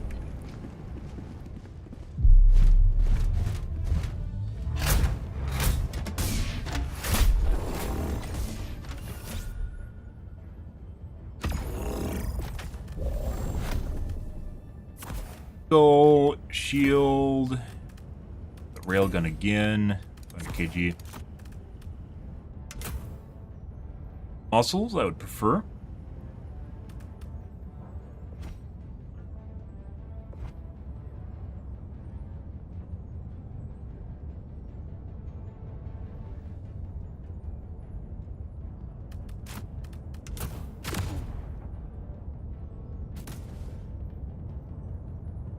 Hellpod launch initiated. Take stamina.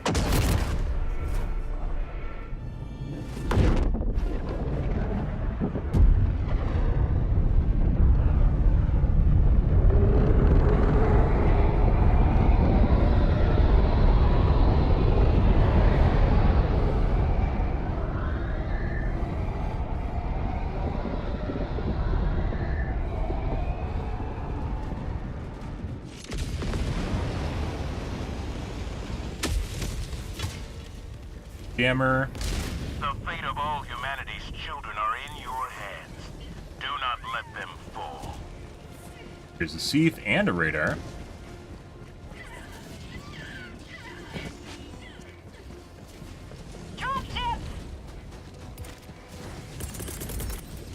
Tech pack inbound.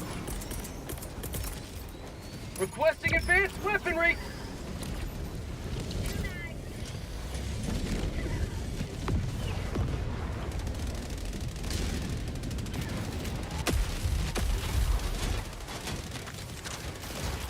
Warning, you are in range of enemy artillery.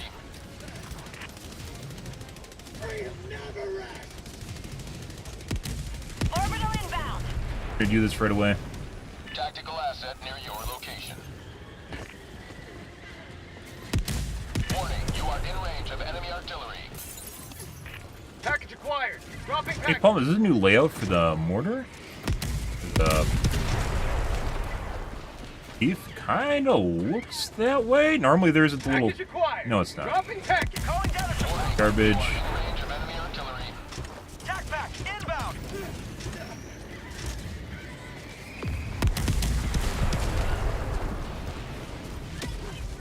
package acquired. Dropping package. Explosive.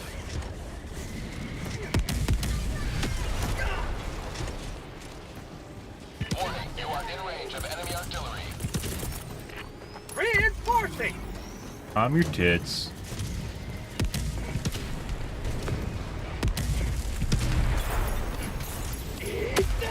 Package acquired. Dropping package. Garbage EMS. All that's left is EMS. Dropping a pin. East, 100 meters. Warning, you are in range of enemy artillery. Requesting air support. Package acquired. Dropping package.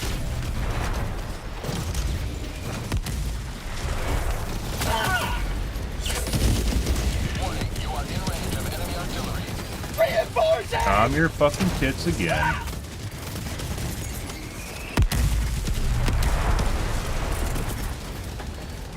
Sending in an eagle. Package acquired. Dropping package. Warning, you are in range of enemy artillery.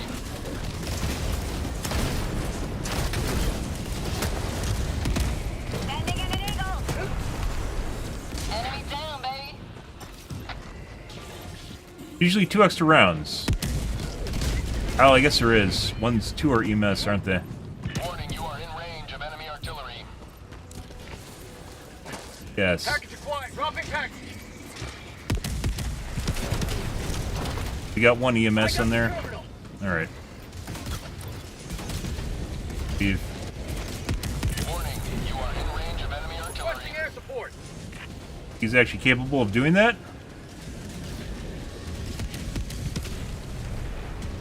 Requesting objective equipment. That's not radar. Think he's actually capable of doing that, guys? Is this above his pay grade? Okay. Freedom forever!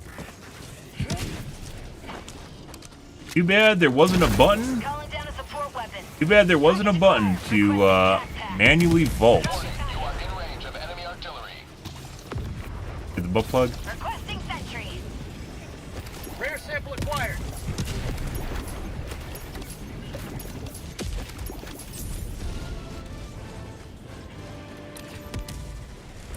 One step closer to mission completion. East, 50 meters.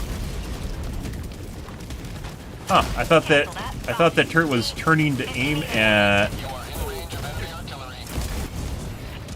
Requesting air support. Freedom never sleeps! What? Sending in an eagle. I thought that turret was turning to aim at the guys on the objective. It was not. Over here.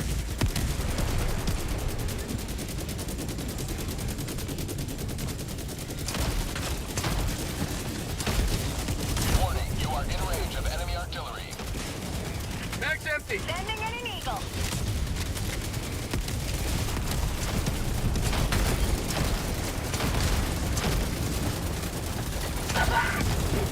How'd you like Warning, you are in range of enemy artillery.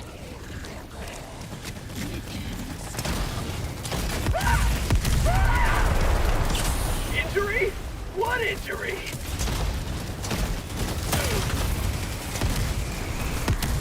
Warning, you are in range of enemy artillery.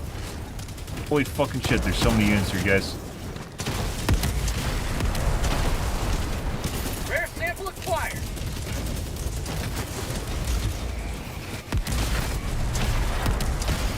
Warning, you are in range of enemy artillery.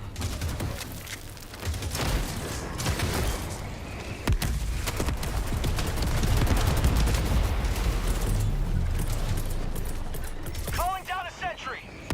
Calling in a hell bomb. We're gonna move away so the hell bomb doesn't get detonated by fucking mortars. Rare sample acquired. Sure it's going to.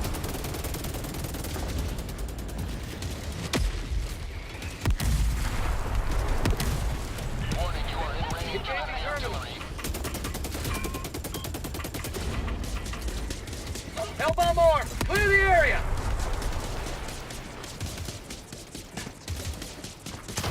Fucking obnoxious, should have staggered it. 100% called that. Gotta wait again. Warning, you are in range of enemy artillery. I mean, we could do this. This is gonna...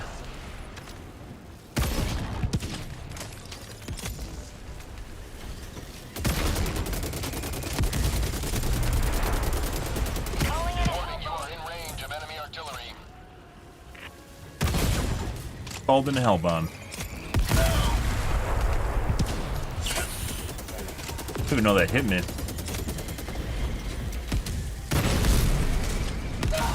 It takes forever. You are in range of enemy artillery.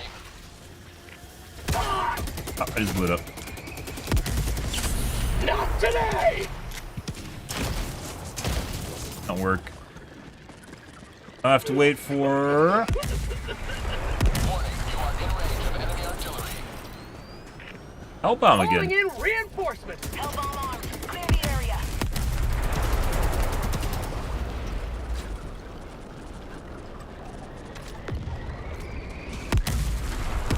Warning, you are in range of enemy artillery. Calling in a hell bomb. Back here.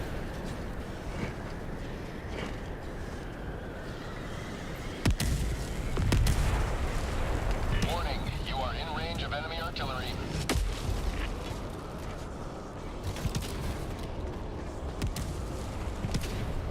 I got the terminal. Hell bomb armed. Clear Warning, the you are in area. range of enemy artillery. Sample collected.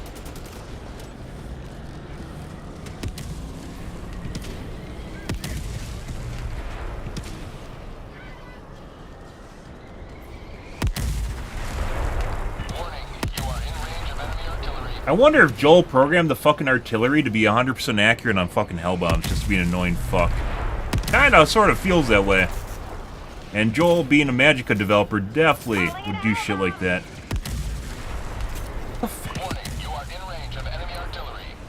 Oh yeah? Okay.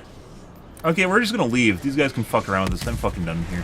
I'm literally sat here for the last 2 minutes waiting for a Hellbomb to come in. We're just gonna leave. Those guys can clean it up. Holy fuck. Hellbomb armed. Clear the area. This time. And then we got a patrol coming in too. My guess is the patrol would show up right when we get the next Hellbomb, which would then blow up the Hellbomb, and then we'd have to start all over. We're not even gonna bother with it. Answer is to not to play the game, guys, and wait for them to despawn and go back, or let the other guys fix it. Objective critical stratagem available. Very annoying.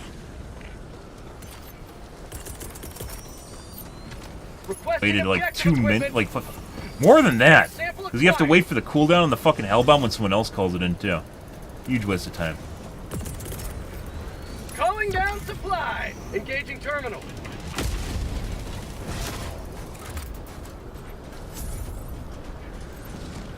I got the terminal.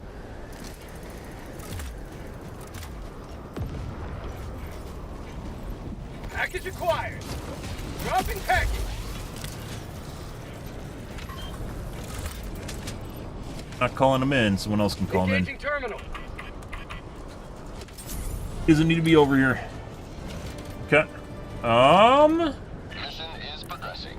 Go do the big base, or attempt to do the big base.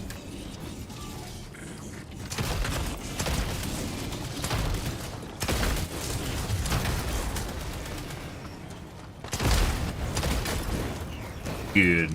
Is no one gonna call him? Okay. Alright. Well, we got the objective done. Reinforcing. You can spawn in the middle of the enemy base and kill it.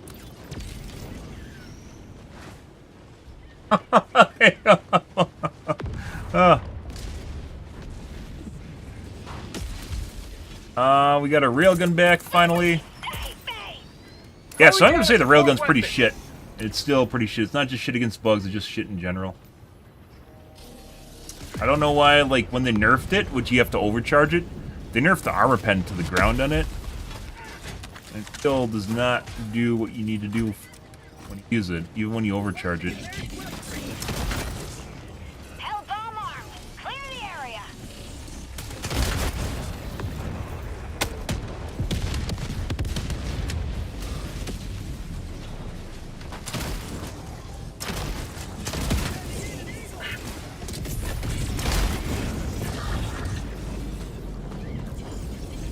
That's called democracy. Max empty. Ugh. Injury? What injury? Enemy tactical asset within range. Eat that!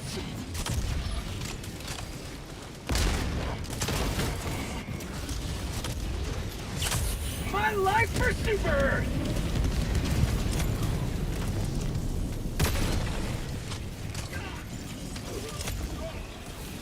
I can't even... That's the guy I fucking spawned in! I didn't want to spawn him in, and then it's just... I can't even kill the fucking brute now, because he fucking turned it. Okay, have fun, dude. We're gonna leave, and then we'll come back when he dies. For yourself.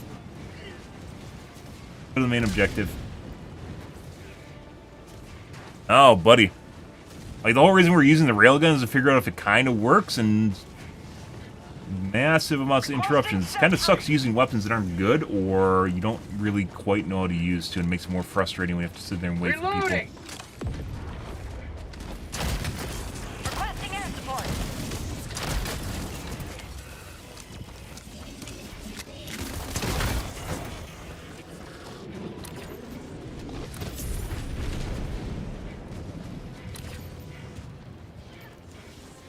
Dropships. Oh.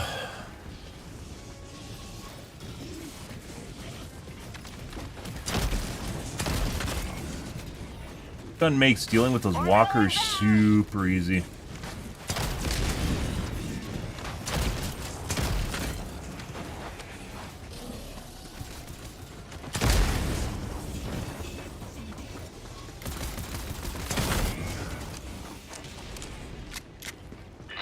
active near your position.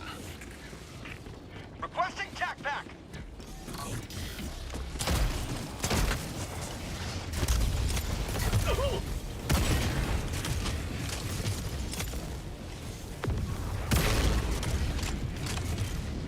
Hold behind me somewhere too.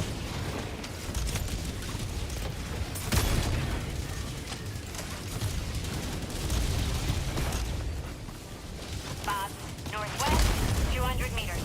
You don't say.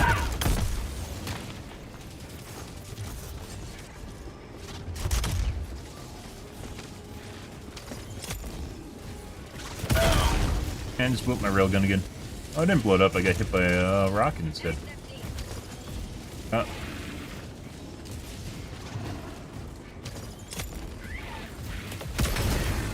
Go. I think that took multiple shots. I'm pretty sure I hit in the visor once already. If that's the case, basically it's useless. I mean, the Quasar takes multiple shots. Not really the same thing, though.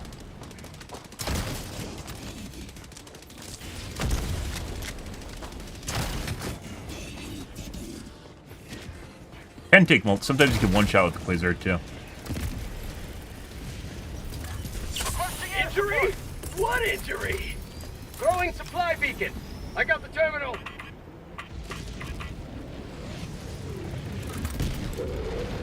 E5. Pretty good. Engaging terminal. Alright.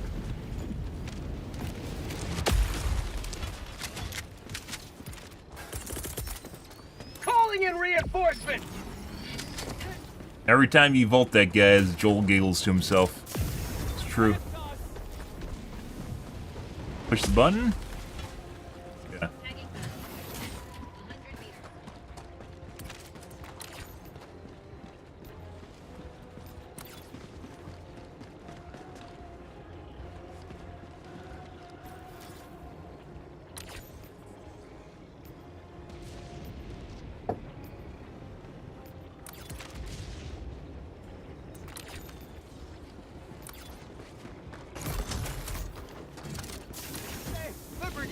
Lagging, can't press.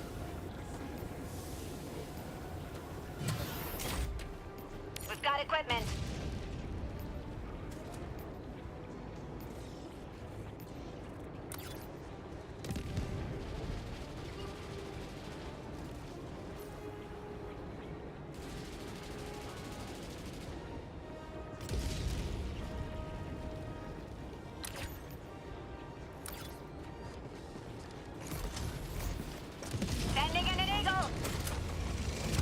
I don't think it's lag as much as, oh, here we go, guys. Oh, okay. We didn't even get a chance to use it on it. What the fuck? Bug report.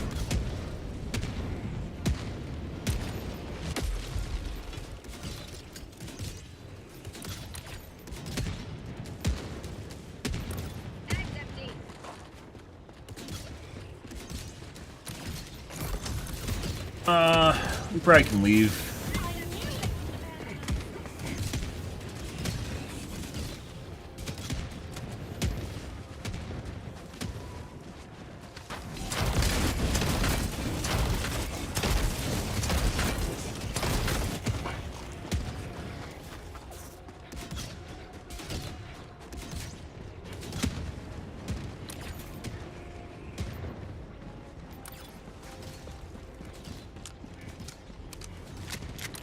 I actually just want to find enemies so I can try shooting them.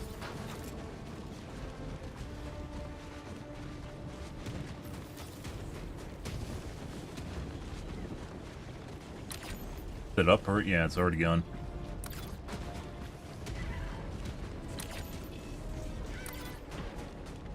Like they aren't pushing the buttons anymore. Good. Ah, that was a tank at one point.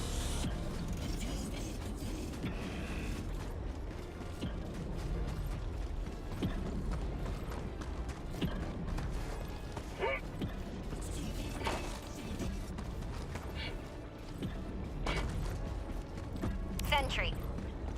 Yep. I got the terminal.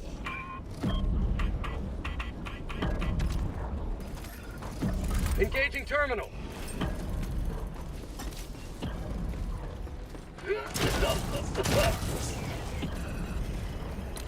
Yep.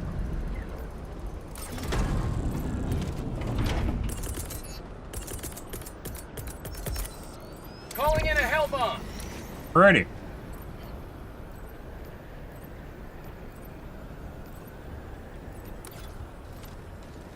We'll give it, I guess, another go, guys. Dropping a pin. I got the terminal. Northeast, 100 meters.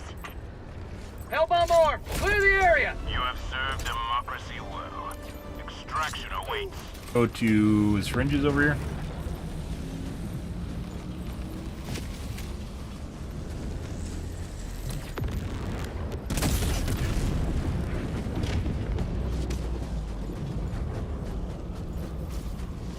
Calling in extraction.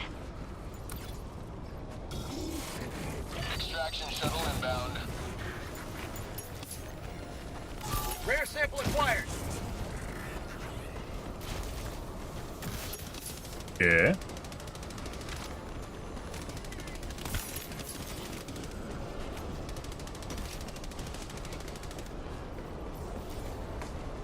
Yeah, but in the case of the Quasar, even though it takes multiple shots, you don't risk blowing yourself up to do damage to brutes or other units. Bots, south.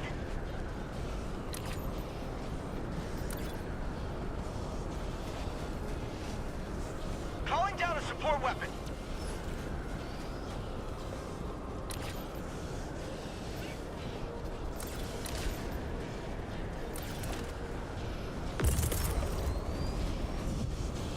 ETA T-minus 2 minutes. They're even going over here. Sending in an eagle. Alright. Here comes the cavalry.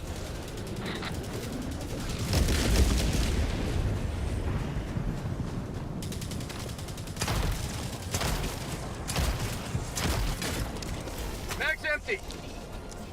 One left, guys. Fuck you. ETA T-minus 1 minute 30 seconds. Drop ship. Ah, Dagu-chan. Mark, mark, mark! Requesting air support. Coming in hot.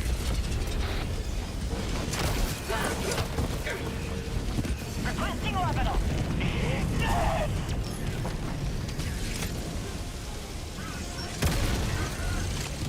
Spot. East, 50 meters. ETA T-minus 1 minute. Oh. That other guy isn't actually covering his side. They're just sitting up top. Doing nothing. Alright.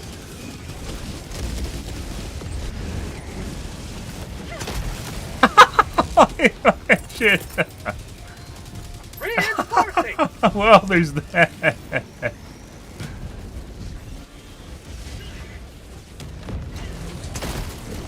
T-minus 30 seconds. 50 meters.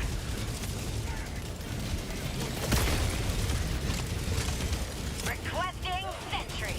ETA T-minus 20 I think we just one-shot him. First one I don't think hit.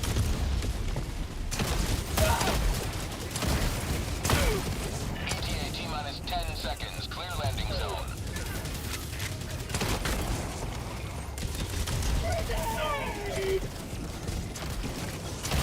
This is Pelican 1. I have visual on the extraction zone.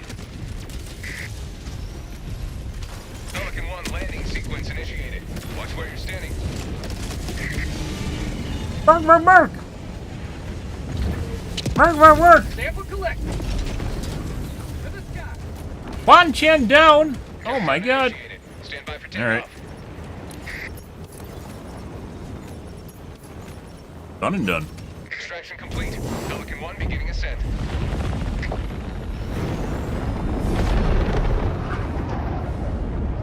Democracy prevails once more. Good, good, good. I don't even know what that bug is. I don't think it's lag. I mean, I've been the host on plenty of games. Well, I'm almost all my games I've been the host, and there's cases where it bugs out and you can't touch it. I don't think it's lag related. Can't interact with consoles, or someone else touches it and bugs it out.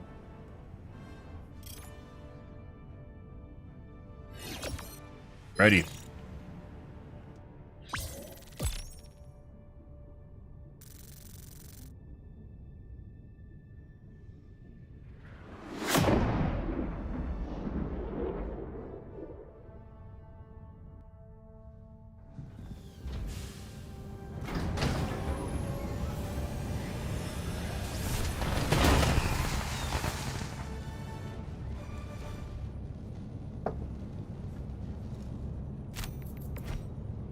Okay. Good. Helldiver. I don't know why I'm over here. Step for democracy. One giant leap for death count. I think the last one's an Eradicate. Eradicate and bots are shit shows.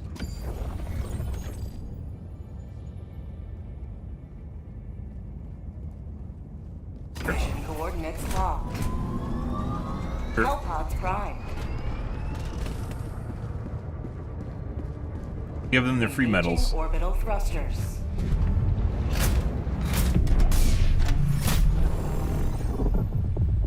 Orbit synchronized.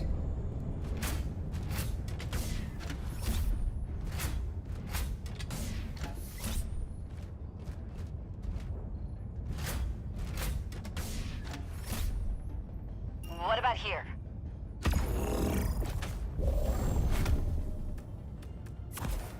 Eagle shield. Obviously, we're doing the railgun. And let's do gas.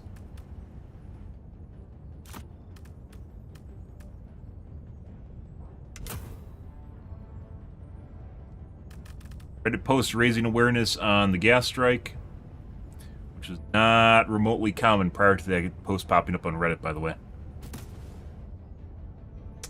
Turrets explode instantly, so it's not worth taking them.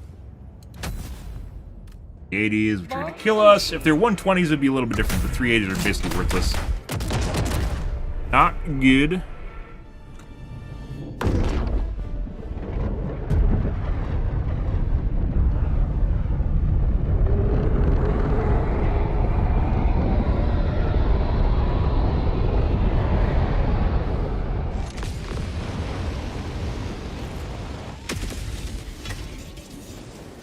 But This is the solemn duty for which you were born. Defend democracy at any cost. Requesting sentry. Requesting tax. this one isn't as bad. Calling down a sentry. Oh god. Liberty safe.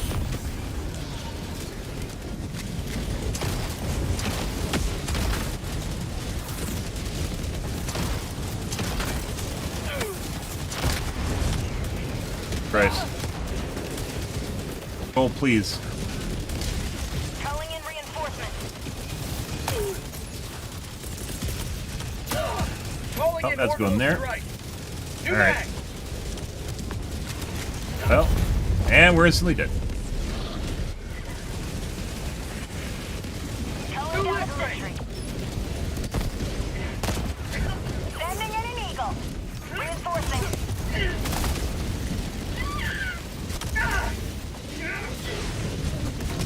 Yep. Request approved. Deploying reinforcements. I probably should have brought an EMS mortar. Throwing grenade. Stutters.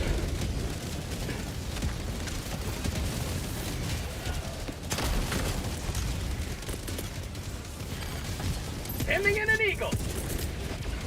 Calling in reinforcements. How'd you like the taste of freedom? How about a nice cup of liberty? Ready? Requesting air support.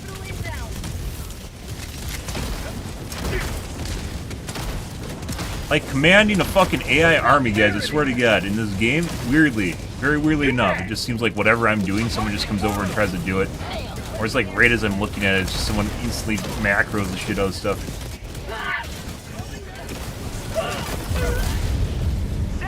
Hey look guys, a 380 killed me. Like the 120 possibly has a purpose here. 380, like literally is the entire size of the base that we have to stand on. The whole thing is a 380 territory. There's like no way to use it and actually remotely like deal with what's going on. Or are they playing to defend the back area? Oh. Okay, so you just 380 the entire base and sit in the back area with turrets? You, oh my god, you stole my fucking shield pack! Oh my god. Well, you know, in case you guys were, you know, hoping that I could get my shield pack back that I literally brought in so I wouldn't die. There's my shield pack, by the way.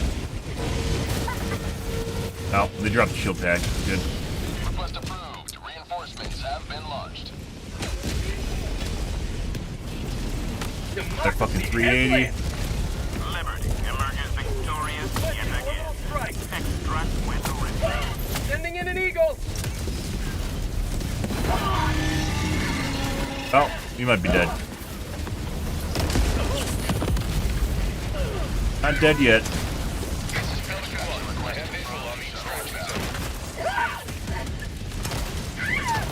This is Pelican 1, preparing for touchdown. That's called democracy. Gun's too good. Does everything well against bots.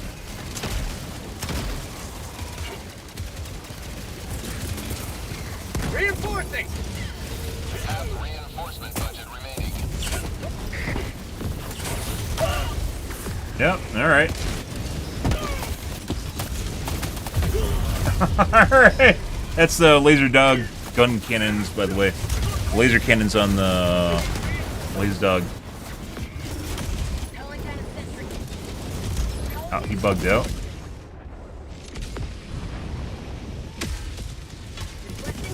By the way, that is the reason you don't land on the shuttle. Hey, look, my railgun. Shuttle launch in 20 seconds.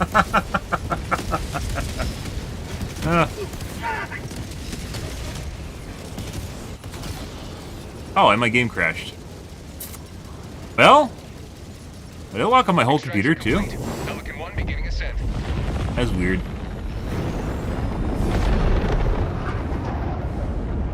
Liberty has seen you through.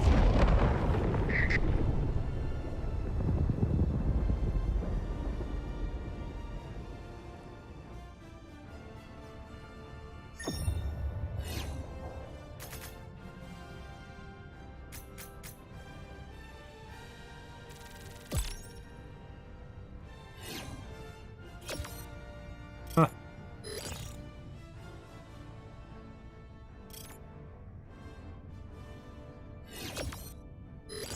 Well, we gave the kids the medals, guys. We did our daily deed.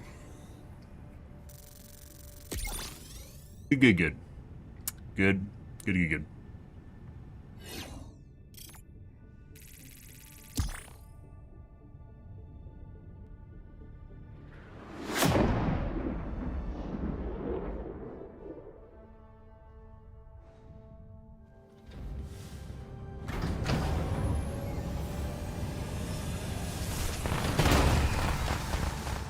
Awfully shiny armor.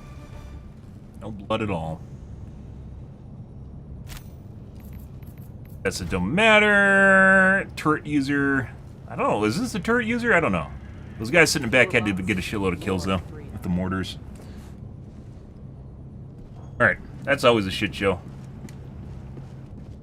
I don't think that's better than that other new mission where you have, like, that little side area and, like, the little moat that just come through on the side. Because that you always get overrun, you basically run around the edge of the map.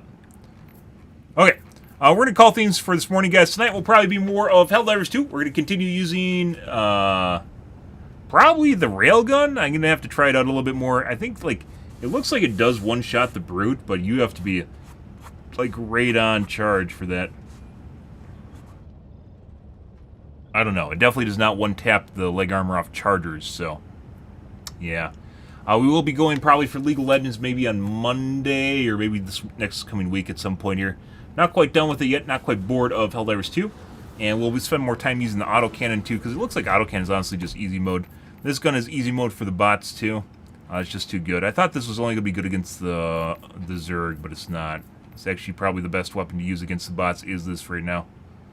It's just very, very good. It staggers them too. It does a shitload of damage and it staggers them. And you don't even need to hit them direct. It's like everything. It's like the Ruptor. The Ruptor's probably still pretty good against the bots too, but the Ruptor got toned down a lot. This thing, on the other hand, fires a lot faster than the Ruptor does.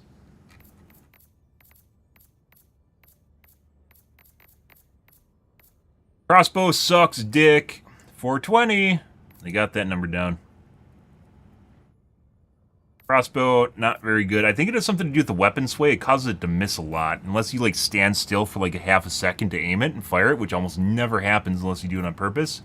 Like, it has a high probability to just, like, sway and move around. I think that's what's happening. It's not a cone of fire on it. It is the weapon sway from moving it. It sways a lot. It must have something to do with the ergonomics on it. Either way, it's fucked up, and it causes you to miss a lot of your shots you fire. Which you can't when it's only 5 shots per clip, and they have to actually hit. You can't miss those.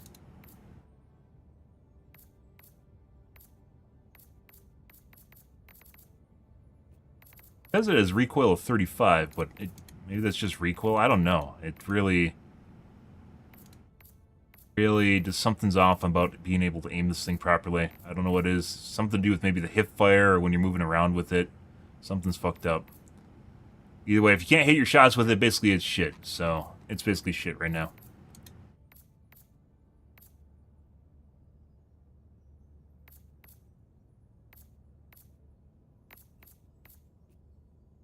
Oh, and they're going to have to do Balancing Pass and Purifier. Like I said, I think one of the simplest and best upgrades they could do for the Purifier is legitimately make it so it auto-cycles when you get full charge on it. Instead of having to micromanage it like the lightning gun. Not the Blitzer.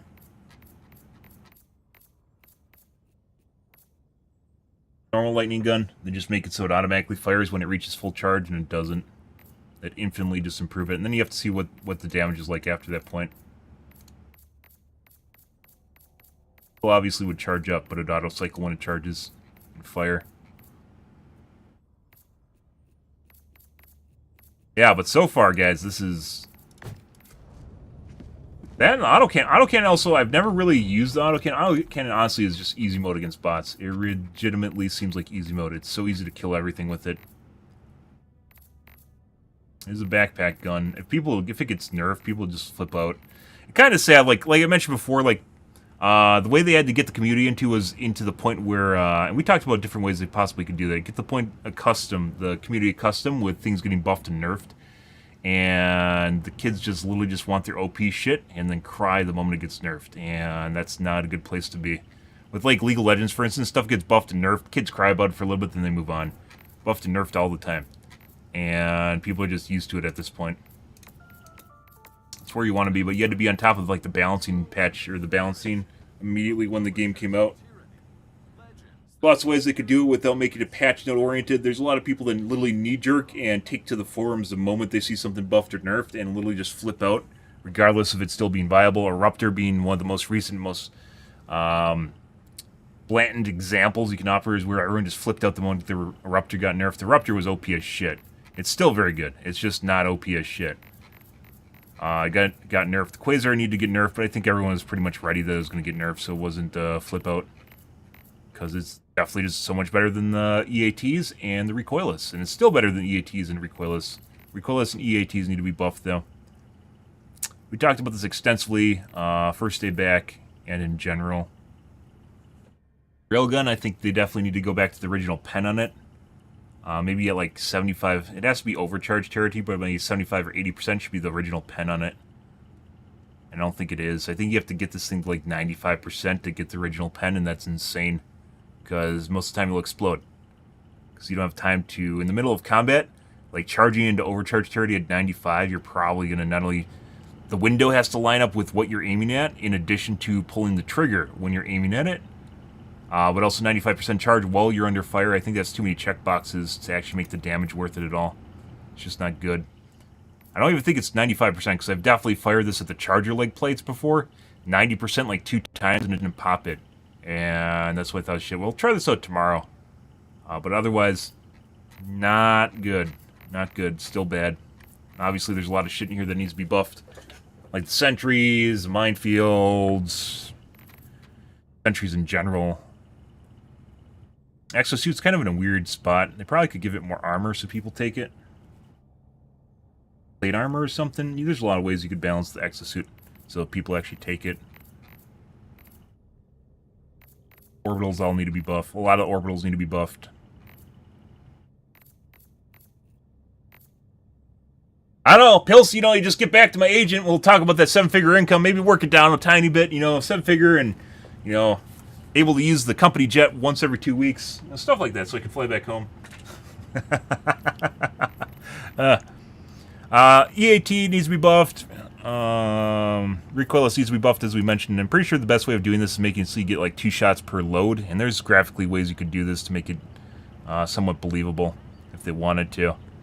EAT needs to drop either 3 or 4 per drop, which sounds like a lot, but it's not when you consider the Quasar is a shot every 15 seconds or so. You can get a shot off, which is why I said 3 or 4 maybe. EAT would immediately see a benefit, and it's a backpack weapon to begin with. We talked about how they could fix the airburst rocket launcher. 4 things, possibly 4 things. 3 things for sure that they need to do on the airburst is make it so the proxy radius is half the radius it currently is, so you can thread the needle better on it and it just doesn't randomly explode off shit that you're not aiming at. Make it so it has a quasar attached to the warhead in the first place, so it does quasar damage if it direct hits, which isn't a lot to ask, to be perfectly honest. That's probably a bare minimum, so you can potentially use it against heavy targets in a pinch, but it's still going to suck dick. The third one is... make it so you can reload while running. And I think that's very, very important because it's actually not that great in the first place. Fourth one, which is a possibility, is also giving it an airburst mode so it can actually fire downward. Or like this. And you can swap between the 2 modes if you want it for basically a flak mode, which is what it comes as, or you can make it for more ground-oriented, which would be safer. Something like this, right? A lot of ways they could fix it and still be the same goddamn thing, only it would be much better. Not even talking about damage, buffing the damage on it or anything. I mean, technically the Quasar tip would be kind of a buff to the damage, but not really. Like, honestly, if you're fucking hitting killing a charger isn't that much to ask for. Killing a charger with this thing with one of the rounds is not that big of a deal. But you need it. Anyways. We're getting ahead of ourselves, guys. I could talk about balance all night, as you guys know, but we're to call things here for this afternoon, guys. If you are new to the stream, you enjoyed the bullshit, enjoyed the fun, you enjoyed watching my railgun explode in my hands at all times, make sure to hit the follow button on your select platform. I stream to Kick, Facebook, YouTube, Twitch, as well as Trovo every day, from late night to early morning, GMT-6. So, late night North America time. I usually stream for about 5 to 6 hours, give or take. It depends on my life, what's happening, etc., etc., guys. Yeah. You know, the usual, guys, but I am out of here for this afternoon/morning. All the platforms. Maybe at some point we'll be able to stream to TikTok, too. Make sure you follow TikTok. Only thing that will ever be on my TikTok is my stream. If and when I can start streaming to it, I will. But alrighty, guys. I'm out here for this morning, guys. Thanks for watching, as always, and I hope you guys have a wonderfully fantastic Thursday morning and afternoon. Have a good day, guys.